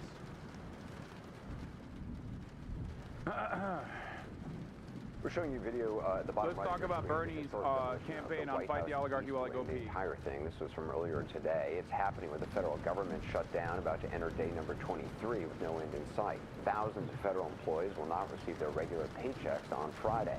On Capitol Hill, both sides holding on to their positions. Republicans demanding a yes vote to reopen the government and say discussions on health care subsidies can then get underway. Democrats still say no. They first want a plan in place to extend those subsidies. Tonight, President Trump says a deal can happen. We have a great support on the Republican side. So I think we need 5 Democrats, and there are a lot of them that want to make a deal. So I think at some point, common sense will prevail. Lots to talk about tonight with Vermont Senator Bernie Sanders. His new book is Fight Oligarchy. Senator Sanders, appreciate you being with us. We are going to show images on the screen of the East Wing being ripped apart from earlier today, torn down. What do you think when you see that? Well, I think, you know, the White House is an historic building. It goes way, way back, and, you know, I'm not impressed by the destruction of a significant part of it, to be honest with you. I mean, you've railed against American oligarchs. Your new book is Fight the Oligarchy. This is for a ballroom being built so the President of the United States can, you know, entertain world leaders and it's being built, I guess, with... Fellow oligarchs, look, and what our book was about, Anderson, is a very simple one, and it's a reality that I hope the American people are prepared to deal with, because it's not easy. You know, it's easy to call Russia an oligarchy. Putin, one of the richest guys in the world, and his friends, billionaires, run Russia. But guess what's happening in America? Today in our country, and this is what the book is about, we have more income and wealth inequality than we've ever had. You got one guy, Mr. Musk, owning more wealth than the bottom 52% of American households. You got more concentration of ownership than we've ever had in the history of this country. You have billionaires controlling our corrupt political system. Billionaires putting huge amounts of money into both political parties. Mr. Musk contributing $270 million to help elect Trump as president. You have more and more billionaire control over the media, mainstream media. As I'm sure you are well aware, Anderson, Mr. Ellison, who now owns Paramount and CBS, is in line to maybe buy CNN, and we'll see, you know, one of Trump's allies now owns more and more of the media. And then in the midst of all that, you have 60% of our people living paycheck to paycheck. The billionaires get richer. Working class people are struggling to put food on the table, to pay for health care, pay for education. That's what oligarchy is about. It's when a handful of incredibly wealthy... I'm not gonna lie, it's a little bit on the nose that the government is shut down and Donald Trump is destroying the White House. Like, I'm not big into this kind of thing, right? I'm not super lipped up like that, but it is a little hard not to look at this and be like, this is too on the nose, man. Straight up, this is just a metaphor. People control the economy, control the media, control the politics of a country. And sad to say, that is where we are heading. And that is why we have got to fight back, and why I was so excited on Saturday to see some 7 million people come out in the streets and say, you know, Mr. President, we don't want an authoritarian society. We don't want to live in an oligarchy. We want a democracy. We want a government that works for all of us, not just a few. When you say fight the oligarchy, what specifically, obviously the protest is part of it, what specifically do you want to see? Yeah, and also when you see also, you know, what we have seen in Portland and Chicago, we saw there was some incident in New York, just I think it was yesterday or today. Do you see that as part of it? I mean, the huge increase in ICE and you know, border Absolutely. Look, it's not just that Trump is suing the media, suing law firms, going after universities, and now beginning the process of trying to put in jail his political opponents. You know, the Attorney General of the state of New York, the former head of the FBI, threatening to indict a member of the United States Senate, a colleague of mine. Yes, the irony is not lost upon me that Bernie Sanders is talking about oligarchs in the United States of America as opposed to oligarchs in Russia, to a literal son of oligarchs, a member of the Vanderbilt family. For those of you who do not know, Anderson Cooper is a Vanderbilt. So it's ironic, but you know, what are you gonna do? And then what you're seeing is masked men, ICE agents, running around the country, throwing people without any due process into vans, taking them to God knows where, in some cases, believe it or not, to South Sudan. When you see U.S. troops in cities like Portland or Chicago, this is what authoritarianism is about. It's more and more power going into the hands of one man. And I will tell you something that, you know, throughout the history of this country, from the extraordinarily courageous people back in the 1770s who had the guts to put their lives on the line and died by the thousands, taking on the authoritarianism of the King of England, you know, and then writing a constitution calling for separation of powers. And so many millions of American men and women fighting to defend democracy, the right of us to disagree with each other, and not throw political opponents in jail, not become a two-bit dictatorship. So that is where we are right now. And we need a political movement in this country to start taking on the oligarchy, to start electing candidates who are not worried about their campaign contribution from the billionaires, but are prepared to create an economy that works for all. You asked me specifically what we do. Well, right now, our healthcare system, totally broken. Everybody understands that.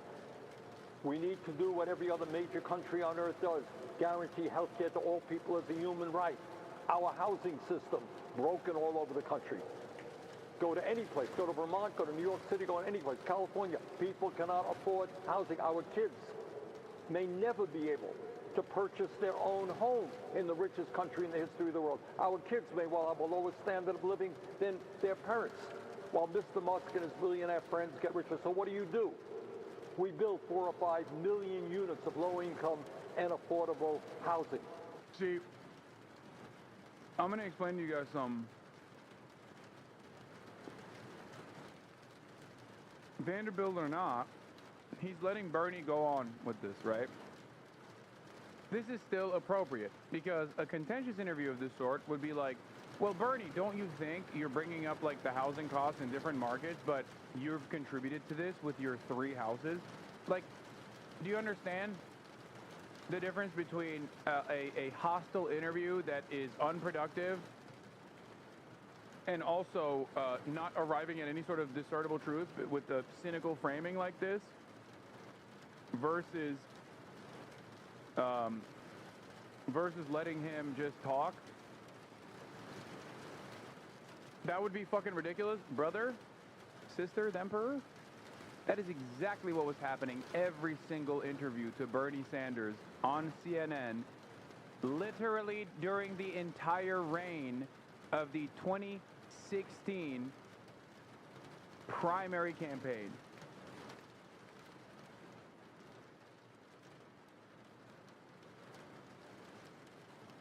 That is exactly what they did.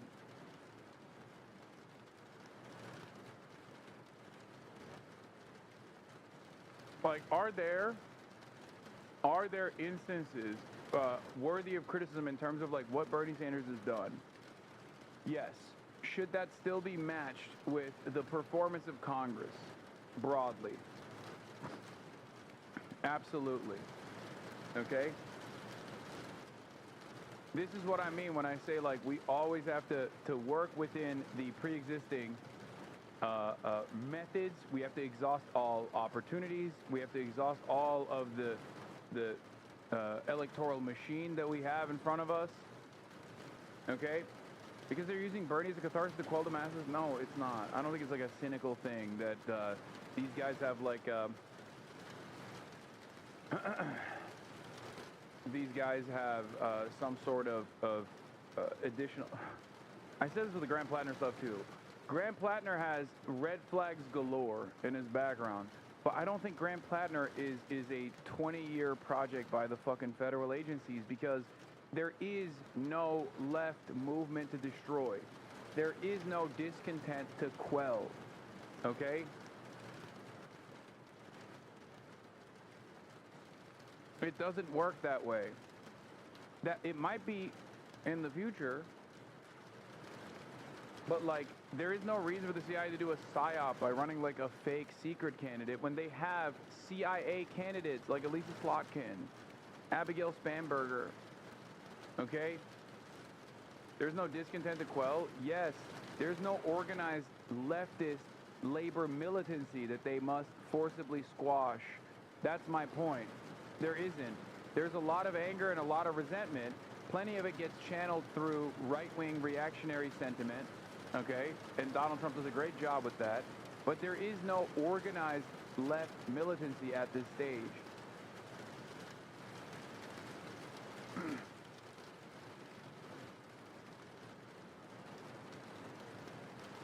And I'm afraid, I don't even think there really is a need to destroy leftist organizing, because we do it to ourselves. We do it to ourselves. We do it to ourselves. There's mobilization but no organization, exactly. But we do it to ourselves. We have no serious discipline within organizational structures of the existing movements. And leftists broadly think it's just about like cynically posting. Like that's how you do it. It's just, wow, this person, I saw a clip. Other people told me this person is anti-black, and I knew it. Hasan is anti-black. There you go.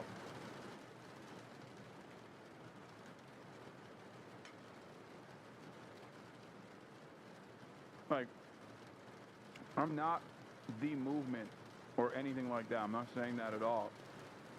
But even when you have like an advocate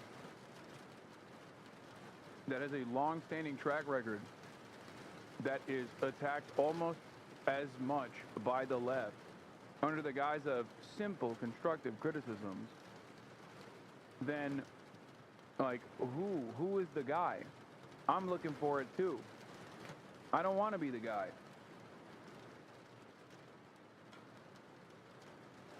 Find me the guy.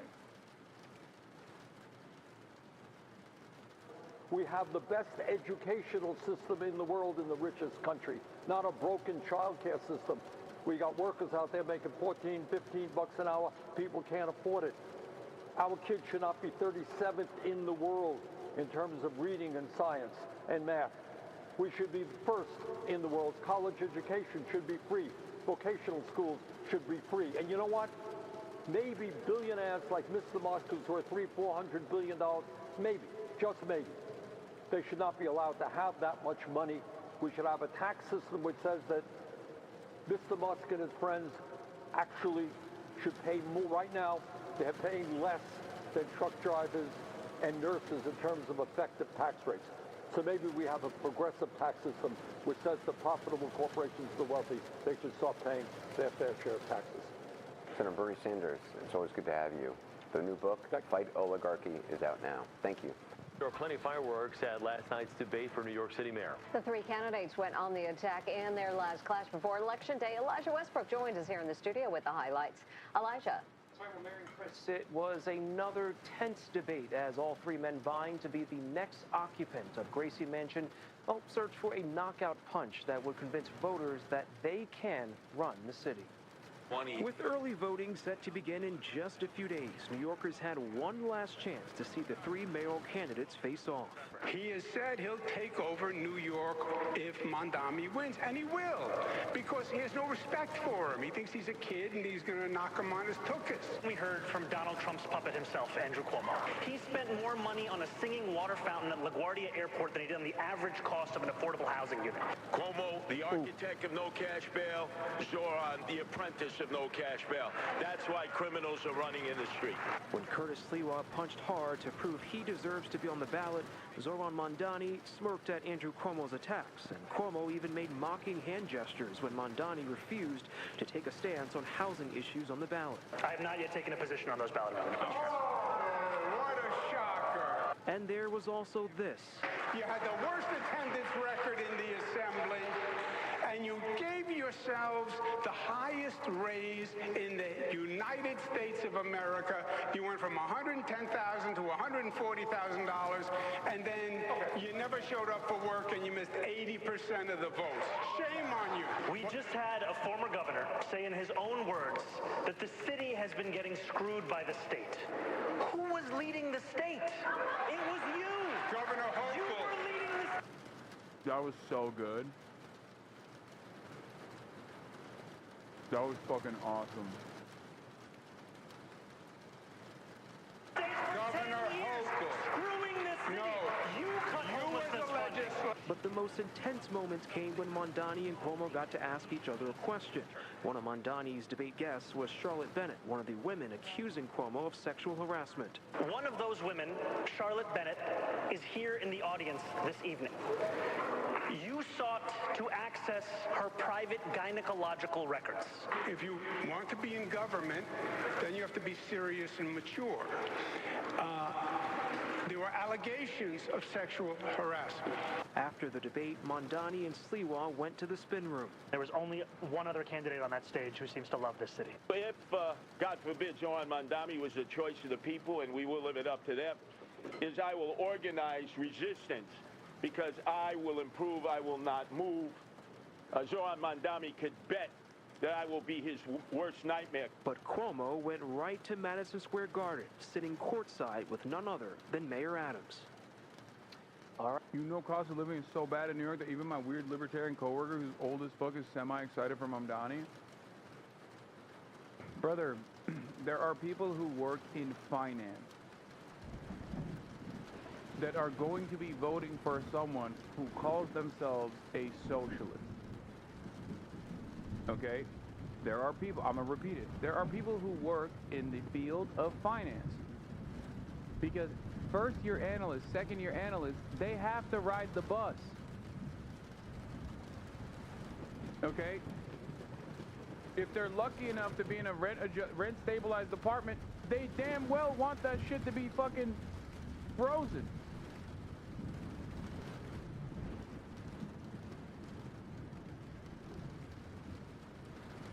That, my friends, is the beauty of policy.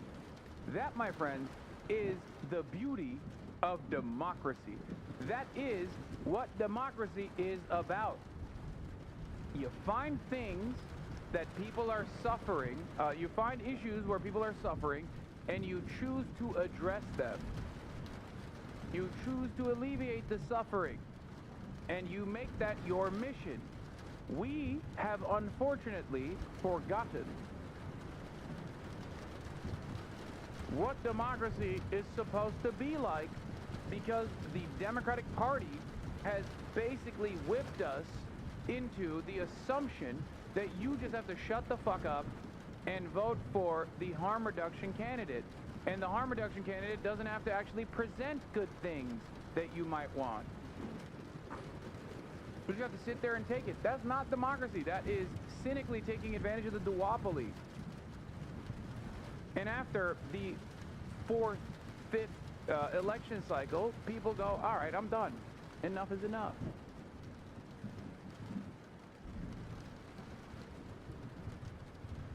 Harm reduction is not democracy. It's a hostage situation. It's ridiculous. Right, well, there was one rare area of agreement last night. All three candidates say they are fans of a state ban on cell phones during the school day. Mary? Elijah Westbrook. Elijah, thank you. In the surprising turn of events, Adams, who once called Cuomo a liar and a snake, now plans to campaign with him. All this in hopes of slowing the momentum of Zohran Mamdani. Let's get right to Fox 8's Morgan Mackay in East Harlem with the big story at 5 tonight. Morgan. Hey, Steve Nataj. You said the same thing, Zohran's response to the endorsement? Besides Andrew, and you called him names, but you know what? Andrew Cuomo is a snake and a liar. Andrew is a devil. Oh, he did the who's the hater and who's the waiter. Damn! I did come up with that, for the record, but, you know, I'll let it slide. I'll let it slide. Whoever's in here that quickly and swiftly added that on to the campaign, that one's on you. That one's on you, okay? You got that one. Did you, loser? I said, Andrew, are you that level of arrogance? People who run on independent lines are normally just crackpots. This is not, let me stand.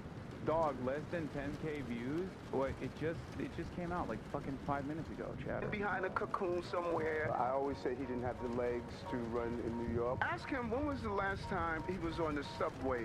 Andrew Cuomo was lazy. New Yorkers have 5 fingers. They love the middle one the most. I had to fix his mess. What would he do? He'll manage it away? He'll do a PowerPoint? You know, come on. You expect for me to step aside when you just lost to Zohran $25 million. He didn't want to be mayor. He didn't campaign. Newsflash. He lost by 13. And that's the highest level of arrogance. He's still a snake and a liar. All I know is all my haters become my waiters when I sit down at the table of success. Ignore him.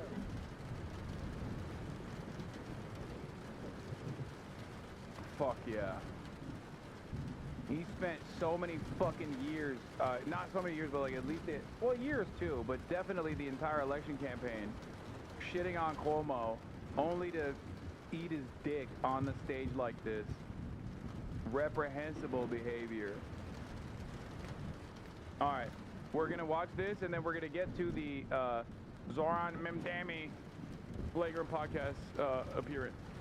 Yeah, as you guys said, Mayor Eric Adams calling Andrew Cuomo a snake and a liar just last month, but today that's all changed. Now Adams calling Cuomo a brother. Now, this endorsement doesn't come as too much of a surprise. When Adams dropped his re-election bid, many of his close advisors went to go work for Cuomo, and Adams reportedly has been facing pressure to endorse despite his past tumultuous relationship with the former governor. Adams said today that despite their differences, he believes that Zohran Mamdani's policies will destroy the city, the same argument Cuomo has been making for months. Adams says that he is going to be campaigning with Cuomo in these final days. He also denies that he was offered any money or a position in the Cuomo administration in exchange for this endorsement. Am I angry that I'm not the one taking down Zohran, the socialist and the communist? You're darn right I am.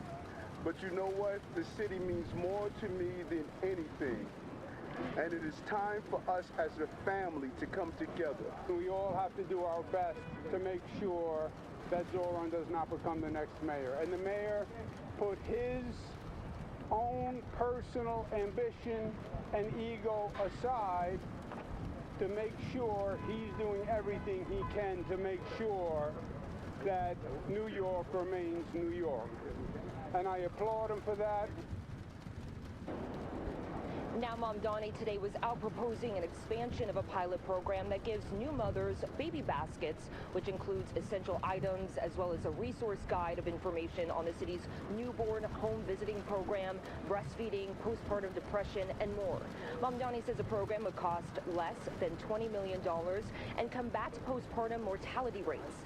He also responded to comments made by Cuomo this morning on the radio, calling it a disgusting display of Islamophobia.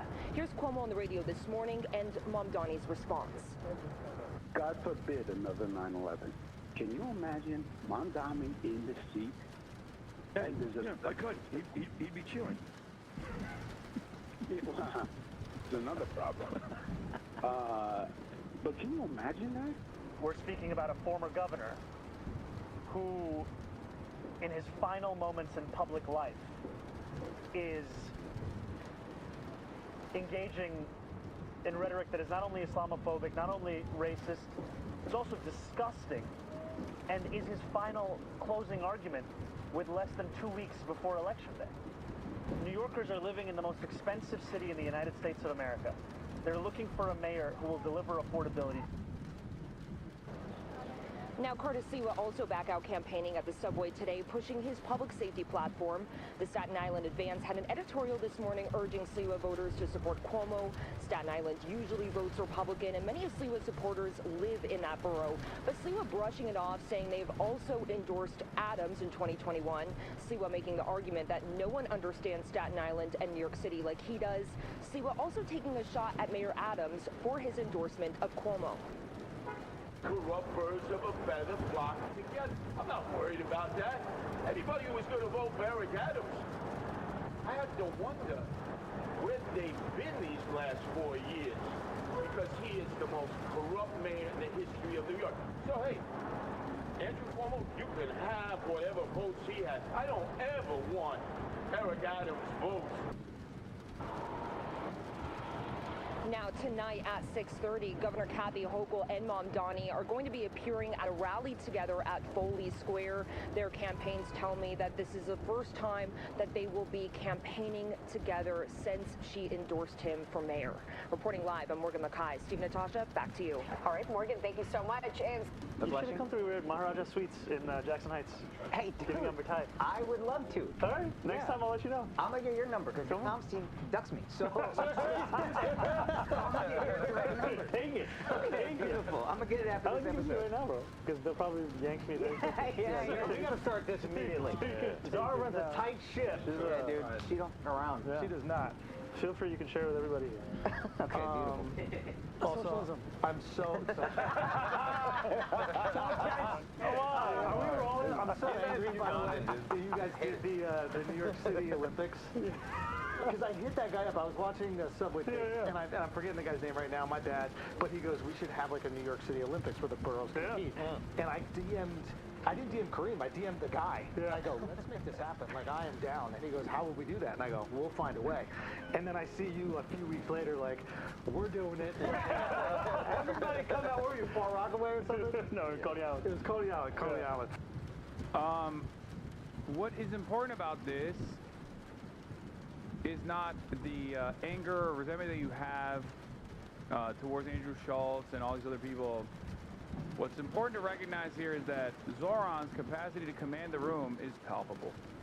Okay? It is obvious that he can go into any fucking room, whether it be a bunch of Wall Street CEOs or whether it be even cops potentially, we shall see, and he can win people over even when they are diametrically opposite to his worldview. You should read the comments. Zohran isn't funded by AIPAC. Bill Ackman be spending more money than 2% that Zohran's going to propose and take from him. So true. I'm about to cry. Bro said he was born in 91. I'm old as hell. More positive questions to push back for a mayor than they had when they had Trump on. Schultz not believing Zohran can pull this off, but truly believing that Trump was capable of making America great again is something he needs to reflect on. Oh my God. Oh my God.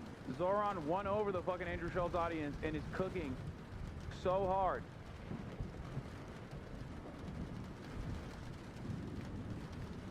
Yeah. Anyway, guys, we're here with the next mayor of New York City, ZOHRAN. 93% on Kalshi right now. Bro, I've thrown away more bags than entire families will ever make in a lifetime because of my fucking resentment towards this. Okay? I despise the fucking political prediction market so much. Just know, if you ever see me doing an ad like this, just know if you ever see me doing an ad like this, it's over, okay? I've decided I'm done. I'm doing a bag alert, and I'm out. You will never see me again. Once I got this money, the socialism shit is over. You know?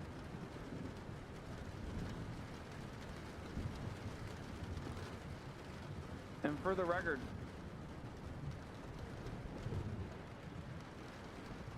I'm confused because when Cory Booker brought up Sudan as a deflection in his convo with Jennifer Welch, everyone rightfully called it for what it was, cowardly and repulsive deflection. Why is it different for you? Because people fucking hate me. Because I've been a loud and annoying leftist for 10 fucking years, chatter. 10 years, okay? That's it. For 10 fucking years, I have pissed off everyone, even people who would otherwise be aligned with me. That's it. Most of it is because there are people in here who have felt wrong. Okay? There are people in here who were in here who felt wronged by me and fucking despise me for that reason. I'm Sudanese, small head, you ain't so bad, kid, thank you.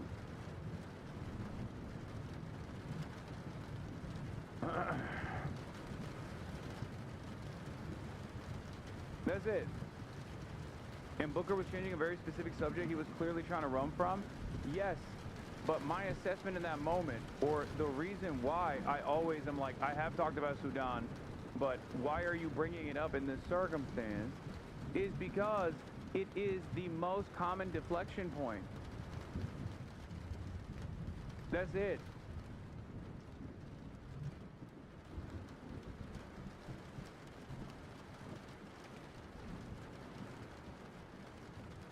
The thing is, I'm stubborn as fuck, okay? I'm a stubborn-ass motherfucker. And I don't do this so that people think I'm cool, okay? Nobody thinks leftism is cool. I wish they did. It would be awesome, okay? I wish they did. But they don't. And a part of the reason why they don't is because we're fucking annoying. We, all of us on the left, we're fucking annoying. We're constantly going, me, me, me, me, me. We're constantly chirping, okay? We love chirping.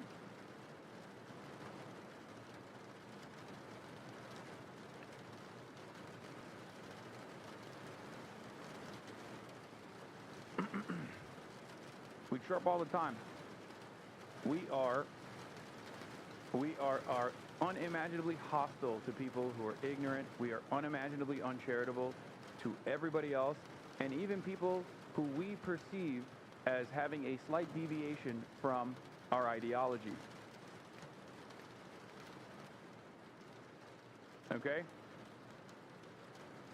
It's just the truth. Face thinks you're whack, or rather your audience is, because of this reason. They would not have blinked about this recent controversy. There are so many other communities out there who much rather find themselves in the throes of like all of the most like right-wing, racist, bigoted shit, as opposed to this community, because this community is so unimaginably hostile to perceived slights, some of which is obviously deserved, but some of which is not. And this is an issue in my audience, and this is something that I've yelled about quite a bit. The irony is, of course, whenever I yell about it, people then fucking, the very same people who constantly talk about that shit will use that as another opportunity to further relitigate how bad I am.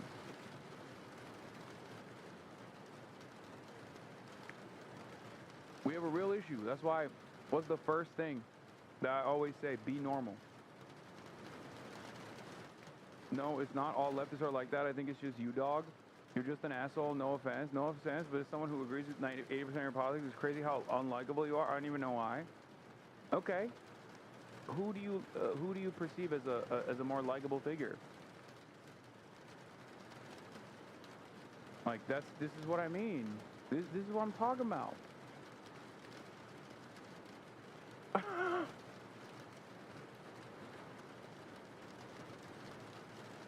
I like that the three people that you mentioned as a much more likable figure are the three people that I have direct communication with, like are the closest, with the exception of, I mean, I guess like Rashida Tlaib or Ilhan Omar. They like me.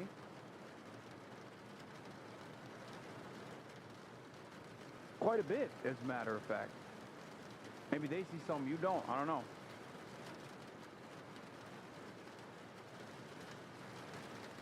Also, those are politicians. They have to be, probably because they don't watch your stream. Oh, okay.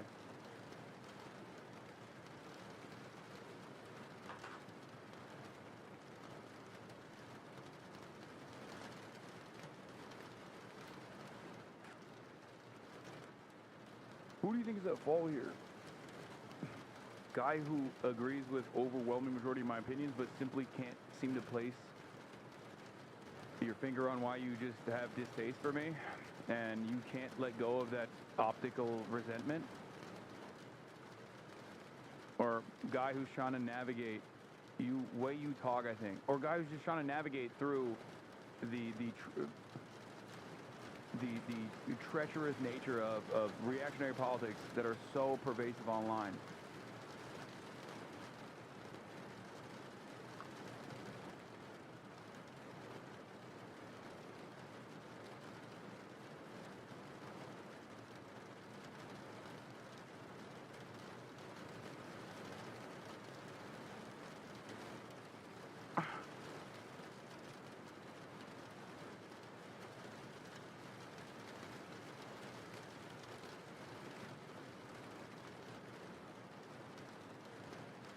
It's because I give off a frat dude vibe.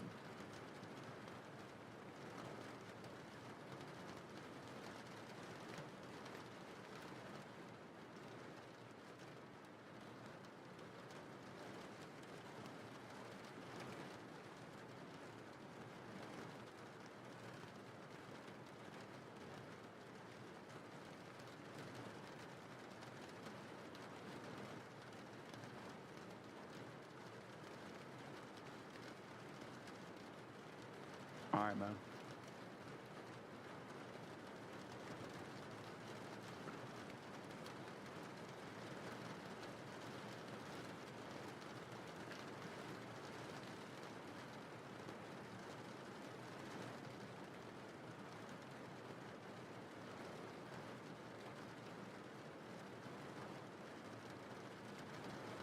Anyway, as I said time and time again, I'm hard-headed and I'm stubborn, and I think that is what is necessary to get the point across sometimes. And also, I think it would be insincere if I were to try to re-triangulate my message to the aesthetic taste of people who don't like that I come across like a frat bro.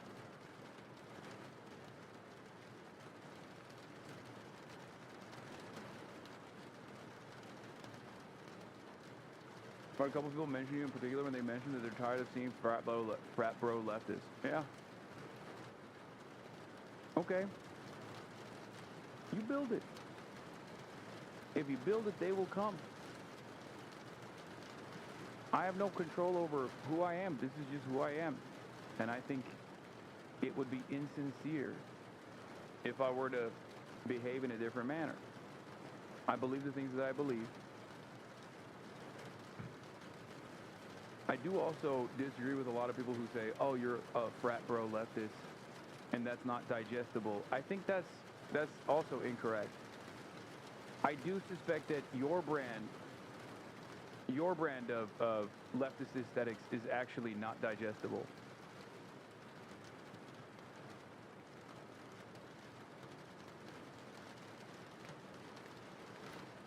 I'm a normal person. This is just who I am. I happen to have this worldview. It doesn't matter. The optics don't matter all that much. You know?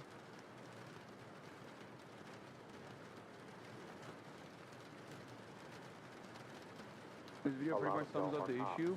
And Oh, yeah. I know y'all don't want to hear this, but even the people who say they don't like cops and say ACAB are cops. Like, a lot of them are cops. There is a social phenomenon where people will find a public target, which is usually someone who makes minor. And I'm emphasizing minor because there are some egregious things that people can do. But minor missteps, minor mistakes, is they will like treat that person like a public punching bag until the end of days. And I peak game, right? Because people will like literally see someone who becomes an acceptable social target, and no matter what that person does, no matter how they apologize, no matter what they contribute to society, no matter how good they are of a person outside of the mistakes that they make, no matter if they have one take even that is like slightly off or that like people deem to be a little problematic, it becomes okay to like publicly harass and beat up on that person to the end of time. That to me is cop behavior. And look, I've talked about this before. It's accountability culture in air quotes, and it stems from powerlessness. It stems from a recognition of your real powerlessness in the face of these unmoving structural hurdles, these unmoving oppressive systems that we exist under. We know that we can't change the government. We know that we can't actually like change the outcome of police brutality no matter how hard we try. So we focus on more accessible targets, more appropriate targets. This is what a lot of the left does. Oh, well, you know, I can't get anything across to the Democrats. I can't get anything across to the Republican Party. I can't change the systems, even though there are so many awful things that are happening around the world. I see it, and it hurts me, and it hurts my feelings, and I want to change it, but I can't. But where do I have change? Where can I see change? If I can get a TV show canceled, if I can get a written apology from, you know, a TV show that I watch, a late-night television show host that I watch. That's the only marginal area where you can have some semblance of change. Okay? And you just really keep hammering that on because it makes you feel like you have agency. It makes you feel like you have some semblance of power. That's why a lot of people do it.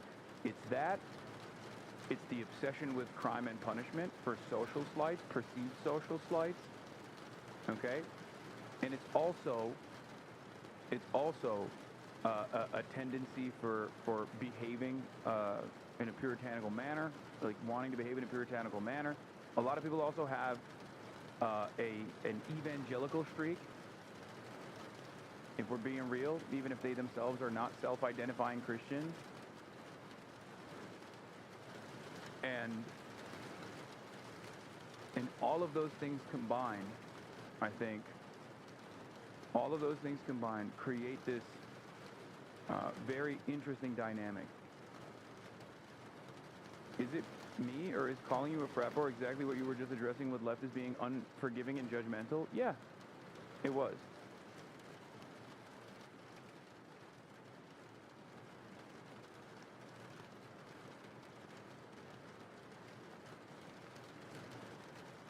It's just like, oh, you present yourself a certain way and I don't like it, and it annoys me. And then the closest comparison that someone can make in that regard is not someone who is under a microscope for fucking, 7 hours a day while discussing these issues, but someone who is a politician who has to carry themselves very differently and is certainly not under that same lens.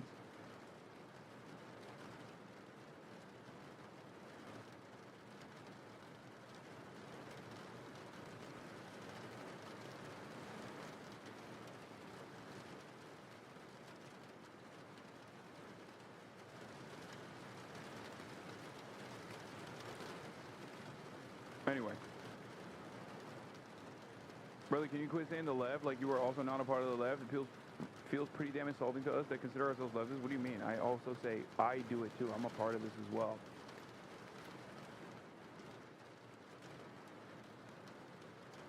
But the more we do this, the more inaccessible we seem to others who are in our reach. That's the other thing. We don't actually let bygones be bygones. We're not charitable to people who like fucked up. And to the outsiders who look at that situation and say, well, I've done things like that. But this broad left movement sees this person as a fucking demon, as an animal. Sees that person as a villain. Am I a villain? And that's the moment where they go, I'm not even approaching this shit with charitability. That's the problem. We do this to ourselves. Can you give us an example? I mean, there are a million examples that take place on a daily fucking basis. There are so many people that are constantly cast aside. Like here, I'll give you an example so that we can have drama over it if you want. Okay? I'll give you an example so there's a serious drama that we can relitigate. Like people were screaming at Cutie Cinderella. And I looked through the people that were yelling at Cutie Cinderella. Not many of them were actually fans of mine, because Cutie Cinderella responded to Aiden Ross and Asmongold doing a fucking a competing award show or something, and everyone got mad at her, and they were like, "Why are you highlighting? Why are you highlighting these right-wing figures?" It's true. Aiden Ross and Asmongold are right-wing figures. Okay? They are. But like, this is not any sort of serious, sincere advocacy. And I'm not even taking ownership over the people that were doing that, because like I literally looked to see if these were like genuine fans of mine or something. Because guess what? They weren't. But also guess what? Every other community that saw people yelling, every other community that saw people yelling at Cutie Cinderella, do you know what they think? They think it was my audience that did that.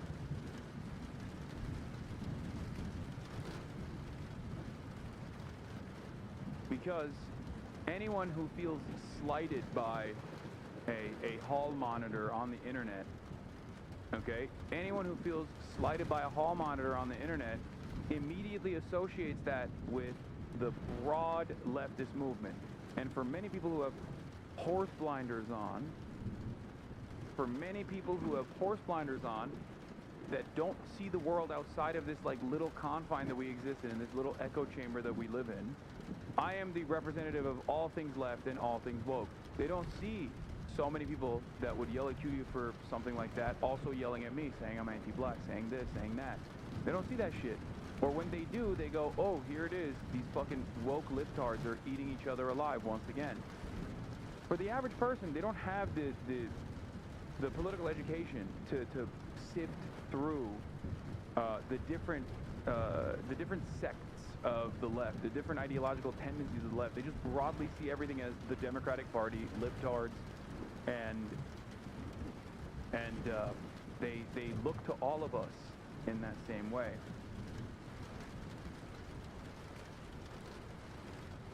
I'm not exactly certain how we move beyond this, because this is historically, this is as long as the left has existed, you know?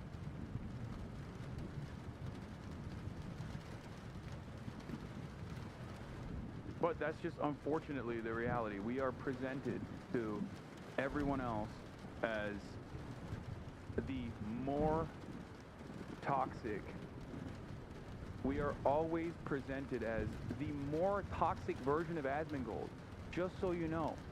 Not to like the normies, but at least on the broader like internet culture arena, I need you to understand something very important. People think we are more annoying and more toxic than rapacious, monstrous right-wingers, because there is a sense of comfort that the average person has with a rapacious, monstrous right-winger, even if they are literally victim to their relentless attacks.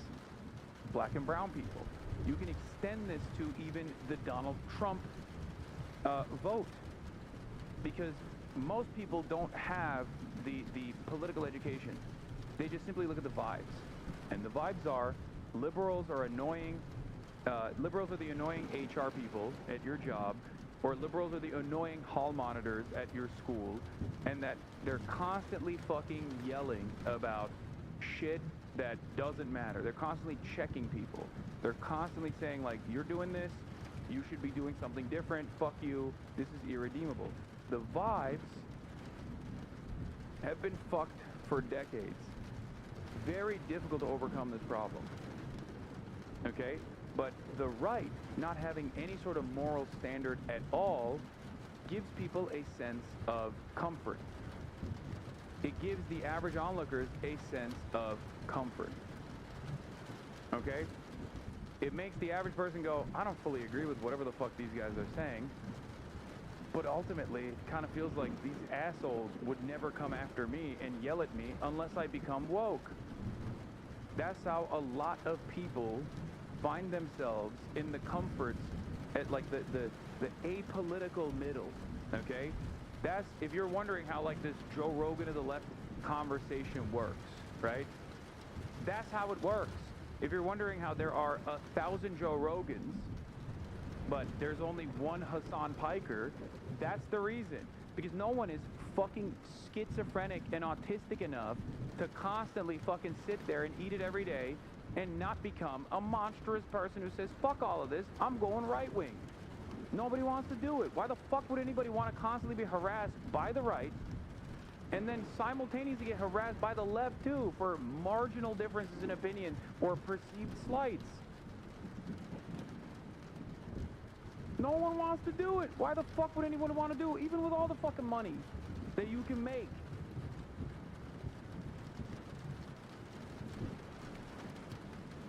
I really hope you get schizophrenia. I will be the first medical internet-induced schizophrenia patient. Don't worry.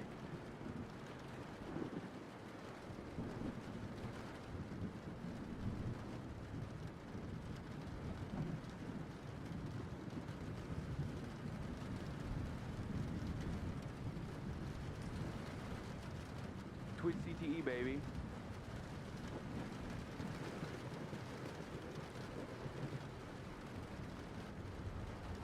That's it.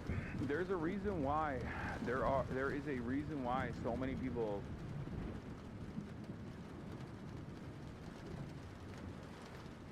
look to broadly what the left represents and only sees being fucking annoying. Like, only sees the vibes as annoying, smarmy hall monitors. It's one of the worst aspects of the left broadly. And it's something that I try to, for the past decade, change. And it still doesn't fucking work. Even in this community, there's hella people that go crazy. Your niche is on the left, the right wouldn't welcome you or take you even seriously at this point. You're so fucking stupid. The right takes in rapists, brother. You're so dumb for that statement. Are you fucking kidding me? The nuts that they would fire off if one day I were to be like, yeah, fuck this socialism bullshit, you know? I'm sick and tired of it. I'm sick and tired of it. I'm actually a liberal. I'm actually a reasonable liberal who agrees with the right on every single issue all the time suspiciously. Are you fucking kidding me? I know the talking points better than the right does. You know how fucking easy that swing would be? I'll be getting welcome to the fucking White House. They've named the ballroom after me. They don't have one fucking charismatic figure on the right. What are you talking about? If I can actually operate in this unimaginably hostile fucking water, I don't know, they do be Islamophobes. Yeah. You know what they love though? A guy who shits on Islam with the former backing of being Muslim. If I had no morals, whatsoever, if I had no fucking moral compass, if I was a grifter, I would just grift to the right. Think about all of the top deities on the right, top fucking figureheads on the right.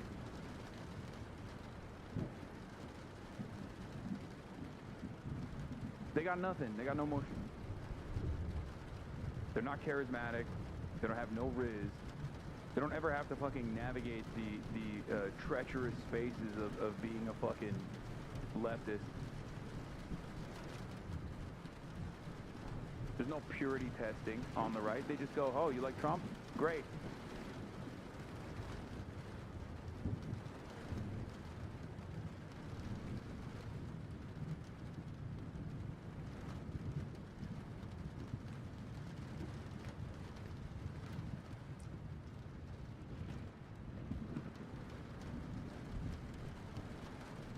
I remember Your Rage was open to doing a collab stream a few years ago, but he said he changed his mind after he saw how much shit you got for even thinking about playing the Harry Potter game.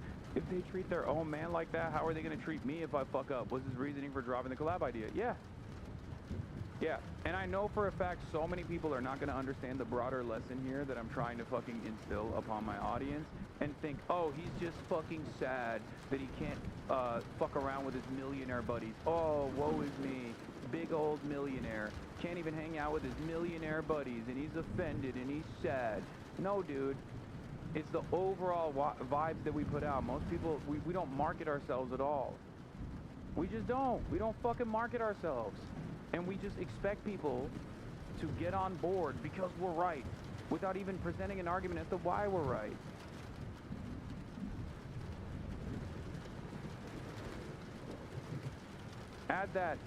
Add on to that the misinformation spiral that people go through.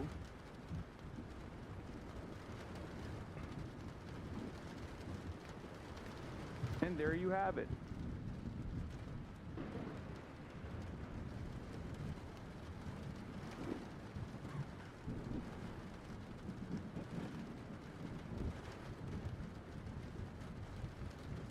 That's why I always laugh. That's why I always laugh at people who are like, I see TikToks of the very same people that are constantly being like, this person is fucked up and wrong. This person on the left is a bad person. Who then will literally turn around and in the same breath be like, why are there no visible figures on the left? I wonder why. Because you killed them. Like, what do you mean? And the only people who can actually overcome that, because if you are trying to become a propagandist for the left, you literally have to just never listen to that noise, okay? You have to make sure that you abide by your principles, and you're honest with yourself, and you're honest with your audience, and don't get disturbed by the noise, okay? Don't do it. There are a lot of people in here who, for many, many years, have told me, oh, we shouldn't allow this person in the community, or we should be less open-minded about, like, perceived slights, even if they're on a journey of learning. Like, shutting off people entirely from the journey of self-development, right? We do this all the time. And those people, because I don't listen to them, can now benefit from a much larger community of support. Because if I were to do that when I had 35 viewers, I would have stayed with 35 viewers. If I were to do that when I had 350 viewers, I would have stayed at 350. If I were to do that at 3,000 viewers when the demands were being made, I would have stayed at 3,000 viewers. And I didn't do it. There is no value in perceived exclusivity. There is no value in gatekeeping, especially if your goal is to instill broad awareness, to unlock class consciousness. You know?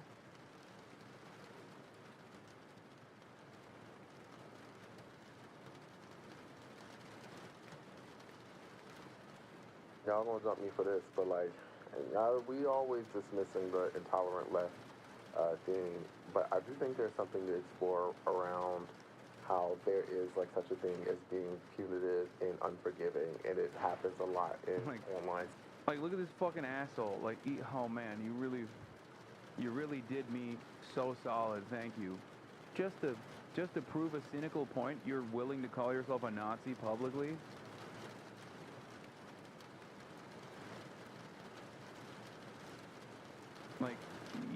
Like, what are you doing?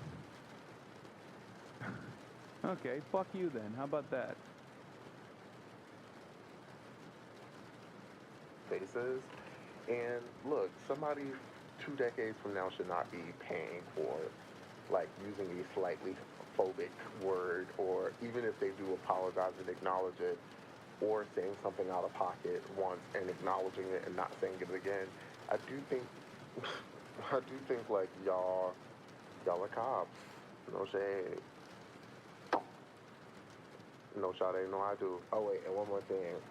A lot of the times these targets are women, queer people, black people, brown people, mostly black people, and then some disabled people. If it's a person on the margins, it makes it easier for y'all to do it because it justifies you hating people who are marginalized. Because you won't do it with your chest outside of that. And a lot of y'all who claim to be like radical social justice oriented people are just as bad, if not worse. A lot of y'all.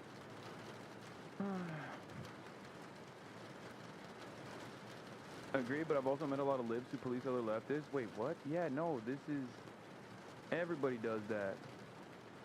Jake Tapper mentioned? Oh, buddy. Oh, brother. It is not going to be good if Jake Tapper's coming after me. But, yeah, no, liberals do that as well. Liberals also certainly do that. That's annoying. Liberals broadly do it to their left flank, but they also do that to their right as well. They do it all the time. As a matter of fact, they probably do it even more frequently than the left does. The examples he's saying is very different to some of the people in this community side eyes, though. He's not apples to apples. All right, someone clip me the Jake Tapper mention. Like, Jake Tapper's a great example. He's literally doing something that we just talked about in terms of, like, cancel culture, right? Like, Jake Tapper doesn't like me for obvious reasons.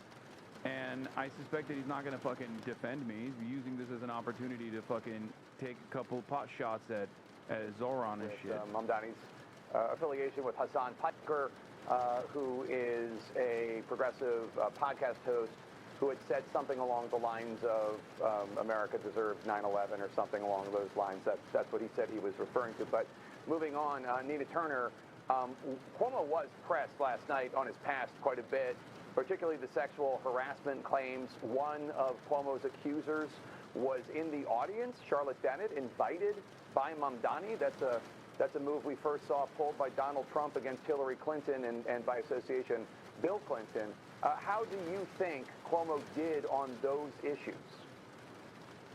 Well, he took the words right out of my mouth, Jake. I was going to make reference. Okay, Jake actually didn't fuck me. Respect to Jake. During a debate. My mistake for assuming he was going to fuck me. These were credible accusations. They were not wild accusations. They were very credible. And it's really hard to try to explain something of that magnitude away when you are running for office. So he didn't do well. He tried, but he just can't. He's between a rock and a hard place on that one.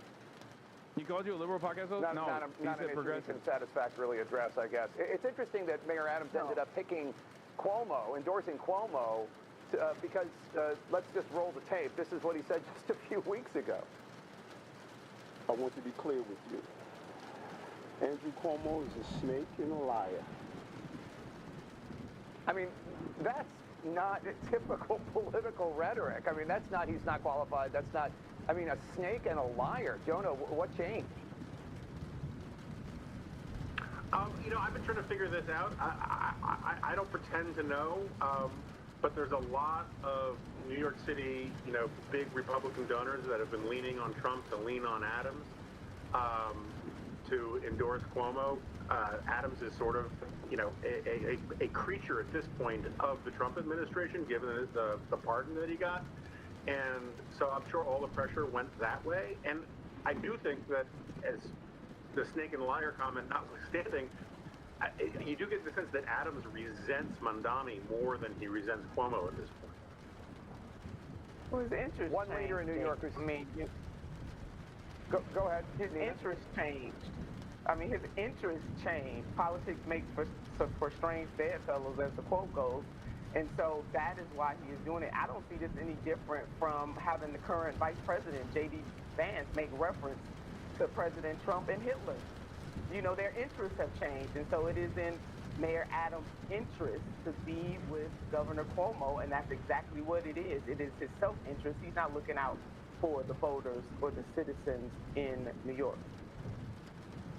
You're referring to then citizen J.D. Vance in a private text chain, no longer private, using the Hitler comparison with Donald Trump. One leader in New York who still has not announced whom he might endorse is House Minority Leader, New York Congressman Hakeem Jeffries. Take a listen. It doesn't. As you indicated, Wolf, early voting starts in a few days, and you know I look forward to saying much more about the mayor's race as I promised in advance of that moment. We'll have more to say about the mayor's race sometime soon.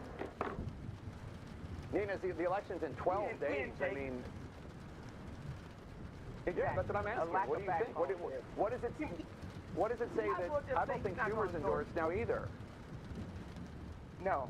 They just might as well just confess and say they don't want to endorse Assemblymember Mamdani and just move on.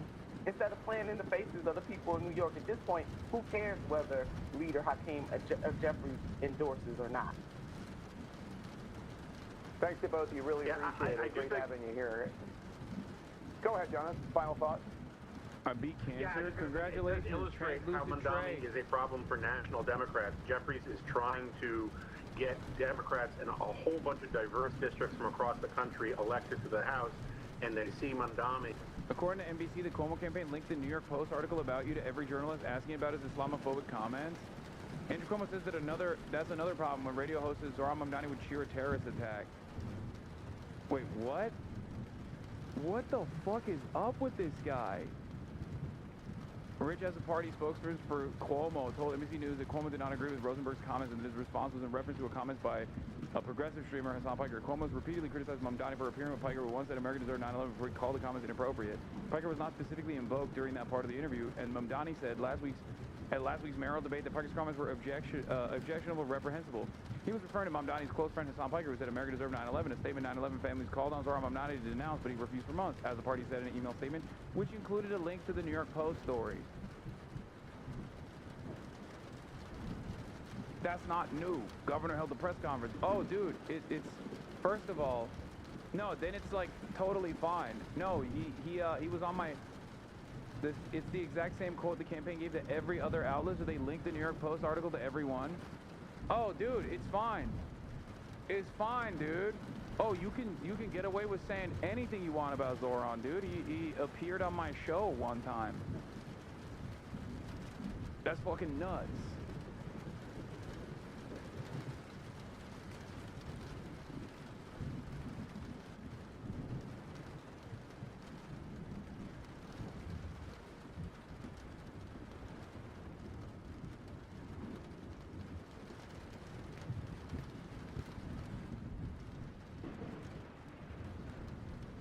I think everybody fucking knows exactly what's up.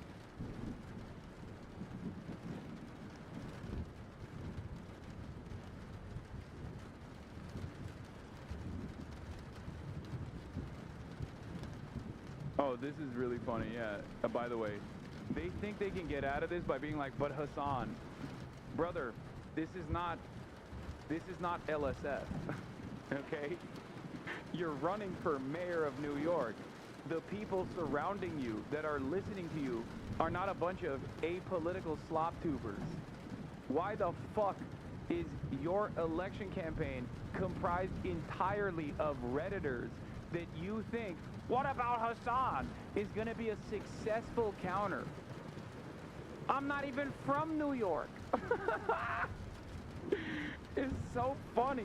Sid Rosenberg starting to lose his mind, realizing that he accidentally put the final nail in Andrew Cuomo's coffin. Hey, Brad Lander, Jimmy Van Brainer, and the rest of you losers blaming Andrew Cuomo for my comments about, how about coming at me? Andrew didn't say Zohran Mamdani will be cheering if, God forbid, we experience another 9/11. I said it, not Andrew. Cowards. And then Sean King says he agreed with it. He goes, of course he did, because it's the truth. You see that picture last week? I know who you are. Don't come here with your bullshit.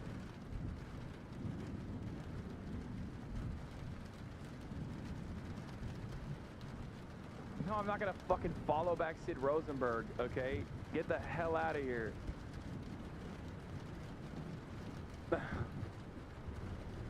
I don't understand. This has to be a byproduct of how unimaginably online the campaigners are, right? It has to be. Because, I mean, I know his brother asked me constantly to be on a show, and I've said no every single time. So I know that the Cuomos are somewhat aware of who I am. I didn't know Andrew was aware of who I am. But, like, what's hilarious about this is most New Yorkers do not know who I am. They don't know who I am, okay?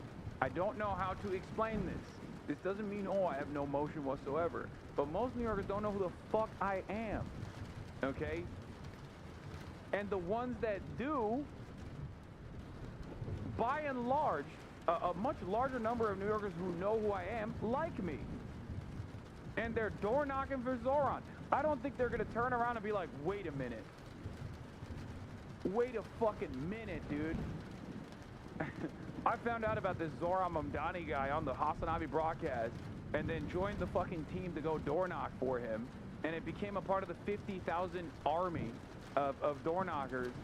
But turns out this Hassan Piker guy, you know, that I've been watching for years said America served 9/11. Fuck! 6 years ago? Fuck! He said, what?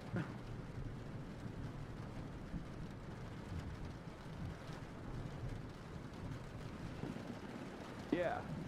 And also, this other part is what is so apparent as well. Because, like, sure, are there Islamophobic New Yorkers? Absolutely. But by and large, America doesn't have the same, Americans don't have the same level of, like, resentment. Like, they have a different kind of Islamophobia in America, right?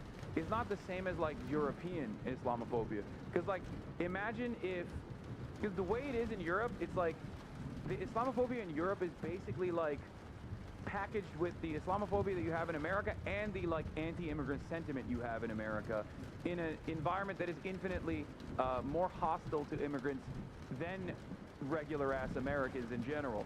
That's why it's, like, totally different. It works totally differently there, as opposed to, it works totally differently in America as opposed to, like, as it does in Europe, where people would say, like, oh, Islam is, like, destroying the West in Europe, and most people, like, tune into that. They subscribe to that racist notion. But they don't necessarily do that here in America, because Muslims are not as prominent a voting bloc. They just kind of stick to themselves. And also on top of that, like, there's a reason why the Dearborn, the anti-Dearborn initiatives don't work that well, right? Where they're like, oh, there's fucking, oh, there's fucking, the calls to prayer, you can hear it in Dearborn, it's scary, and then people go, oh, whatever, who gives a shit, right?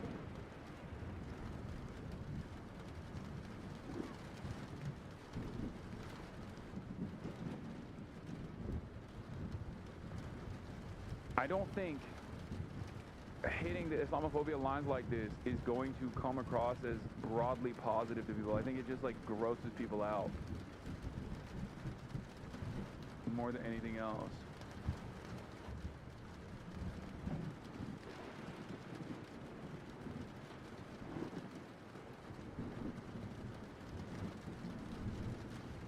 You know? You think they're mad that your TikToks, YouTube shorts about ZOHRAN are going viral and it's free advertising? They have to pay millions for a fraction of that? No, I don't think. I think that when you look at, like, how poppin' ZOHRAN is on TikTok, it's not, I have nothing to do with it. He's just popping on TikTok because he's young, he's vibrant, he's got a great team around him, and also he's got great policies.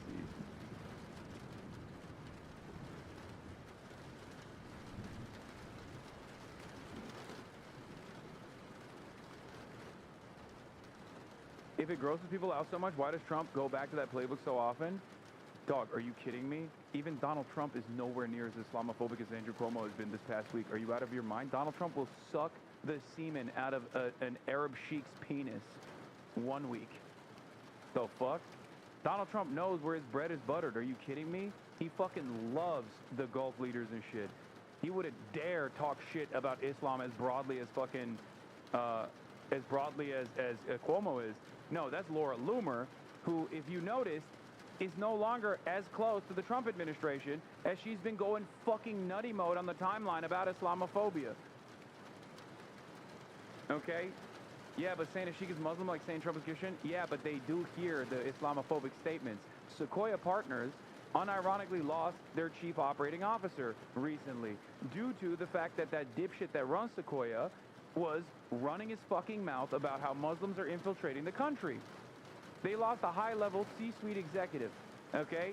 And not only that, but now a bunch of those Gulf leaders that dump fuckloads of money into Sequoia Partners are talking about how they're going to pull out. Because they're like, why would we give you our money if you're talking like this about Muslims and Islam in general? Yeah, that Sequoia guy always tweets about me too. He's a fucking freak.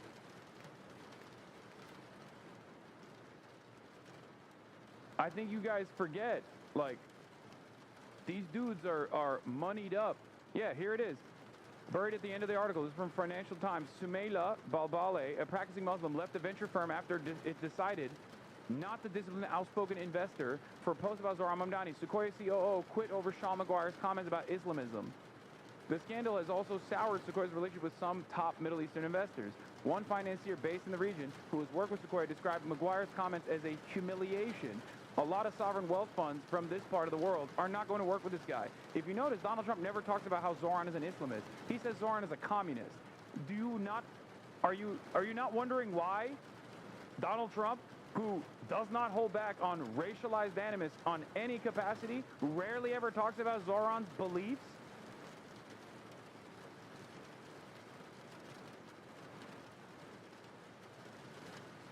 You don't fuck with the money. Andrew Cuomo is unironically more Islamophobic than Donald Trump is, in his commentary, of course. I'm not talking about behind closed doors or whatever.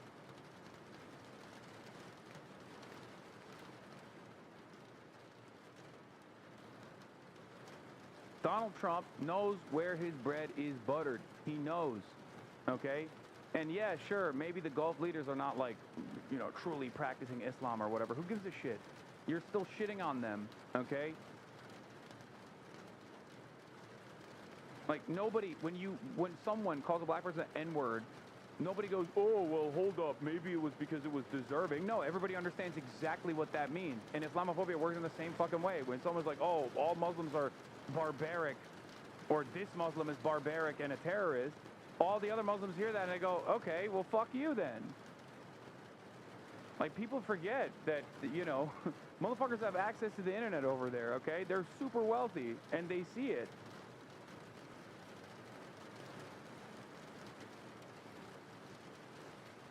A lot of sovereign wealth funds from this part of the world are not going to work with this guy, that's for sure. He is not welcome here, he said. You work for your limited partners and founders. You are entrusted with serious capital by investors, the person added. This is not good for the brand.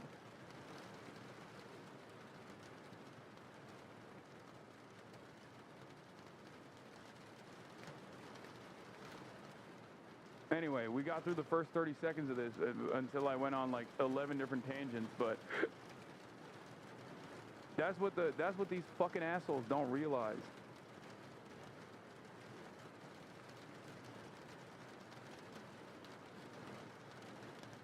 Crash Dummies coming at 4:30. Yes. Chances of victory, 93%. Yep. So, barring this doesn't go horribly, I think you're good. This is how we bring the numbers down. We got to get some parity here. We got to get Cuomo a chance. I want people to understand the selection's not over, so I'm going to tank this interview. If it's not an 85 by the end of this interview, we're going to work on it. Dude, you've done, like, I want to give you, like, a few compliments here. But they're also, like, very validating because I think, you know, every week I'm talking to Charlemagne and we're talking with the boys here on the pods, and it's like, we keep on saying, hey, Democrats, can you please just run for something and not against somebody? Yep. It is a very simple solution, but I think people at their core want to feel like their issues are addressed, you know, and their concerns are met. Not simply that guy bad. Yeah. And then you guys have done it masterfully. Obviously, you're a great talent, and your team is phenomenal. Zara, I know you're listening. You're great. You're great. You're great. Give us a little more time. You're great. You're great. But it was like it was really validating to see that. Yeah. You know, it's like, wow. If you talk about the issues people care about and say that you're going to do something about it, they will support you. What a fucking crazy idea. You know, it's also crazy. The things that I would say you inspire, change and hope. The last great Democrat, those were kind of his mantras, or however you'd say it. Change and hope, and that's what you inspire. Was that Hillary Clinton? Yeah, exactly. Yeah. And I think that's been lost a little bit. I mean, I appreciate you guys. I think it's just, there's been a lot of lecturing and not much listening. And, you know, we saw a swing towards Trump here in New York City in the last general election. Whose responsibility was that? Who the hell made that? What the fuck are we even talking about? Those guys. Yeah. I can't believe they did this. But you know, it was. There are a lot of caricatures of who Trump voters are, and in New York City, we saw the swing was actually in the heart of immigrant New York. And I went to Hillside Avenue in Queens. I went to Fordham Road in the Bronx, and I asked New Yorkers, who did you vote for and why? And I met the vast majority of them were Trump voters. And I asked them why, and it just came back to cost of living, cost of living, cost of living. And if I had spent that time lecturing them as to why they were wrong, as opposed to... You know, people cannot appreciate how awesome the Obama years were. Brother, don't even get me started. It wasn't. It's awesome in comparison to now. But that doesn't mean it was actually awesome, especially because the Obama years is what brought what we are experiencing now. Now, part of that was because he was black, okay? And a big part of it was, a lot of white people were like, yo, how did we let this happen twice, okay? They could not comprehend it. They could not contend with it. They were like, this is incredible. I cannot believe this guy literally is a Kenyan Muslim socialist communist, devil spawned black guy who was the president twice. What the fuck's going on? I will vote for the maximum racism candidate. Okay? That was definitely a part of the motivation, a big part of the motivation. But also on the other side, it was the end of whatever progressive momentum could have ever existed within the heart of the Democratic Party. It was the end of it. It was the end of times in that regard, okay? A candidate that ran on change and progress, that turned around and literally slapped on the most Clintonite policies, the most Clinton-adjacent third-way neoliberalism, a monstrous team of what does he call it? The League of what did he call it? He called it the League of Competing Interests or something. I forget now. I'm just in Hillary as well. No, not the League of Nations, dude. No, the team of rivals. That's what it was. The team of rivals. Thank you. Like, a lot of people forget the rug pull that Obama pulled because he was so charismatic he could overcome it. Okay? But he really did do that. He really did kill hope in some ways. Okay? But, of course, racism was a primary motivator as well, on top of everything else. But in any case, it was definitely a rug pull situation. Having said that, he was very charismatic and still is very charismatic. That's why I get so mad, because it's like, you could be using that for anything, dude. Listening to them as to how we could get right. Yes. Then we would run a very different campaign. And this is one thing I said I wanted to talk about. I feel like establishment Democrats don't understand a pretty simple thing. We want to vote for someone who might make things better. Even if the risk is it will make things worse. A lot of people voted for Trump because he might make things better, and the other person is saying, I wouldn't change anything. Things are not good. In New York, things are not good right now. The other guy, to me, is just saying it's the same, and you're saying it can get better. It's a privilege to maintain the status quo. You know what I mean? Like, like we're privileged. Like, it's very nice to know that we're going to be okay.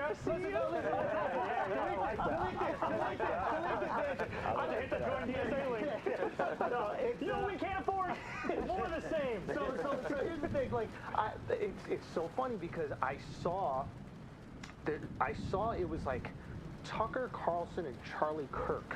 And they were talking about you. I don't know if you remember this. I didn't see this. But they were speaking, and it was almost like the shoehorn theory. Have you ever seen that, like, politically? What happened? Horseshoe. Oh, sorry. Horseshoe, yeah. So it's like... But you are shoehorning it. It is the horseshoe theory, which is, you know, stupid. But you are shoehorning it into this conversation. God, I hate horseshoe theory. I hate stuff like that, because it's so, like... It's just, like, such a classic... I want to fucking swing above my weight class ass thing that people use. It's like unimaginably reductive. It doesn't actually it represent anything real. Okay? And it's like a clear-cut example of just like someone trying to sound smart. Doors open. It's a maximum centrist mindset. What's the horseshoe theory? Yeah, you go far enough left, you become a right-winger. Like, there's extremes on both sides. It's just like a very silly centrist position. Okay? That's it. And people try to, like, interpret it. People try to interpret it in that way where they'll be like, well, go far enough left, you hate Israel. Go far enough right, you hate Israel. It's like, okay, yeah, that's right. That's what the fucking Nazis want. They want health care for everybody. And they want to uplift the working class no matter where they are, you know, around the planet, famously. The only person who abides by the horseshoe theory is Grant Plattner. That's it. There's no one else. I've never met another person who, on the one hand is like, I'm a communist, I'm an anti-super soldier, and on the other hand is running around with a fucking Totokov on his chest, okay? And is a Blackwater mercenary. I've never seen that. I've never seen that, and I don't even know if I'll ever see it again, okay? There is no other person that represents that. He is the true progressive mind in a MAGA body, a one of a kind. I think that they were basically saying that you were meeting the moment in terms of what people are concerned with, right? And it's obviously cost of living, and it's like, I think it's so specific. I think it's like, it's rent, and I think everything is derivative of rent. Yeah. And it's the #1 issue in the city. The number, bro, I started looking up numbers, because like, I think a 2-bedroom 6 years ago was the average 2-bedroom compared to right now, I think has gone up 90%. I mean, it's untenable, right? Like, and I think this is the thing that 90%, almost doubled in 6 years. That's great. How are people supposed to keep up with this? And I think what's so kind of to what you guys were saying, if the politics on offer is right now is as good as it's ever going to get, that's not good enough for the vast majority of people. And I think it speaks to how out of touch a lot of them are. Yeah, and I think it's just, you have, I spoke to a nurse who, after she finishes her shift, she drives for an hour and a half, leaving the state of New York to get to where she can afford a place. Wow. That's what you're putting working people through. People are living in Pennsylvania, Connecticut, Jersey City, commuting it. Dude, white people have to live in the outer boroughs. What's going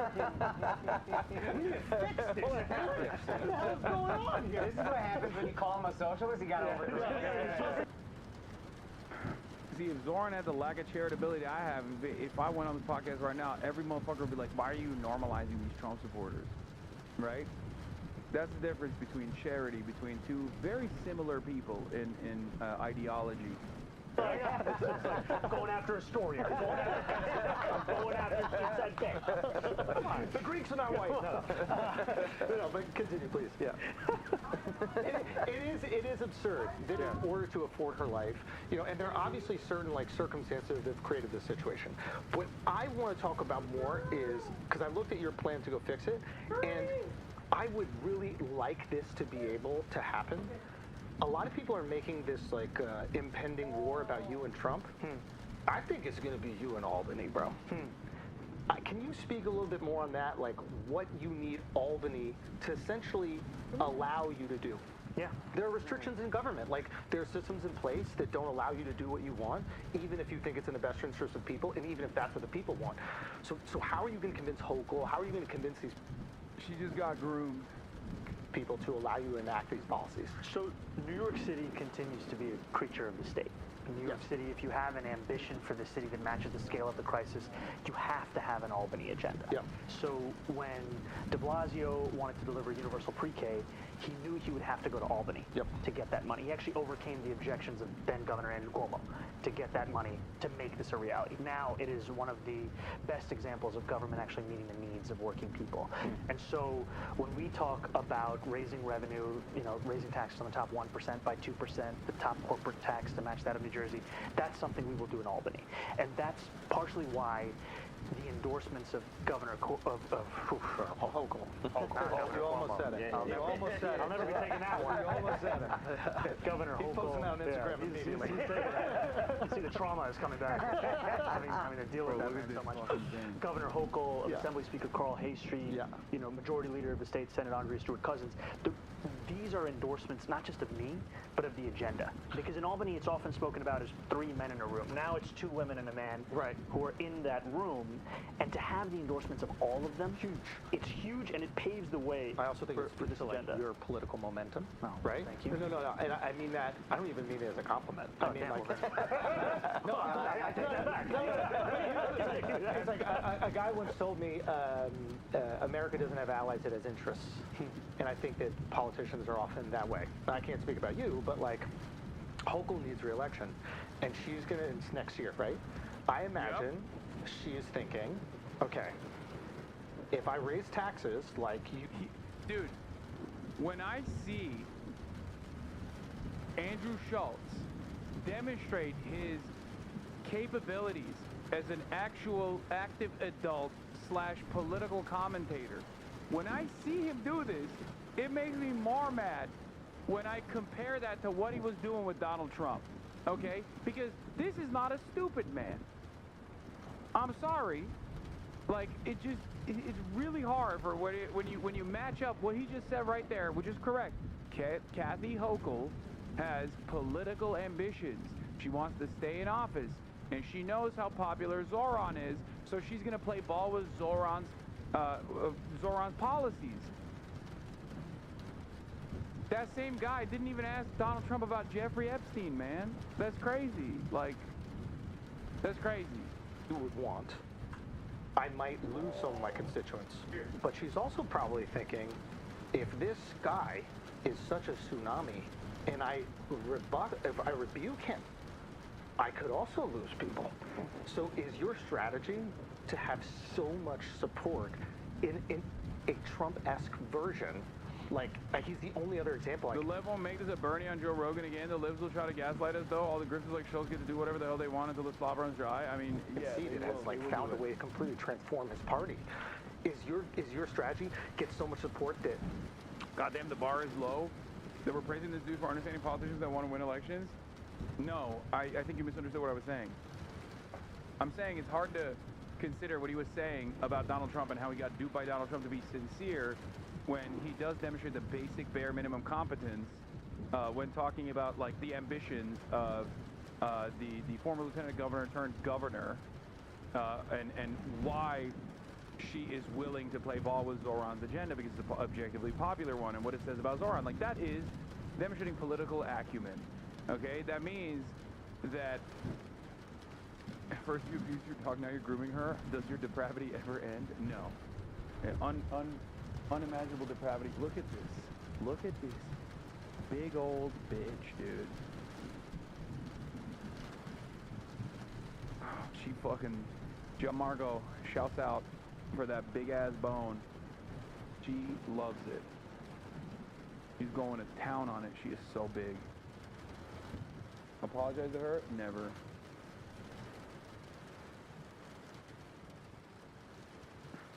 Only big old bitch is you.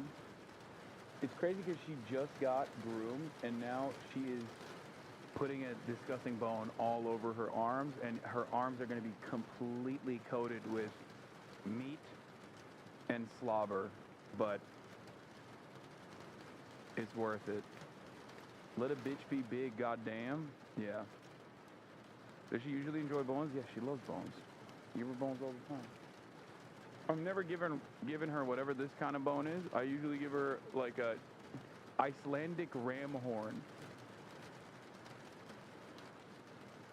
to add insult to the injury of Hasan Hasan mistreats her dog. I give her, as you guys have probably seen on the broadcast before, yes, Icelandic lamb horn, or whatever the fuck it's called.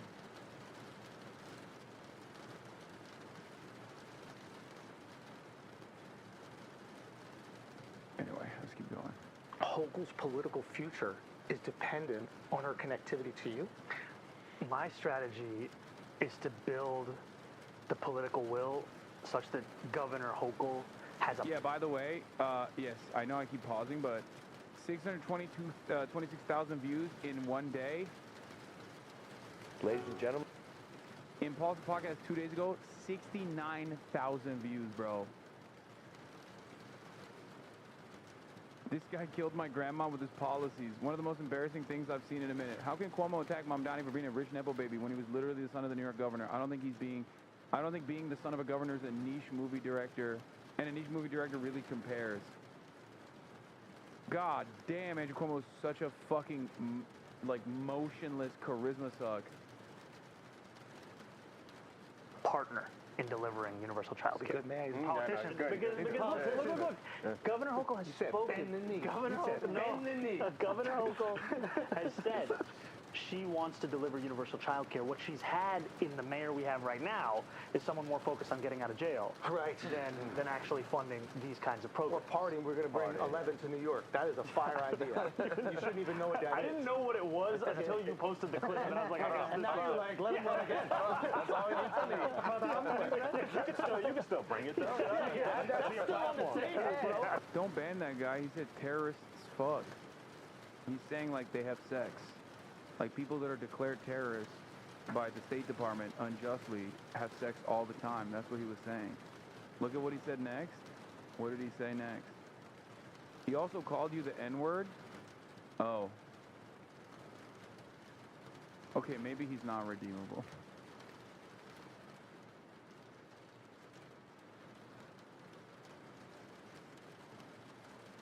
Nuclear?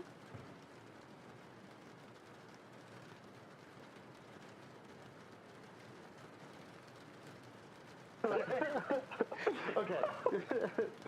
you were saying. So I think it's what are you using your political capital for? Because the same people who will say, oh, we can't afford free buses. We can't afford $700 million a year in making the slowest buses in America fast and free. I don't agree with that. I think you can. Like, no. Like, but here's the thing. Like, can I put that on the website? You can put whatever you want. Like, I also think this idea that like New Yorkers are going to flee because of a 2% increase. It's like I've been everywhere else. You're not going anywhere. Bill Ackman's not going nowhere. He's going to be in the Hamptons all fucking There's only one place to write those tweets. That's it. New York City. Exactly. Every character you want. AC goes out in July in Miami. He's sweating writing tweets. There's no way. He's spending more money against me than I would even tax him. That was the best line in the entire thing. That right there, bars. Best line. He's got those pithy one-liners down, dude. Every day it's like $1 million. It's like $1 million. I'm like, I don't even want that. You're going above and beyond. Okay, but so I don't think anybody's moving, and I honestly feel that way. And like I'm in the tax bracket. We're going to tax more. Like, dude, if you're going to deliver all this shit for 2%, give it. I'm 100% supportive. It makes life easier for New Yorkers. It's my one identity in my entire life is a New Yorker. It's the thing I care the most about. But what I will say is that I think that there are going to be people in government that are going to try to restrict you from. Why is he on with that racist? Because he's not a dumb internet leftist and someone who's serious about winning the New York mayoral race. Asked and answered. Let's move on. And I know that you're aware of that. So I'm like, how? And there are people that might disagree on economic policy. We can have like a philosophical discussion about like what economic policy works. I don't even know. I think that's like a waste of time. What the fuck do you do when special interest groups are going to be lobbying like crazy? They're going to say, I want to build 200,000 units. And then the second you try, they're going to be like, well, not in my neighborhood, I don't. Yeah. I mean, you have How do you do that? You have to be ready to take on these fights.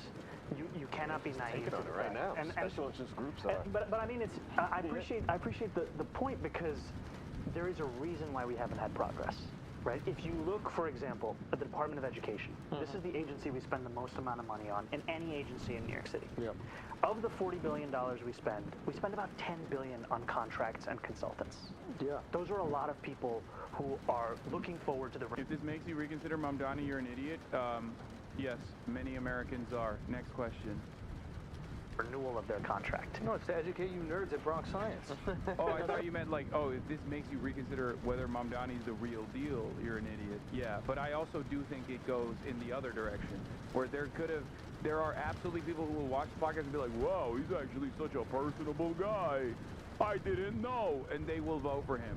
Because yes, no matter how dumb you think the median voter is, I promise you they are way dumber than you think they are. Okay?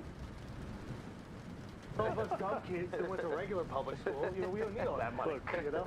Where'd you go to high school? Baruch College campus. What was your mascot? The Blue Devils. All right. Yeah. He's actually a white devil. A white devil. Isn't that funny? Who are you? I'm Edie. Let's talk about Segue. Segue. Get us back to Hochul. Get us back to Hochul. But here's my point. There are people making money off the status quo. And so there will be a lot of interest in retaining that status quo. Yeah. Right now, the city of New York will pay McKinsey a few $1 million to design a trash can. McKinsey's not going to be happy when I say we don't need you to design that anymore. Right, we can actually design that ourselves. The 2nd Avenue subway, which is the most recent extension of New York City subway Shut that shit down, bro. Okay, that's not where I'm going. Shut down. I don't know where Ain't you're nobody taking need a subway on 2nd Avenue. Why are you so against? Why are you and Curtis Sliwa so against the 2nd Avenue subway? Because we're from Manhattan. You don't want to get to 125th Street? Never go to Upper East Side. I went to middle school there. I went to elementary school there. You don't go there now. I know, but so I don't need No, the last place to get a subway is on the Upper East Side. They're going to be okay. They're not leaving. Bring a subway down to Tribeca. Wherever you are. Hello, is it working? Is it working?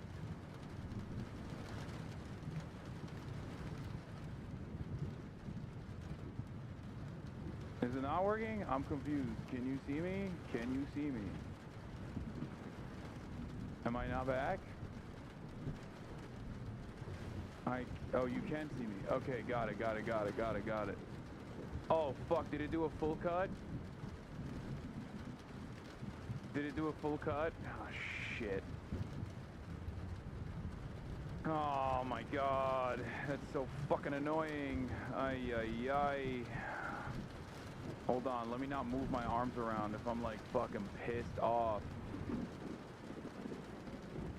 Welcome back, King. What happened to the IRL backpack? You did a full cut?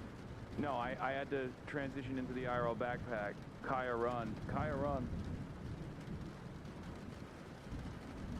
That's so lame. I fucking hate that.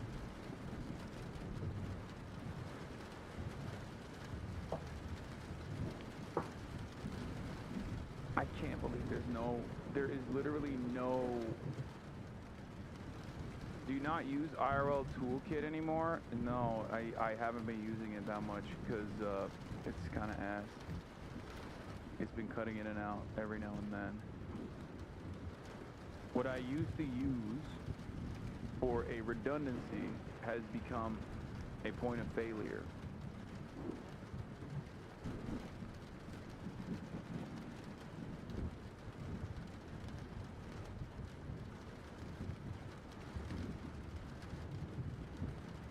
Might as well start the gaming now. Dude, I have guests coming, okay? Calm the fuck down. How is the internet so bad in Hollywood? It's just really awful. It's just really fucking awful. There's nothing you can do about it. There's nothing you can say about it. Another reason to fucking move to goddamn New York, bro. I hate this shit. I hate this goddamn city. I hate this goddamn stupid ass fucking state. I hate this stupid fucking infrastructure. It's so ass. Guest on stream or guest personal life? No, Crash Dummies. I have guests coming over. Yes, I have a fucking business line. It doesn't matter. It's still ass cheap. Anyway, all right, let's continue. I think we got to go from 96th Street to 120th. Did you just hear what he says? He goes, No, it is wrong. That's a good point. It is wrong. That's 8 blocks mathematically. Why are you trying to build more white people subways, man? Look at this. Look at this. So you were fine with the 2nd Avenue subway, 72nd, 86th, 96, but you don't want to go to 125? I never wanted it at any of those stops. Here's my point. I've always been against the 2nd Avenue subway. They want to live over there and make them walk. I dated a girl over there. That shit was horrible. I had to walk if they gotta walk. I was walking at York Avenue in shorts. I feel like York Avenue. December. You know, put an 11. Put an 11 on the 2nd Avenue subway. Use the pole. Here's his point. Here's my point, though.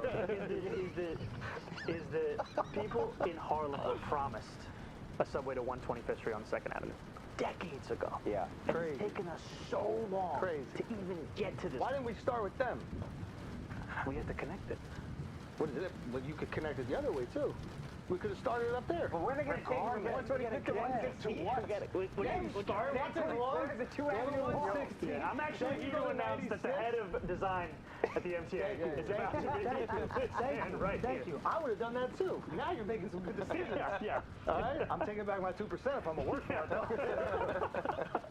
No, I hear what you're saying. You got to connect it to 51st Street. But I think the larger point here is, though, that like when they did the first phase of construction for the 2nd Avenue subway, the MTA spent more money on consultants than construction. Yeah. So this is part of the issue, is that you're right that we're going to have to transform the inner workings of government, and that means ending a patronage politics. There are a lot of people who have jobs more to do with who they know than what they do. Yeah. No, and that's not specific to Eric Adams. And it sounds like you want to create a Department of Government Efficiency. Kind of sounds like. I said I was in favor of it. This liberal cuck when it was a Republican idea, hated it. And now I'm in favor. Now look at him nodding. We are not going to judge people who like to watch others have sex with their wives. That is their... I'm bringing it back to efficiency. Okay, sorry. Bring it back to waste. Some people say that's efficient airways. You can wait for Andrew Cuomo to have these other conversations. You know he's going to love that. Okay, go. But here's my point: is that it is sad that we let someone. No, there's fucking 25 to 30K people in here. It's just once the stream cuts out completely and then reboots, it tweaks your numbers for the rest of the day. Like, it says 0 people in here. Like, look, here's the chatter count. 25,260 people in the chat right now, which means there's probably around 30K people watching. But, with the lurkers and whatnot. But once the stream gets cut in and out, the numbers will be perma-stuck. Like Elon Musk, take the words efficiency, fraud, as if they are right-wing concerns. I agree. These are actually the concerns that should be at the heart of a progressive politics. Yes. Because I want to increase taxes on the top 1% by 2%, and I also want those same New Yorkers to be able to look at that increased revenue and say every single one of these dollars is being spent efficiently. Yeah. It can't be in and of itself the reason why you do it. It has to be what you deliver with that. I think like Doge was universally supported before it became what it was. But the idea... Well, it was never actually intended to fulfill the intentions. Yeah. But the intentions... The intentions are right. I think most people agree of it was great. Let's eliminate it. Okay. I love that. Guys, generational triumph. Does this mean you get less money at the end of the month? No, it doesn't. I don't. The Piker Broadcasting Service is sponsored by you and entirely, exclusively for you, the viewers. Okay? There's no ads on the Piker Broadcasting Service. The viewership numbers don't fucking matter. If you want to, at will, no obligations whatsoever. If you want to subscribe to support the show, to support the stream, you can. You can do that for free with the Twitch Prime. You can do that by gifting a sub if you want. I believe it was like 35% off earlier. I don't know if it still is. I don't know how that fucking starts and happens every now and then. But having said that, there's no obligation to subscribe. You don't have to if you don't want to. I guess it's not 35% off for gifted subs. Sorry. It was a treasure train. It's random. Oh, got it. But yeah, the only revenue stream I have is this. The only revenue stream I have is my own paid subscribers who voluntarily subscribe, for the record. You don't get any like extra benefits. I guess the maximum benefit you get now, which is platform wide, is if you subscribe or you have a subscription, you can rewind the VOD.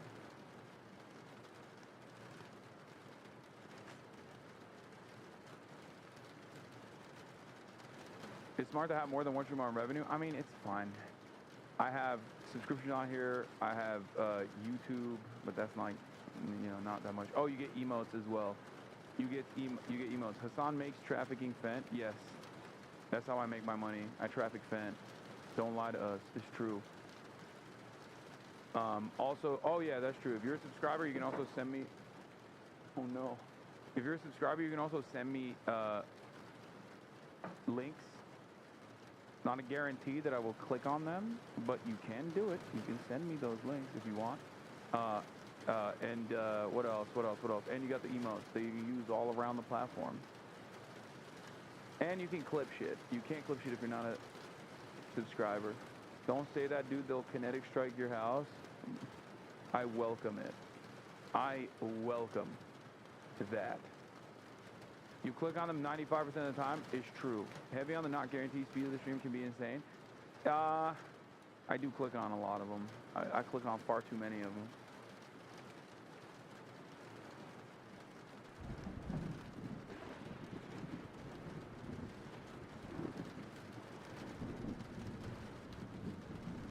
All right, everybody, stop sending me links right now. We'll see you there. So if rent is the most important issue, which I think we all agree, it's like fucking absurd. The rent freeze was like incredibly effective communication, right? This idea, because everybody else is talking about, we're going to build all these units. When you're drowning, you're not worried about like someone building you a boat. You need a life vest. I get that 100%. I think that makes sense. You correct me if I'm wrong, but I think that you can do that to like about 50% of the units in New York. Yeah, because those are like apartments pretty much. They're like the rent stabilizer, rent controlled. Yeah, about 2.5 million New Yorkers live in these kinds of apartments. Got it. Yeah. How do you offer relief to the other 50%? And let me just clarify with people listening, like those other 50% aren't necessarily people who are wealthy. They're just living in market rate units. And I think that work here, and they just didn't have the ability to get one of these, rent controlled units. And so I'd first say there's rent control, which is a very small minority. The vast majority of what we're talking about is rent stabilization. Rent stabilization means there's a limit on how much your rent can increase every year. It's not what your rent is, what the increase will be. And it's all determined by a board called the Rent Guidelines Board, composed of 9 people that the mayor appoints. You can appoint them? Yes. But I think the appointing process might even take a little bit, right? It's not like day one you do it? It's each of these terms are on kind of a rotating basis. Got it. And there are a number of these terms that are open right now. Got it. So you can point some, and there might be some people that are empathetic to your philosophies already. Yeah, because they actually did a study. That same board, under Eric Adams, did a study. It found that landlord profits had increased 12% of those units in the same year that the median household income of tenants of those units was $60,000. And with that information, they decided, let's hike the rent again. So it actually doesn't have to do with the data. Got it. But the point that you're making is right, which is that we have to have a housing policy for all 8.5 million people. And that's why you couple a rent freeze with construction of 200,000 truly affordable homes. The reason I say truly is because, like, I represent Steinway in Astoria, right? I'll call a constituent, I'll say, there's a new affordable housing development coming up. Do you want to apply? They'll say, how much do I have to make? I say $140,000. They hang up the phone. Yeah, affordable housing. Because how do you make it work? How do you, what is this? They posted this about you and then Anaphase fucking said, how could this? Yo, I can't believe it, bro. Why the fuck am I letting my moms do layups here for dunks like this? What is happening? Can we get for real for a moment? What the fuck is wrong with you, dude? What's wrong with this goddamn stream? What's happening here, dude? I don't need haters. I got them all in here every fucking day, okay? My biggest haters.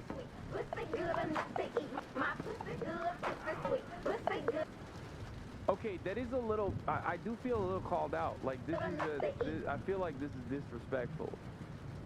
Like, down to the fucking wide shoulders, the length, the height, and the appropriate size head that looks kind of small because the shoulders are wide, obviously. Otherwise, it's like a normal size head. Everyone is saying it in the chat. Everyone is saying in the chat how normal the size of the head is. It just looks like that because of the shoulder width. That's what it is. Fashion sense is better? Okay, dude. Okay, dude. You're going to afford that, right? Yeah. And so my point is thinking about affordability more with the median household income in New York City, which is $70,000 for a family of four. I love it. So you have to increase that, and you have to make it easier for the private sector to also build. I agree with you 100%. Like, I think Ezra Klein put out a great book that I think that he's been, like, unfairly maligned by a lot of people on the left, but, like, where he's just going, hey, I appreciate Democratic policies. I want to implement them. I think they're better for people, but there are certain things that we need to remove so that we can be competitive in an open market. And I think that there's a truth to that where, look, I'm somebody who believes in the public sector. I believe in regulation. Yeah. I also believe that if I can't give you the reason for the regulation, then it has no reason to exist. Yeah. I cannot justify a restaurant giving the city every year $25 for the right to sell a frozen dessert. That doesn't make sense. Right? That is something that should be eliminated. I cannot justify someone who wants to open a barbershop filling out 24 forms, going to 7 agencies, and then attending 12 in-person events. Yeah. That does not make sense to me. Right. So I think that there is a truth to some of the regulations we've created have made it far more difficult to build housing. Yeah. And even the justifications we used back then are not the ones that have been borne out today. So we need to change those. So how do we, first of all, I completely agree. And as like someone who has someone renovating above me, please believe, I like the fact that there is regulation. You know what I mean? Like I have a kid who's 21 months old, it's like they want to sleep, and if somebody's just going to be banging, 21. This guy's Oh, God, Zohran, what the fuck, my boy, what are you... Oh, no, brother, come on, you don't need to do all that. You don't need to do all that. That is such a fucking unk-ass move, bro. That is unk station. All right, speaking of which, crash dummies are here. Rich, coming from you, brother, that is not something I would do, okay? I don't code switch like that. I don't code switch like that. Sometimes I do. Sometimes I do code switch, but like that's a whack ass code switch. What's good? What's good? He's such a fucking millennial, dude. That's crazy. What's good? Pull some chairs for you guys.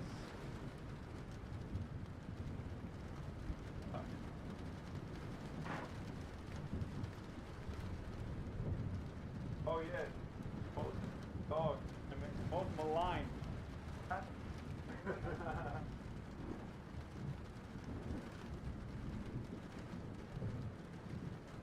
Yeah, we need one other. Yeah.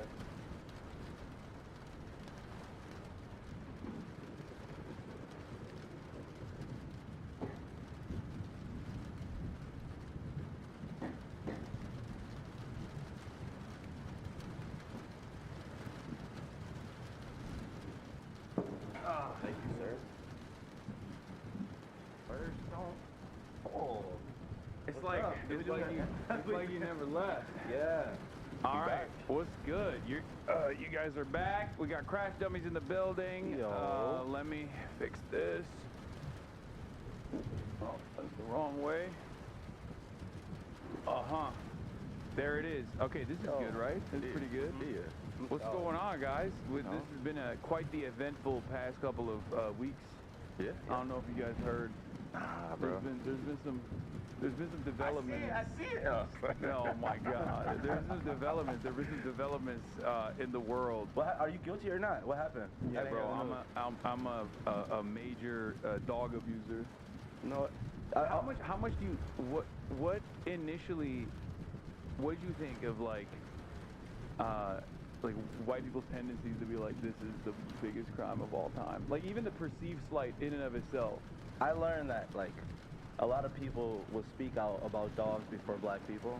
Oh, 100%. Like this is the most outrage I've seen. Yeah. No, they're like, Donald Trump is like arresting like people for looking like Mexican on the corner of the street. And everyone's like, yeah, it's fine. Yeah, get him out. There's too many of them. But then they're like, this is a dog. This is a dog that's being abused. Oh, I've never got I got so much hate. Yeah, that's called a slur. Hard ER. Yeah. I wonder how much he's paying these. He's probably hard good. ER. Yeah. That's crazy. I think that was hilarious. There's no S on it. He was for sure talking to you. Oh, he was just saying. That's crazy. That's crazy. Yeah, it's shouts out to Los Polios. He was the one who said that, I think. Oh yeah. Oh yeah. I forgot. I was like, I just woke up and I tweeted that, and I'm like, yeah. I woke up from a nap and I'm like, you know what, Los? Yeah, I don't like that, bro. I don't like how they coming at you like that, bro. I mean, it is what it is. It's just like they've been looking for anything. I mean, they've been calling me a terrorist for the past 2 years. That's every so crazy. single day. They've been waiting on something. They were, but it's crazy because I feel like a lot of people were just like maybe not comfortable being like, yeah, he's a terrorist, but they were like, oh, dog abuser, we found it. We found something. We found At least that one was something. consistent. Yeah. But and you've been on the internet for a long time. Yeah. You said some questionable stuff in the past, I don't know what you're talking about. Okay, Andrew Cuomo, he's been bringing me up. I just feel like that's like this one was like the first time I've known somebody get some internet backlash, and like I've seen firsthand how this is not the truth. Yeah. So it was like, it was interesting. Yeah, it doesn't matter. You will never be able to convince anybody. There's like, it's so funny because like the shit that I saw was people being like, it's abuse. What kind of dog is forced to stay in one area and sleep for 5 hours? I was like, every dog. Yeah. Have you been around a dog? Yeah, that's they love sleeping. A lot of people that complain probably crate their dogs all day when they're at work. Their dogs are like living inside of piss and shit as they go and work in a fucking cubicle all day, being like, this is the worst abuse I've ever seen in my life. Yeah. But anyway, we're not okay, I will say that. Even though the dudes that are making the videos are weirdos, some of them are talented, obviously. That's how they got, like, their following. Yeah, the memes are funny. I'm not gonna lie. I'm not gonna lie. I woke up at 2 a.m. during this beef one time, and I wasn't, like, really paying attention to, like, the videos. I was like, oh, shit, did Hasan do it? I got scared. I said, oh, fuck. We all going down for this shit. I was getting my speech ready, like, fuck y'all. Bro, dude, like, it got to a point where I was like, damn, am I like a bad dog parent? Like, what the fuck? Like, it started making me question myself, especially because it's like I was like, am I actually like a mean or bad dog parent? Like, I couldn't like, at first I was like, this is fucking ridiculous, but then they fucking kept gaslighting so goddamn hard that I was like, man, maybe I'm just a shitty dog parent. Yeah. It's funny because if you would actually do it, like me and Mike probably have to go work at McDonald's, you know? Yeah. It's over for us. You're like, no, I actually don't think our audience really like. Yeah. We're not in the stream. We're not LA either. Yeah, I think it's so different. Also, what you think, bro? The way that this has been blown out of proportion is, unironically, it's like if I punched Kaya in the fucking mouth on camera, it would probably be worthy of this level of response. Yeah. Like, or it would have been above and beyond for even something like that. You know what I mean? Like people have been really pressing it nonstop. I mean, they're still gonna keep pressing. Yeah, you it probably going. got a good like month, and there's gonna be like, when you're on the internet for a long time, there's so many different like angles and factors for things. Oh yeah, you guys are gonna get yelled at because you're gonna get yelled at for because I'm anti-black too. Anti-black? Yeah, I'm anti-black. Sometimes, like, when I cut to the basket, you don't pass me the ball, though. I'm not gonna lie. That's okay. And I did rupture my Achilles. Selfish. I did rupture my Achilles. Don't bring that up. I'm all good now. No, this is gonna be a clip for sure. I injured. Yeah, he got injured in my vicinity. Yeah, a life-changing injury, not just a normal injury. True. I ruptured my Achilles playing basketball with freaking Hassan Piker. That was a casual Thanksgiving game. Yeah. Oh, in the holidays. Yeah, that's true. Doesn't like holidays. That was fucked up. Add it to the list. I felt so bad. How's stream been today? Pretty good. We had a regular daily fucking Los Angeles ISP dog shit infrastructure moment where the internet cut out. Oh damn. And then I brought it back with the bag as you guys were coming. Otherwise I would have been like, I'm fucking done for the day. But since you guys are here, I was like, no, we got to keep going. Hey, but let's go. What are you guys up to? What are you doing out here? We just shot a lot of podcasts over there at TMG Studios. Shout out to TMG. Doing a lot of collabs. We did a haunted house escape room. Okay. Yeah. It was good. It was good. Did you like it? Yeah, it was.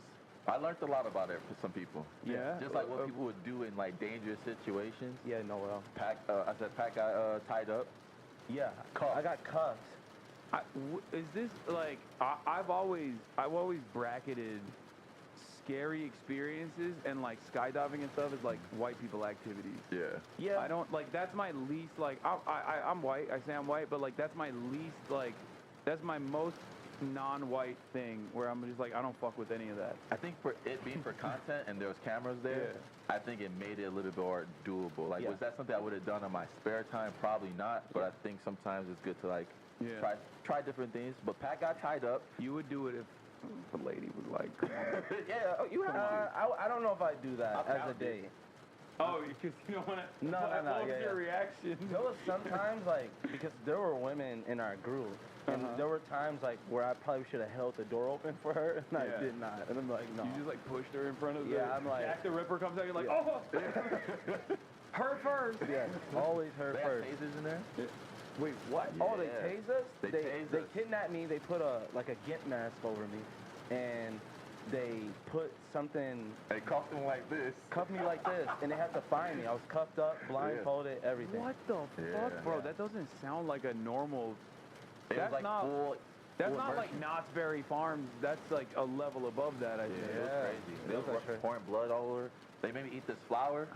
And it started making me like salivate. Yeah. Like I was spitting everywhere. And then you disappeared for like an hour, but then you came back. I think when it comes out, definitely we'll post it somewhere. Yeah. But they'll post it somewhere. But yeah, you gotta try it. Absolutely you have to do it for not. stream. Absolutely not. They'll drag you by your feet all the way to like this little tunnel and then close you in a casket. I don't like any of those things that you're describing. I feel like that's the even for content. I'm like, I don't want to do that. They would want to see it. I would rather go to like a protest and get shot at. Than do some shit like that. Every time I see him get that press jacket, I'm like, oh man. I would rather do that. That's like way more. I don't know what it is. I just like I don't like getting jump scared. Yeah. But I feel like with that much group of people with cameras, it kind of takes a little bit out of it. Yeah, like, you'd be good. Like the cameraman was exposing some of their hiding spots because it was like, wait, why are you filming B-roll there? To be fair, I did get lit on fire before. That was fun. That was cool. When is it? Is there a video? Yeah. But it was like, I mean, it was professional. I was prepared to do a haunted house. I mean, but that one was a cool experience. Like that was also a very, like it was professional. Hold on, let me. What's the chat? On fire. Wait, oh no, that's like, my react to it. Where's the? Shit, let me see if this is like on the OG. Nope, of course this is one of those bot channels, so it doesn't have the actual original video.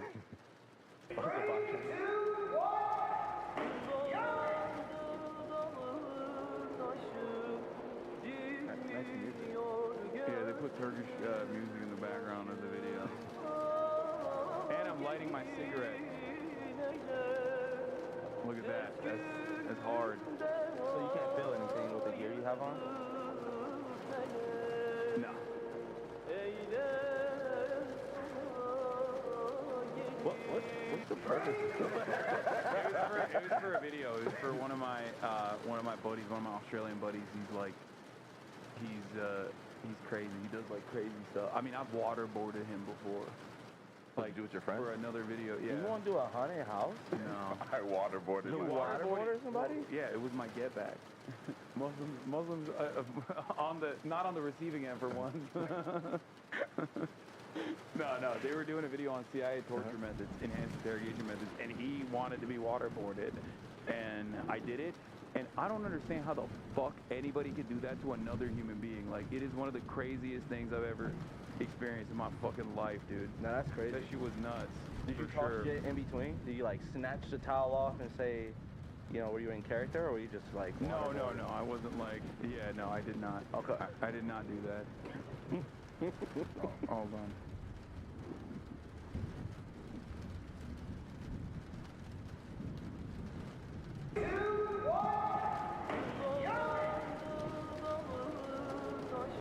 Okay.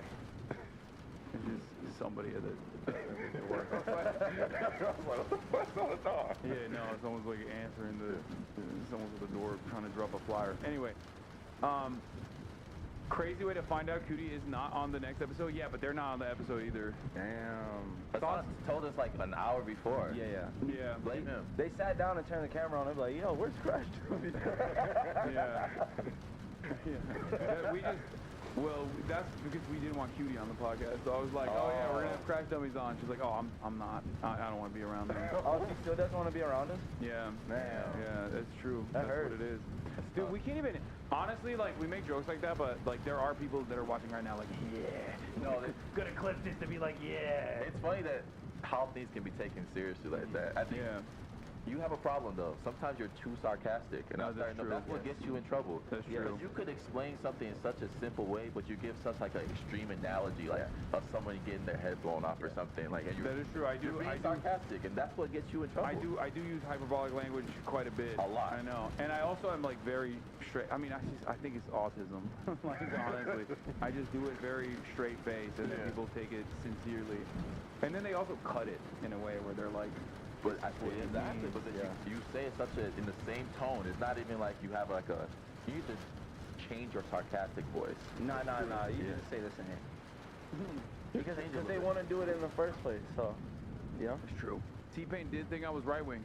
How was that, by the way? Wow, really good. T-Pain thought you were right. Initially, like at first, thought I was right wing because I would always wear like the Trump hat. Oh. And I would stuff like that. Yeah, I think that's fire though. Yeah, that's what I mean. I was doing it as a joke, as a meme to create this like exaggerated right wing character. But it's like, it's also impossible to exaggerate the right because they're so fucking insane. So anyone who's doing an exaggerated version of that is just like a regular right-winger now. Yeah, and that's what they're going to believe because they're exaggerating already. So when you exaggerate, they're going to be like, oh, that's his real take. Yeah, there's people in here. Look, I thought you were a right-winger before October 7th, lol. That's crazy. No, that's so There is also a lot of people who are, there's just like a lot of woke people that are younger and they don't understand. Maybe they didn't like socialize normal with other people, so they just like think anything that's like perceived as a minor slight is like, this is indicative of this person's like racist opinions, and then that shit goes viral on TikTok, stuff like that. And then, you know, a lot of people that don't know who the fuck I am go, okay, well this guy must be a right-winger. Yeah, I'm so glad people don't take us that serious. There'll be so many clips where people, someone called it, why did they call us sexist? Because we did what? Oh, so we said we wouldn't want to argue sports with our girls. Yes, and I say like in depth, like that's just not a conversation that I want to have with my girlfriend. I'm sorry for the misogyny that is being demonstrated. That's all it took for me to disavow the CRASHDUMMIES podcast. What was I oh, speaking of sports though, I'm not very knowledgeable on sports. There's a big ass sports story that's popping off right now, and I wanted to lean into your expertise on this. Okay. I suspect you know what I'm talking about. Wemby is the GOAT. Oh, the new GOAT. Okay. No, that's not. He did go off though. Yeah, he did. Okay. He is. I was watching it this morning, like on stream. It's like, it's inappropriate. It's so crazy. It's inappropriate. What he's doing, and that's like versus Anthony Davis, which is insane. Yes. And he's making Anthony Davis look like me guarding him. Yeah, like, he's crazy. making Anthony Davis jump on his pump fakes and then also fading away. And it's like impossible for him to reach him. Yeah, that's one thing I don't like. So like, if we're playing basketball and a dude is really good at basketball, don't fall for his simple moves and make us all look stupid. So PJ Washington jumped at a 7'4" man, rising up for a mid-range. Just stay down, buddy. Like, what else? Because you're not going to get it. It's like, what are you doing? What are you doing? A Wendy pump fake should not ever be falling for outside of the paint. At that point, you just try to do one of these like street ball moves, like oop. Something like try to like tickle his balls or something. Like he's going out street ball. This is my kind of street ball. No, I'm just saying, you're fucked. There's nothing you can do. He's going up there. He can basically drop it in from on top of you. You just go, okay. They're finding out 2 business days later they were dunked on. Yeah. Like, they're watching film like, whoa, he dunked on me. Dude, it was so funny. The fucking announcers were like, this is like playing basketball with your dad in front of the garage. When he just slams it down. He's like... Those are that's so crazy. But it was the Chauncey thing you're talking about, right? Yeah. That's what it was. Like, you know that's my favorite basketball player? Isn't that crazy? Wait, really? Yeah. For his crimes? I kind of like, his crimes are kind of swaggy a little bit. You know what I mean? Like, he wasn't gambling on the games. I think he was like, what was he doing? Like, cheating at poker events? I don't even know exactly what took place, and I don't trust the FBI at all, and I especially don't trust it nowadays. So yeah, when Captain came out, I was like, oh, they're innocent. Yeah. Okay, but that's there they go again. The thing I don't like about it is like we've heard about Chauncey Billups and Terry Rozier, right? Mm-hmm. And like obviously they're black men, and if they're guilty, whatever. But they keep saying mafia, and there's not one picture of a person from a mafia in the news. I just keep saying Terry Rozier. Why is this? Bro, and the worst part about it is like they're using, like his defense is, no, I'm that ass. Like I'm actually that bad at basketball. Like I wasn't throwing. No, court is gonna be hilarious. Yeah, he's gonna be like, Your Honor, I suck. Like actually, I'm not very good at basketball. That's his defense. The sports gambling world's getting crazy now. Especially all these NBA players. Yeah. NBA, NFL, betting on games and stuff like that. Oh, you know what's gonna be fun? You know how they call expert witnesses in court? There's going to be an NBA coach that just called as an expert witness for Terry Rozier. Just like, is this a basketball player right here? How good would you say he was? It's going to be tough. I would say I've never seen a guy turn the ball over like this. Guilty. What is this? They tried to link LeBron to Jones because Jones got intel on injury report of LeBron before anyone else. Yeah, I saw that too. Wait, what? They're coming after my GOAT? Yeah, this is what it is. Terry Rozier guilty as hell. Oh my God. See, that's almost believable. Oh, he put his head up. Oh, he lied. He said. Oh. That one. Okay, those two are irredeemable. Like those two. Like he just passes it, and he's not even making an attempt. Like that's crazy. You wanna know? Come on, bro. He's rooting for the guy shooting the pull-up three. Look at his face. It's almost like, oh, I hope you make this. Watch this. Come on, bro. Shoot that. Yeah. Yeah. That's 35 grand. This is all in one game too. Yeah, this is all from one game. Yeah. Oh, yeah. That's kind of like a real turnover. Yeah. Some of these are just he's ass. Like that one, it could be that he's ass. The three-pointers are crazy. Those ones are gonna be hard to prove. The attempts. Yeah. That's what he should have kept doing. I don't know why he would ever drive or turn the ball over. He missed that on fucking purpose. Wait, what the Why fuck? is he jumping at the defender? He doesn't even shoot like that. Yeah, it's just.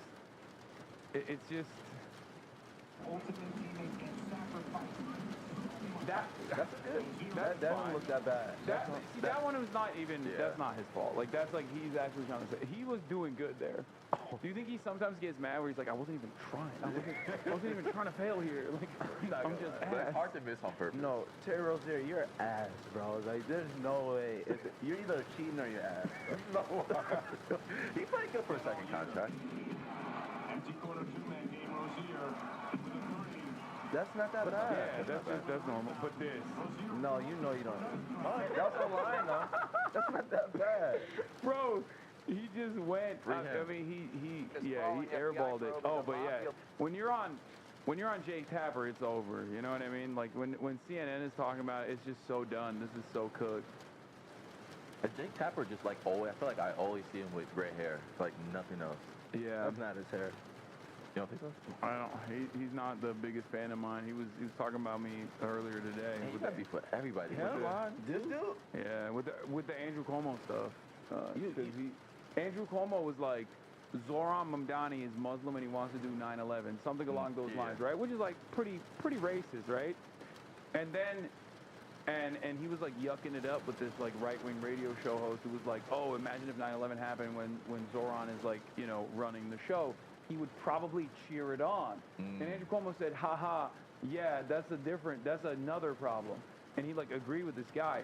So everyone's like, hey man, you're being kind of fucking racist. What's that about? And his retort was, well, Zohran was on a podcast with Hasan who said America deserved 9/11. That was his response. That's crazy. So he didn't even defend himself? Yes. No. Oh, there's no excuse, huh? Crazy he does not, writing. Yeah. He does not even remotely try to defend himself. He just goes, you know, I'm gonna bring another Muslim guy into the fucking conversation, and then connect him as well to 9/11.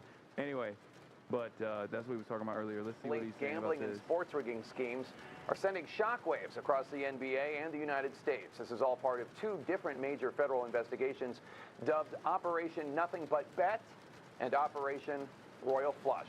The accusations in the indictments are rather shocking. Names, bro. Do you remember the NBA YoungBoy one? It was like never free again or something. Oh, yeah. Like that's disrespectful. Mafia. They definitely outsource to that. You think there's still real life mafia people out there still? Yeah. Yes. Yeah. For sure. And I think. I guess it doesn't. I think when I think mafia, I'm just thinking movie. I'm thinking suit. You're thinking Italian. Yeah. Yeah, that's racist. Is it? Yeah. That's racist against Italians, bro. I feel like mafia sounds cool though. No, I feel like there's definitely still a lot of mafia. Bro, what do you think? What do you think half of the fucking mattress stores are owned and operated by? There's so many businesses that you're like, what? Why are you laughing? What are they doing? And I feel like they use it as a front, like to clean the money. I've never seen anybody in there. Is it the mafia or is it just organized That's what crime? I mean. Yeah, I mean, but that's the same thing. But what makes it mafia? Oh, what makes it mafia? It's like some. Is it just them being Italian? It has to be heritage. Like it has to be passed down. I think mafia just is organized crime across the board is called mafia, but I think it's just like most commonly referred to Italian mafia as like that's what it is. Like Italian organized crime is called mafia. Yeah. I just feel like it's a more established, like, yo, we a mafia now. Like after being a gang for like 5 years, everybody's like, hey, we haven't been to jail in 5 years. Let's go mafia, man. Let's do it. Exactly. That's how you level up. Cosa Nostra. But like you said, you don't ever see the people that are tied to what mafia. Like they just said tied to mafia. Yeah, like where, like what? Give us a couple. Mafia. You think they're mad? They're like, come on, bro, name us. We didn't do all this shit for to not get recognized here. That's fucked up. The scary part is like, I always thought about like being arrested by surprise, because usually most people are never going to be important enough to be arrested by surprise, right? Yeah. They're like, I feel like you have to do that with people that have money. You got to kind of storm their place and then arrest them so you get the evidence. like a flight risk. Yeah, so it's like Chauncey Billups was coaching the night before, and he's probably like feeling good. And I think there's like a clip of him saying like a I'll never get arrested. It was like what? It was like where the chips may lay or something like that. He said that like during a press conference or something. So it's like crazy. Also, he knew the investigation was happening. I don't even know if he knew, but it's just weird that he said that. The play on words, I think, kind of went with what was going on. What the fuck? He just randomly talks like that? What did they say Chauncey was actually doing? I don't fucking know. I have no idea. It was like... It's poker though. It's not. His is not games. I'm Pablo Torre, and investigated Malik Beasley, Moose, and the NBA gambling scandal. Yeah, that's from 3 months ago. God damn, bro. Yeah, Malik Beasley was a... He is fucking on it, dude. Elite Hall monitor. Highlights too? Which one? The highlights from like what they were saying. He was like, because you know he was getting investigated too for betting on sports on the games as well. Oh, I didn't know that. Malik Beasley. Malik Beasley was. Oh, he's not guilty though. I only saw the Kawhi stuff. That was really funny. Yeah, like that stuff. Yeah. I wonder, is that I wonder why NBA teams can't do that. I don't see any problem with that. Yeah? You think they should just like abolish the salary cap with like side deals like that? That's what baseball is on, right? I don't know. I mean, I assumed everybody was doing it. When I found out, no salary cap in baseball. No, I meant like, I know that there's a salary cap, but I assume that every NBA franchise was already doing under the table what deals. they were saying Kawhi Leonard's doing. I think they are. And like they said that with Andre Kirilenko that one year. Do they? Yeah. Anytime I see someone take a pay cut, I'm like, no way they took a real Back pay. off, Kawhi. He's working 2 jobs. Yeah. It's a no-show job. You know what the craziest part about the Kawhi story is? Like, it's easy to redeem it. Like, you could just post a couple times, and he just refused to do it. It's crazy. For like what, 50 million? You're not gonna post? No, that's so crazy. Well, I heard that company as a whole was scamming though. Yeah, but even then, just like at least to cover your own ass, you should be like, I'm posting all the. I love trees. Take a couple photos of trees and be like, oh, this is. Hi, I'm Kawhi Leonard. And I love trees. For 50 million, you can literally create the fake company. You would think that would be in the budget. Like, yo, we're gonna pay you 30 extra million, but we're gonna take 3 million away to actually create the company, and we'll just give you 27 million. Like, so we don't get caught. Like, let's make this a real thing. Sportsbooks caught Terry the first day, but the NBA let him keep playing. Terry was in the news. The NBA at some point is going to have to explain why Terry Rozier was allowed to keep playing. And because he's so good. Like, he has to keep playing. He's legendary. I want to point something out. You're like, we have parlays. The sports books caught the irregular betting on Terry Rozier the day it happened, the morning it happened. when all of a sudden there was hundreds of thousands of dollars coming in on Terry Rozier unders for a relatively meaningless game in November. I'm sorry, in March. They let him go on, so because who wants the main person to be Terry Rozier? Like if you're in the FBI office, you know they want the clicks. So they're probably like, who is Terry gonna lead us to? Oh yeah. Yeah, they wanted it to be LeBron so bad. You saw what Gilbert Arenas posted? What? You know when Gilbert got caught with doing all stuff too? Yeah. No, not even the poker ring thing too. So they let him out like the same day or the next day, and he started joking that he's an informant. Look at his Twitter page. Go to Gilbert Arenas. No. Yeah. So he like had like the lunch bag. It said informant lunch on it, I think. Chauncey Billups. Does anyone have that? This was basically Chauncey. He was David's. Does anyone have the Gilbert Arenas post? He said informant. Okay, nobody's linking that. But Chauncey Billups, poker scheme details involving Chauncey Billups, backed by multiple mafia crime families. Mafia crime families. Families. So multiple families, not one picture. Crazy. Yeah. Altered card machines, hitting cameras. Oh, Gilbert Arenas got that informant lunch special this morning. That's fucking funny. Bro snitched on the mafia and is basically telling them what you gonna do about it. That's...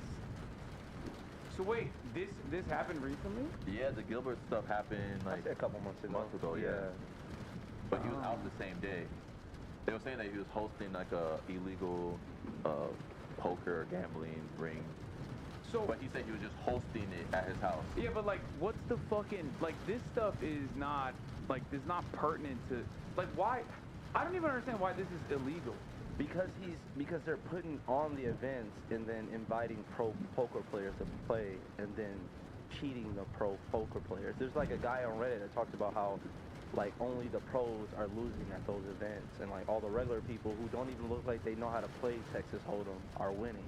And it's like I feel like casinos just don't like when people are making money elsewhere. Yeah, I think that's like the main, like the main incident. The main incident is that, I mean, it's fraud. I get it. It's like you're throwing a fraudulent game, but like, I think hidden cameras and poker chip trays, special sunglasses, contact lenses that read pre-marked cards, X-ray tables that can read face down.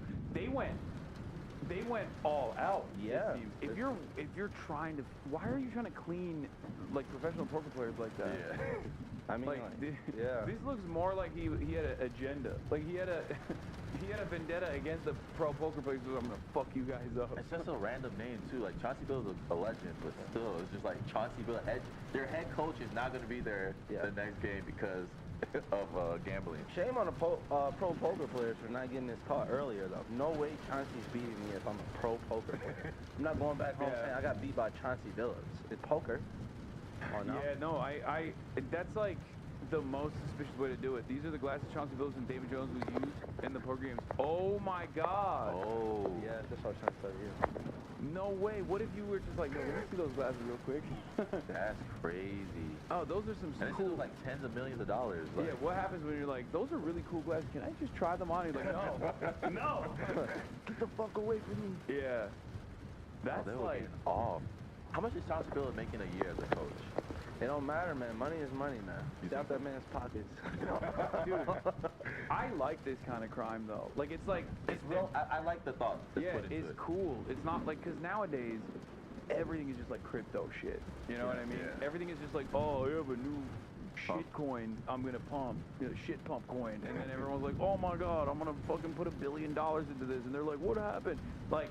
This is cool. This requires effort. Human contact is old school. It's like the lure pipes. Yeah. You know, I respect that. Because the people you're scamming too are in your presence. Yeah. So it's like, if you get caught there, Chauncey would have to stand on business. Yeah. It's kind of, kind of like, what do you do? He's gonna beat your ass. Like, you can't. I don't think Money Fist would have been flying there saying mafia. Yeah.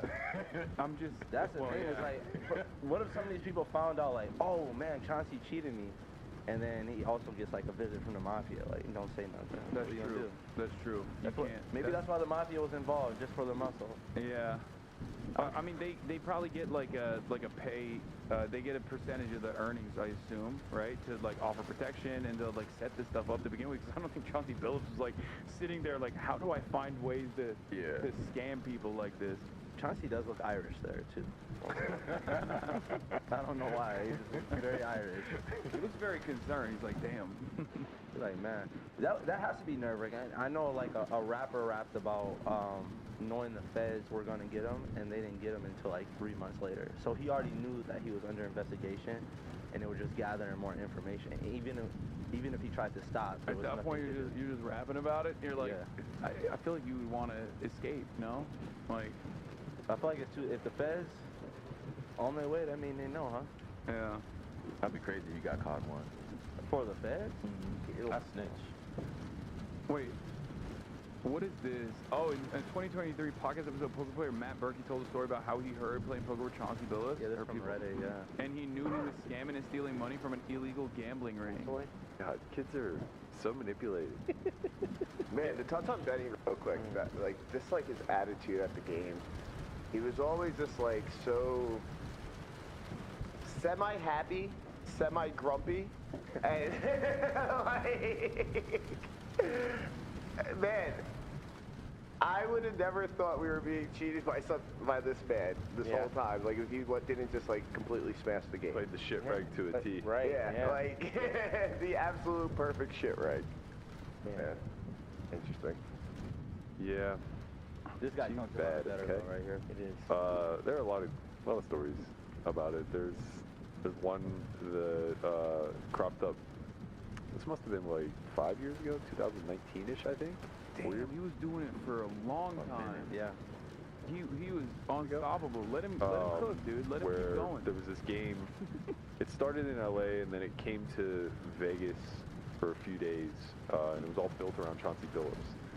And I had heard about the game, and the person who told me about it was like, "Look, I know the game runners. I'm telling you 100% this game At the is Porter Billups on the charity up and poker up." tournament tonight. And I was No. like, well, I know a lot of the people there. They didn't fucking scam at the charity tournament. Yeah, that's what I'm saying. They're throwing the events. That's why the crime is so big. They're actually getting the people out there. It's not like they're walking into a regular poker thing and cheating at that. They're the ones that's hosting it too.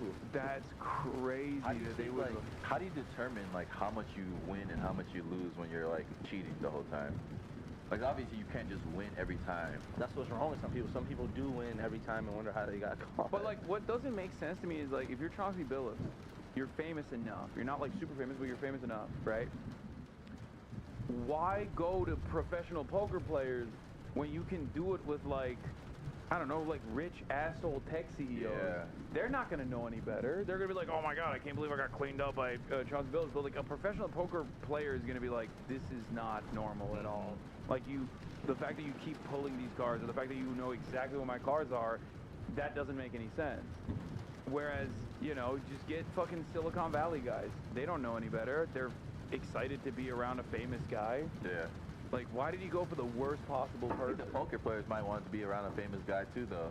I know, but they are at least like technically knowledgeable about the game enough that they could figure it out. They could figure out that there's something is wrong, like these guys are involved, and I'm telling you 100% that it is not on the up and up. Yeah. And you know, we kind of went back and forth, and I agreed that like I just wasn't going to go play it, but I had some friends who went and played it both in LA and in Vegas, and it obviously like was for sure confirmed to be cheated. Like people who clearly didn't even understand the rules of no limit hold'em are just like jamming hundreds of big blinds in with like a gutty and then just drilling it. Only the pros are losing. Like, how is it? Okay, yeah. If it's only the pros that are losing, it's like, that's what how did you be able to do this that long? Bro, that's what I mean. It's like, it's like the dumbest group of people to do this to, as opposed to so many better targets. I don't know. I don't know if you're like this as well, but like whenever I see a crime like that, I'm like, how could I have done this differently? Like, how could I have? How could I have tried to like perfect this? And I think the #1 issue here was that you went with pros. You have pros in there instead of just being like, oh, no pros because this is like a fun game for people who are not very knowledgeable about poker. You know, like that sort of thing, but with like a shit ton of money. But it's probably the confidence thing too, though. Like going in like, oh, I can take this dude that has a lot of money that doesn't know how to play poker money. So I think that's I just don't like how consistent they are. You know, like if a pro player is gonna have something to say about you, at least make the stories like a year apart. You know, so if you get caught twice, then the two guys that know are like years apart with their knowledge. Oh, it was the Israeli mafia. That's what they were saying, yeah. Oh, so they're innocent. That's fine. Yeah, they'll get away with it. It's all good. Yeah, there was a dude who was like a pedophile. They got caught in Las Vegas, and he was like, guys, I don't mean to alarm you, but I'm Israeli, and they literally let him go, and he flew back to Israel, and then he didn't show up to his court date. This literally just happened. This happened like fucking. This happened like a couple months ago. Tom Alexandrovich, yeah, he was like a cybersecurity guy for Benjamin Netanyahu. It's crazy. How are you going to be the head of Israel cybersecurity and get caught by the FBI on a pedophile sting? Nah, that's so crazy. It's terrible. No security at all. Anyway, Gilbert was involved with the Israeli mafia. Chauncey was Italian. Oh, that's why he got out of jail one day. Wait, what was it? Oh, Chauncey's Italian. Yeah, that's what it is. Italians have no motion. So you think for all these federal things that kind of happen, is it always Cash Patel, like when it's a federal case? Because I feel like I've always seen his name kind of come up during this political type of stuff. Yeah. No, I think he liked to be on camera. He was like a camera guy. He was a podcaster. Okay. So I think he likes to. I mean, this is a high profile case, so it kind of makes sense that the director of the FBI would come out and speak about it. Yeah. Okay. Because there's celebrities involved, but he does that way more frequently than I think former directors do. A lot. I don't even know like who the other ones were. He never lets like the regional heads of any agency come out and speak. He's always there like talking about Valhalla. In all seriousness, I think Cash Patel's gonna fuck the NBA betting case up spectacular, hilarious ways no one can even conceive of it. I agree. I think he talks too much. Yeah. Yes. And as like the lead investigator, like as the head of the investigative agency, there are certain things you can't do to like bias prosecution, and a good defense team will cook you for that, and he constantly does that. He has merch. Yeah. Oh, dude.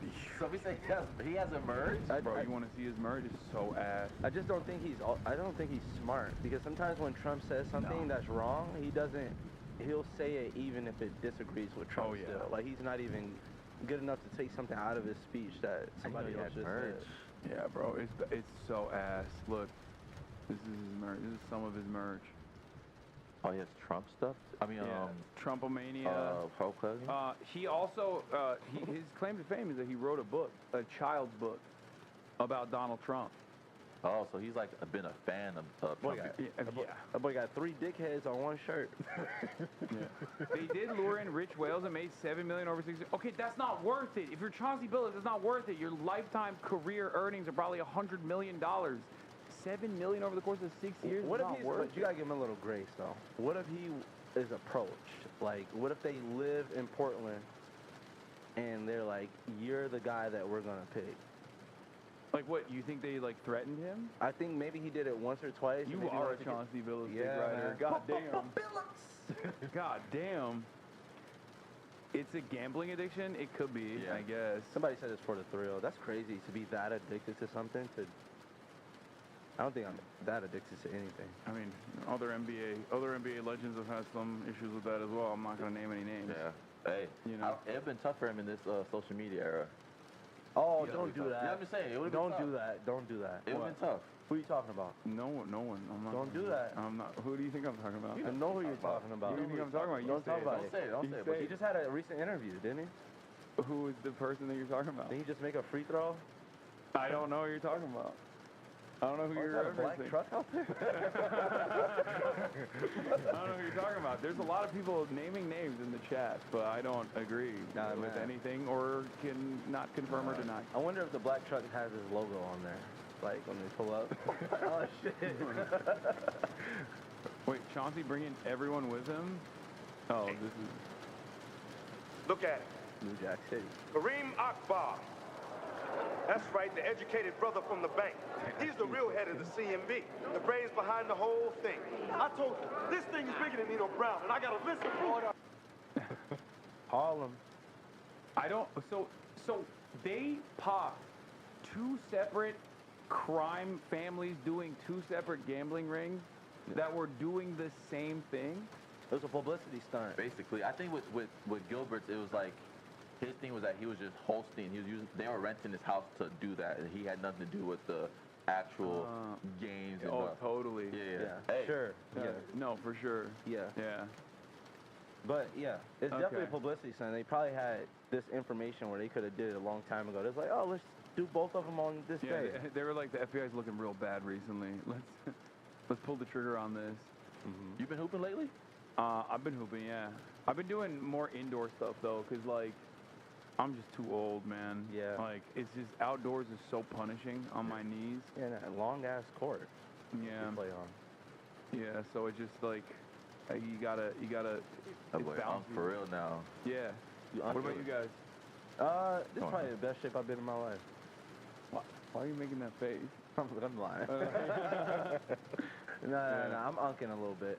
Yeah. Boxing. I'm back boxing. I got a fight next month. Hell yeah. Yeah. So you're good now. I'm good. I don't think I'm like mentally. I don't think I can play basketball for like another year, maybe another 5 months, and it would have to be like a creator type of game, like because even at the time when I hurt my Achilles, I think the last times I played basketball was both times with you. Yeah. Within like the 3-4 month span. He actually blames you in private. That's crazy. No. Like, I mean, when we leave here, it's he's my like, fault. he keeps saying, I can't believe Hasan didn't apologize. It's my fault. It is my fault. He actually felt really bad. I did feel like it was my fault a little bit. I mean, I wasn't supposed to come play. It was a little bit. Oh, come on. A little bit. No. That's all right, man. It's like the butterfly effect. That should be what you would get in trouble for, man. I would. Well, if only white people cared about black people as much as they care about. What about me? Yeah, as much as they care about dogs. But let's see some of these other details because I don't know exactly what took place. NBA players faking injuries, underperforming in games on purpose, even giving insider tips about other players such as Lakers star LeBron James. Then there is the separate case, rigged poker games, where officials say high-tech cheating technology, including special contact lenses and X-ray devices that could see through face-down cards. That technology was used to steal millions from victims. So far, I'm not kidding when I say this. Maybe it's fucked up of me, but the more sophisticated a crime gets, the lesser your sentence should be. I think they should be like, this was pretty brilliant. Yeah, it was pretty smart. Respect. I mean, people robbed us the museum, the Louvre. Yeah, the Louvre. With a ladder and just smashed glass. Yeah. That one, well, that's just cool. I think they should let you. That was pretty cool too. Yeah, I think they should let you do that. Yeah, I feel like it should be like a competition. Like, how can we secure this? And if you break and you get it, 60 days, let you try again. What do you think they do with? Because they stole a crown, right? Yeah. What do you think they do with that crown that they stole? Because I heard people melting it down and stuff like that. There's 2 ways to go about it. So either they take the gems off and then like they smelt everything and then I think they cut the gems, or if it's like a super high profile item ahead of time, they usually have like a buyer ahead of time. That's what I would have thought already. Like a high profile buyer that's like, I want this. But when you that's the bigger problem is you have people that want these artifacts in their possession and they have all this money. Yeah. That's so it's like $100 million. It's $102 million, which in the grand scheme of things, I was thinking about it. I'm like, that's like XQC got that money from Kick for his crypto gambling casino deal that he got. That was $102 million.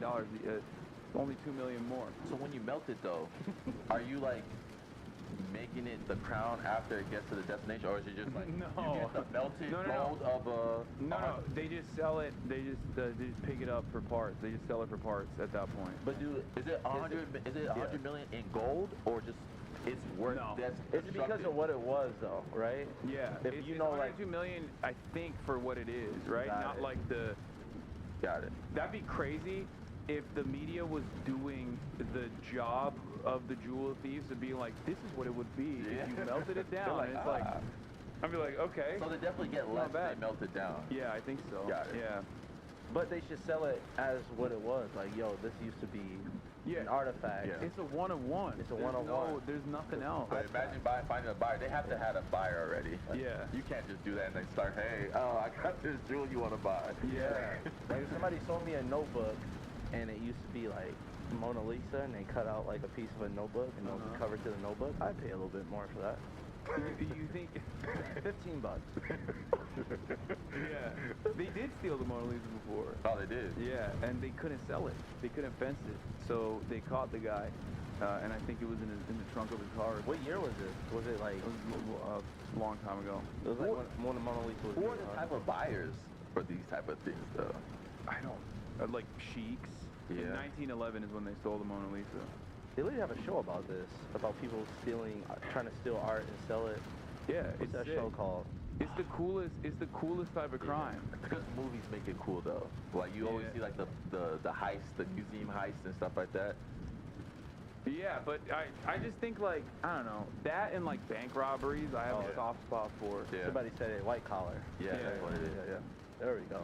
Yeah, Man, your chat, that's the peak of white collar, like jewelry theft. your chat's good. You eventually gonna get the answer if you ask the question. If I ask the question, I'm not getting that. From your audience? No. I gotta go look it up myself. Oh, there you go with us. 34 people have been arrested, including Portland Trailblazers head coach and Hall of Famer Chauncey Billups and Miami Heat guard Terry Rozier, as well as former NBA coach and player Damon Jones. Damn. I didn't know they arrested Damon Jones. Yeah, I just found out. That's gotta be so shitty. That's a connection to LeBron. That's who they said had the insider information, because I think he betted on a game that he knew LeBron was going to be out because of the ankle injury.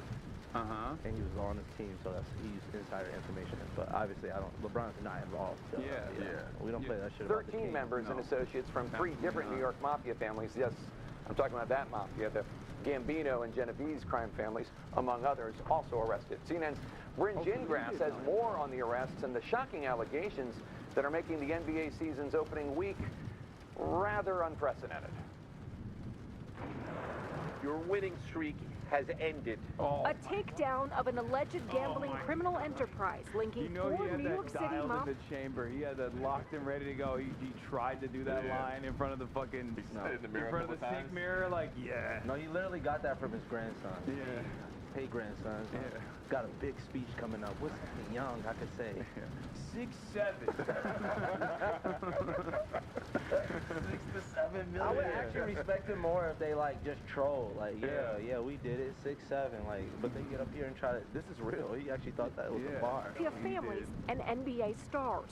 Welcoming Chauncey to the Hall of Fame. Portland Trailblazers head coach and Hall of Famer Chauncey Billups, Miami Heat star Terry Rozier, and Cleveland Cavaliers alum Damon Jones, among more than 30 people arrested for their alleged involvement in one of 2 elaborate schemes involving illegal betting on NBA games or rigged poker games.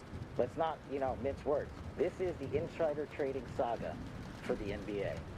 One document describing Rozier and Jones sending insider tips on... always looks untrustworthy. He looks like he's constantly holding in a fart, like, or just farted, and he's worried. He's worried that people are gonna know he did it.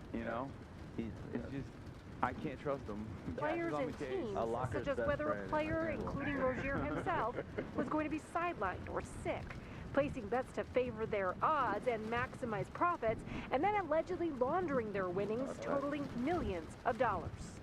They placed wagers on unders on players to score less, rebound less, assist less, using information that was not yet public. In some instances, players altered their performance or took themselves out of games to make sure that those bets paid out. In a second scheme, Billups and Jones allegedly teaming up with members of La Cosa. I'm telling you, that's crazy that, like, Terry's only line of defense is, I'm ass. Yeah. You don't understand. Your honor. I'm just ass. What do you do? What do you do? That's going to be a fun trial. I hope it's, like, public. It's FBI, so it's federal, so I think federal cases... Do they film federal cases in New York? I don't know. No, they don't. Nostra crime families in underground poker games. The scheme targeted victims known as, quote, fish, who were often lured to participate in these rigged games by the chance to play alongside former professional athletes who were known as, quote, face cards. What the victims, the fish, didn't know is that everybody else at the poker game, from the dealer to the players, including the face cards, were in on the scam. They allegedly also used high-tech equipment to rig play, like this X-ray machine, which authorities read cards that were face down on the table. Also used hidden cameras and altered shuffling machines which read the cards in the deck, predict which player at the table had the best poker hand, and relay that information to an off-site operator. And then authorities say some defendants would resort to old-school mafia tactics to collect their earnings, such as robbery and extortion. I'm going to wait outside poker games and pistol whip 5 winners a week. One text message read Wait, in that's court. just theft. Like, what? What do you mean? I guess that's where the mafia came in. Yeah. Documents. That's the easiest way to never have anybody show up to your games, too. Like, I don't understand. But they don't want them at the games. Those are guys that are winning. Yeah, that's true. Beating the How shit do you out win the in spite of them cheating? You got to be so good. Yeah, that's why they beat his ass. That's crazy. And Jake, you said that news of these arrests really just stunning the NBA in the week of its own openers. Rozier actually playing against the Magic last night, sitting out on the sidelines, though, was arrested this morning in Orlando. His attorney says that he fully plans to fight these charges. And Billups, he coached his team, the Trailblazers, last night and was arrested in Portland this morning. Both men are going to be coming back here to New York to face these federal charges. In the meantime, the NBA says that both men are on immediate leave from their teams while they review these indictments. Jake. All right, Brent Gingras, thanks so much. Let's bring in, for more discussion, former federal prosecutor Barrett Berger, who was prosecuted organized crime. Barrett Berger, who was prosecuted organized crime and racketeering cases in the Eastern District. Yeah.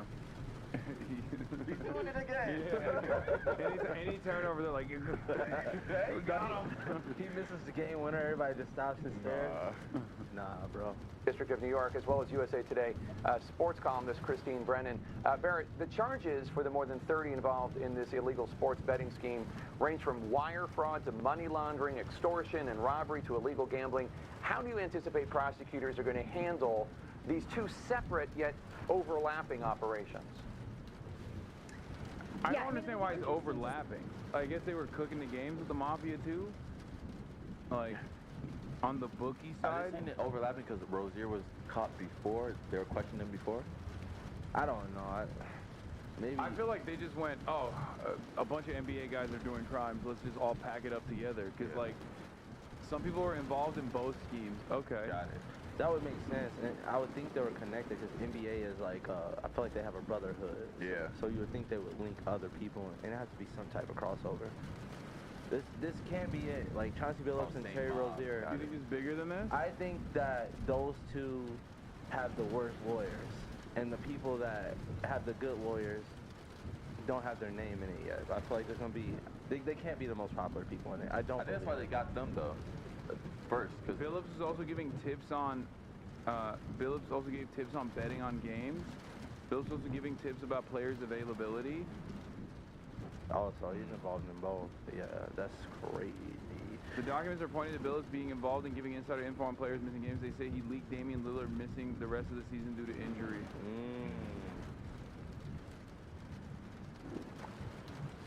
Was he the coach when Dame was there? Yeah, I mean when they got him.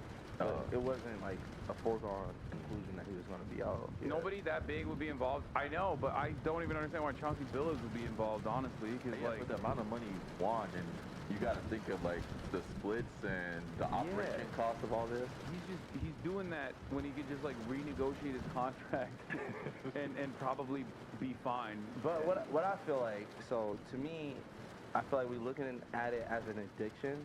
And like, oh, he's doing it for the thrill of it. But what if he lost a lot of money gambling? And like, this is his way. He could be in debt, honestly. You got a gambling addiction, no matter how much money you make. Yeah. I have no evidence, but I know Otani's in on this. Okay, bro. Okay, chill. Chill on Otani, bro. Otani is black suburbans now, too. Kind of. I mean, how they say with LeBron. I would say any billionaire with some grit to him. Kind of stay out their way a little bit. Yeah. He's fine. He's chill. He's cool. He's chill. Innocent. He's innocent. He does not speak Japanese. I mean English. Sorry. He needs an interpreter for sure. No, when I heard him talk, I was like, oh. Oh, have you seen? No. Have you I was seen? like, I didn't know his English was that good. You know, when you see you saw the video of him talking to what's her face, the WNBA player. Yeah, because when you have an interpreter, like you kind of think that okay, he really needs this. Yeah, he does for placing bets. I don't know. I think he does it so he never gets tricked by the media. It's like that could be too. Like there might be some like different words in English that might mean something different. He's like, you know how our media is. They'll ask you something. You see the Justin Fields thing? No. The owner of the Jets came out and said that basically that Justin Fields sucks. And then Justin Fields didn't find out until a reporter told him during an interview, because Justin Fields doesn't go on social media like that. And he found out live that the owner said that. And he basically had to defend himself. And he was like, I'm going to be the best I can be no matter who doubts me. Insane. The owner of the team, In fairness, Justin Fields is ass. Yes, he's ass though. Yeah, I'll do that. Right now, he's ass. Yeah, I don't know shit about the Jets except for the fact that they suck. That's all I know. They do suck. I haven't watched much football this year. Yeah. Oh. Jets are going 0-17. Okay. Yeah, they might. Yeah. That's crazy. Yeah, man. Protect LeBron. That's all I gotta say. It's true. Have you seen the LeBron unks are now talking about Wemby in the way that like Jordan Dick Riders talked about LeBron? They're like, oh yeah, Wemby would never make it in the peak of like LeBron's career in the era. I hope they don't do that with LeBron, because I feel like that's what's unique about LeBron is like, if you're a LeBron fan, you're not gonna hate on another player just because. But like people that like Jordan, I swear they just hate for no reason. Well, I feel like with injuries too, I think it's different now. I think people know, especially Wemby has a crazy build, so one injury can legit. Whoa. I'm just saying, like an injury can knock change. on wood. Hope he doesn't get hurt. An injury can change his trajectory. No, he's a go. I think we think about that. We think about that way more. He's so sick, dude. Nah, he's all the time. I watched this. See, I'm crying. LeBron fans watch Wemby tonight and instantly turn into Jordan fans. People are saying Wemby gonna overtake LeBron after one good game. Wemby wouldn't survive a second in this era. Like that is a verbatim what Jordan fans say about LeBron fans. Wemby actually might average more in that era because like. We have an alien. We also have more people that could possibly guard him today than back then. Like just at least stay in front of him. Yeah.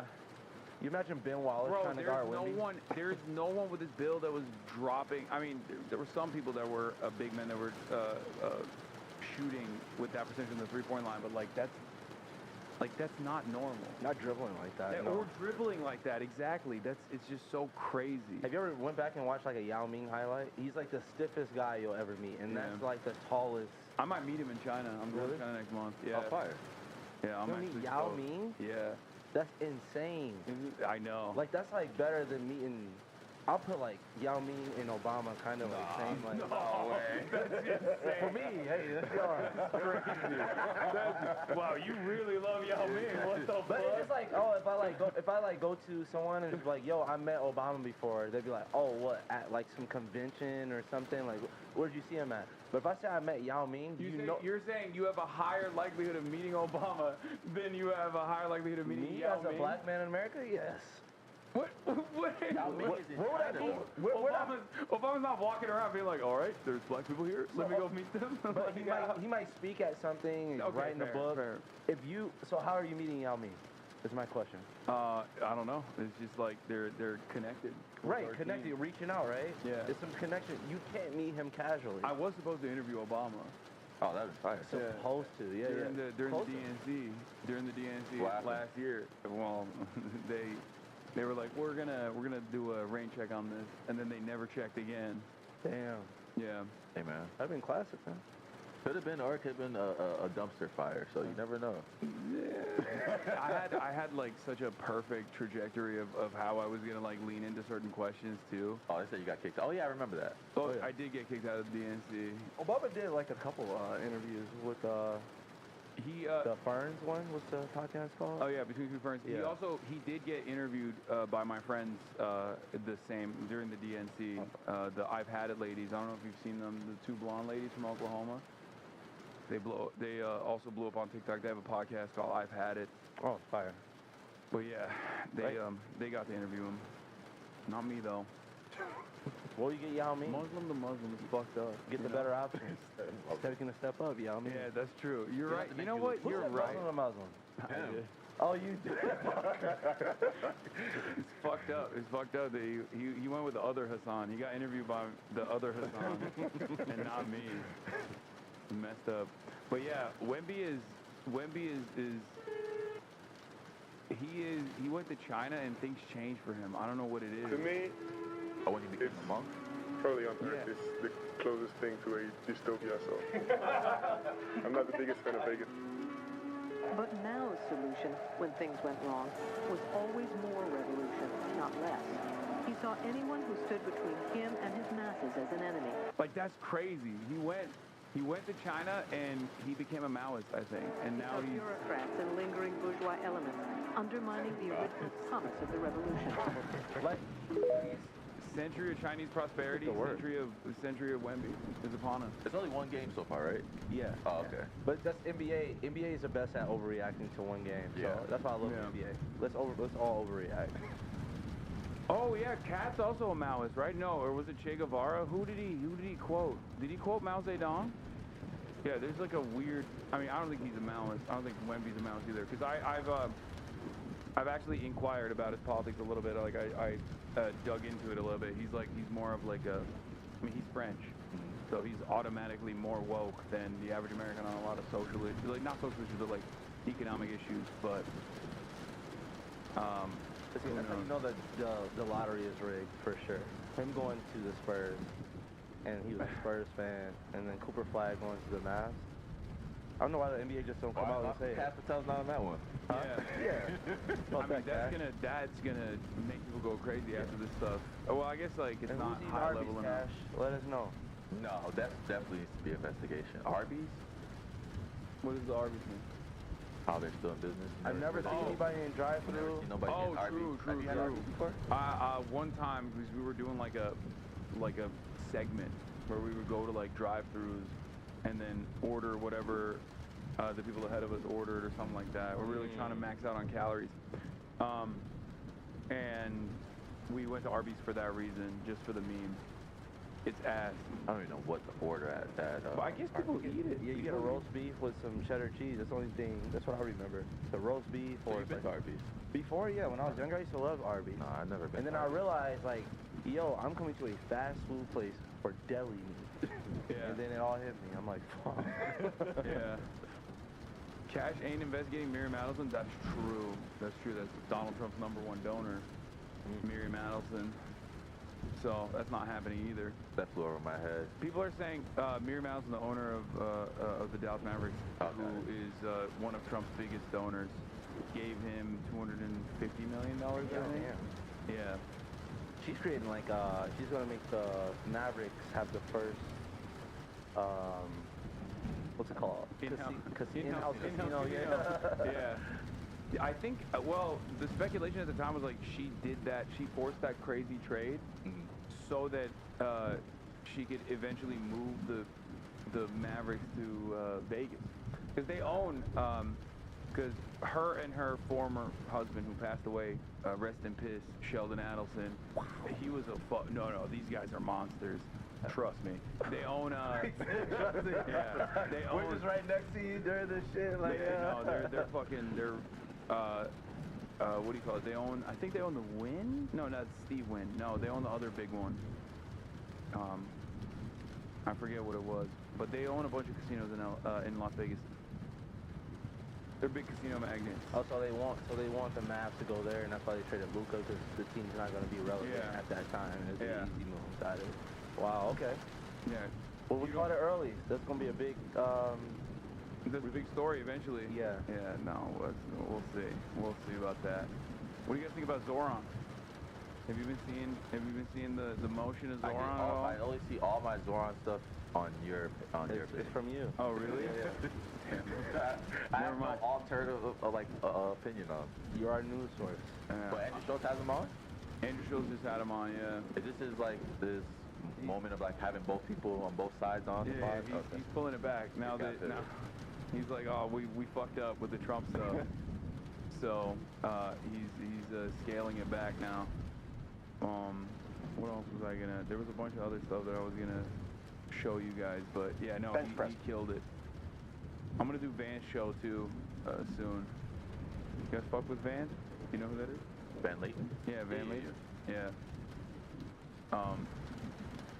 My buddy was a producer back at TMZ when he famously called out Kanye before anybody else.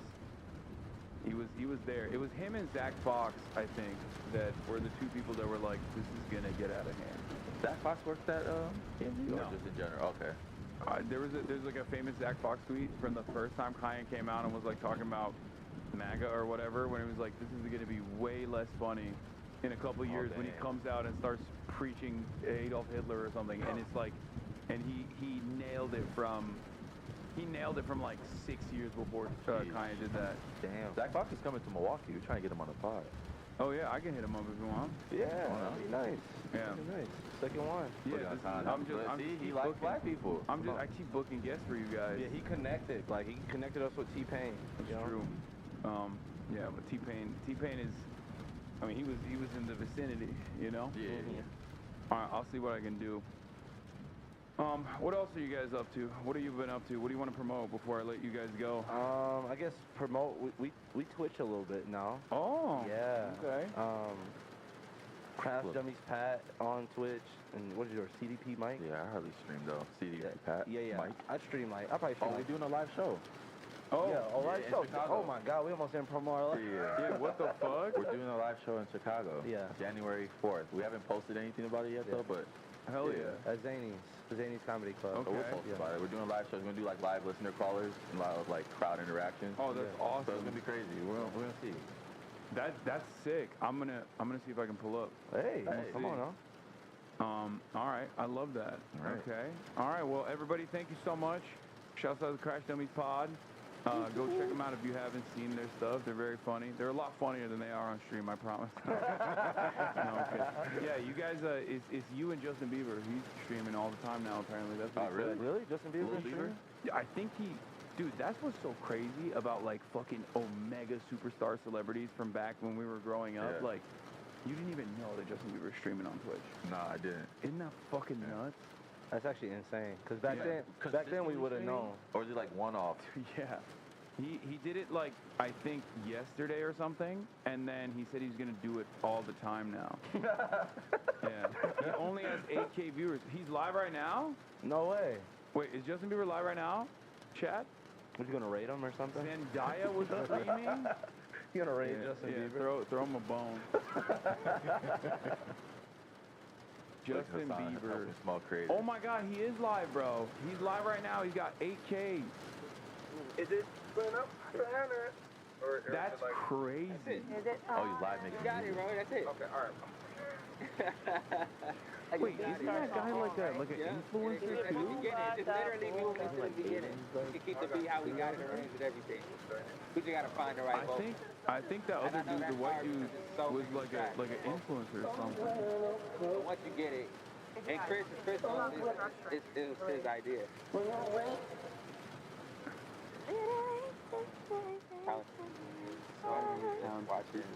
Why are we listening to David Dobrik? Oh, everybody. What the hell did you say? It just says beautiful. I don't even know it. Absolutely. Yeah. So where is he? I don't even know it. I don't even know. That song? That's I don't. He just he's the one standing. Oh no. And then I just said it, I was like, it's like this. You thought that was Justin Bieber? No, that's crazy. That's crazy.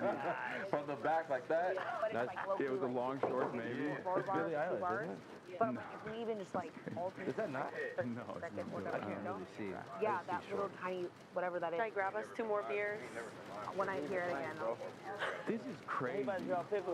Wait, Kyle, bring it Crazy. closer. Justin Bieber's my coworker now. This is possible.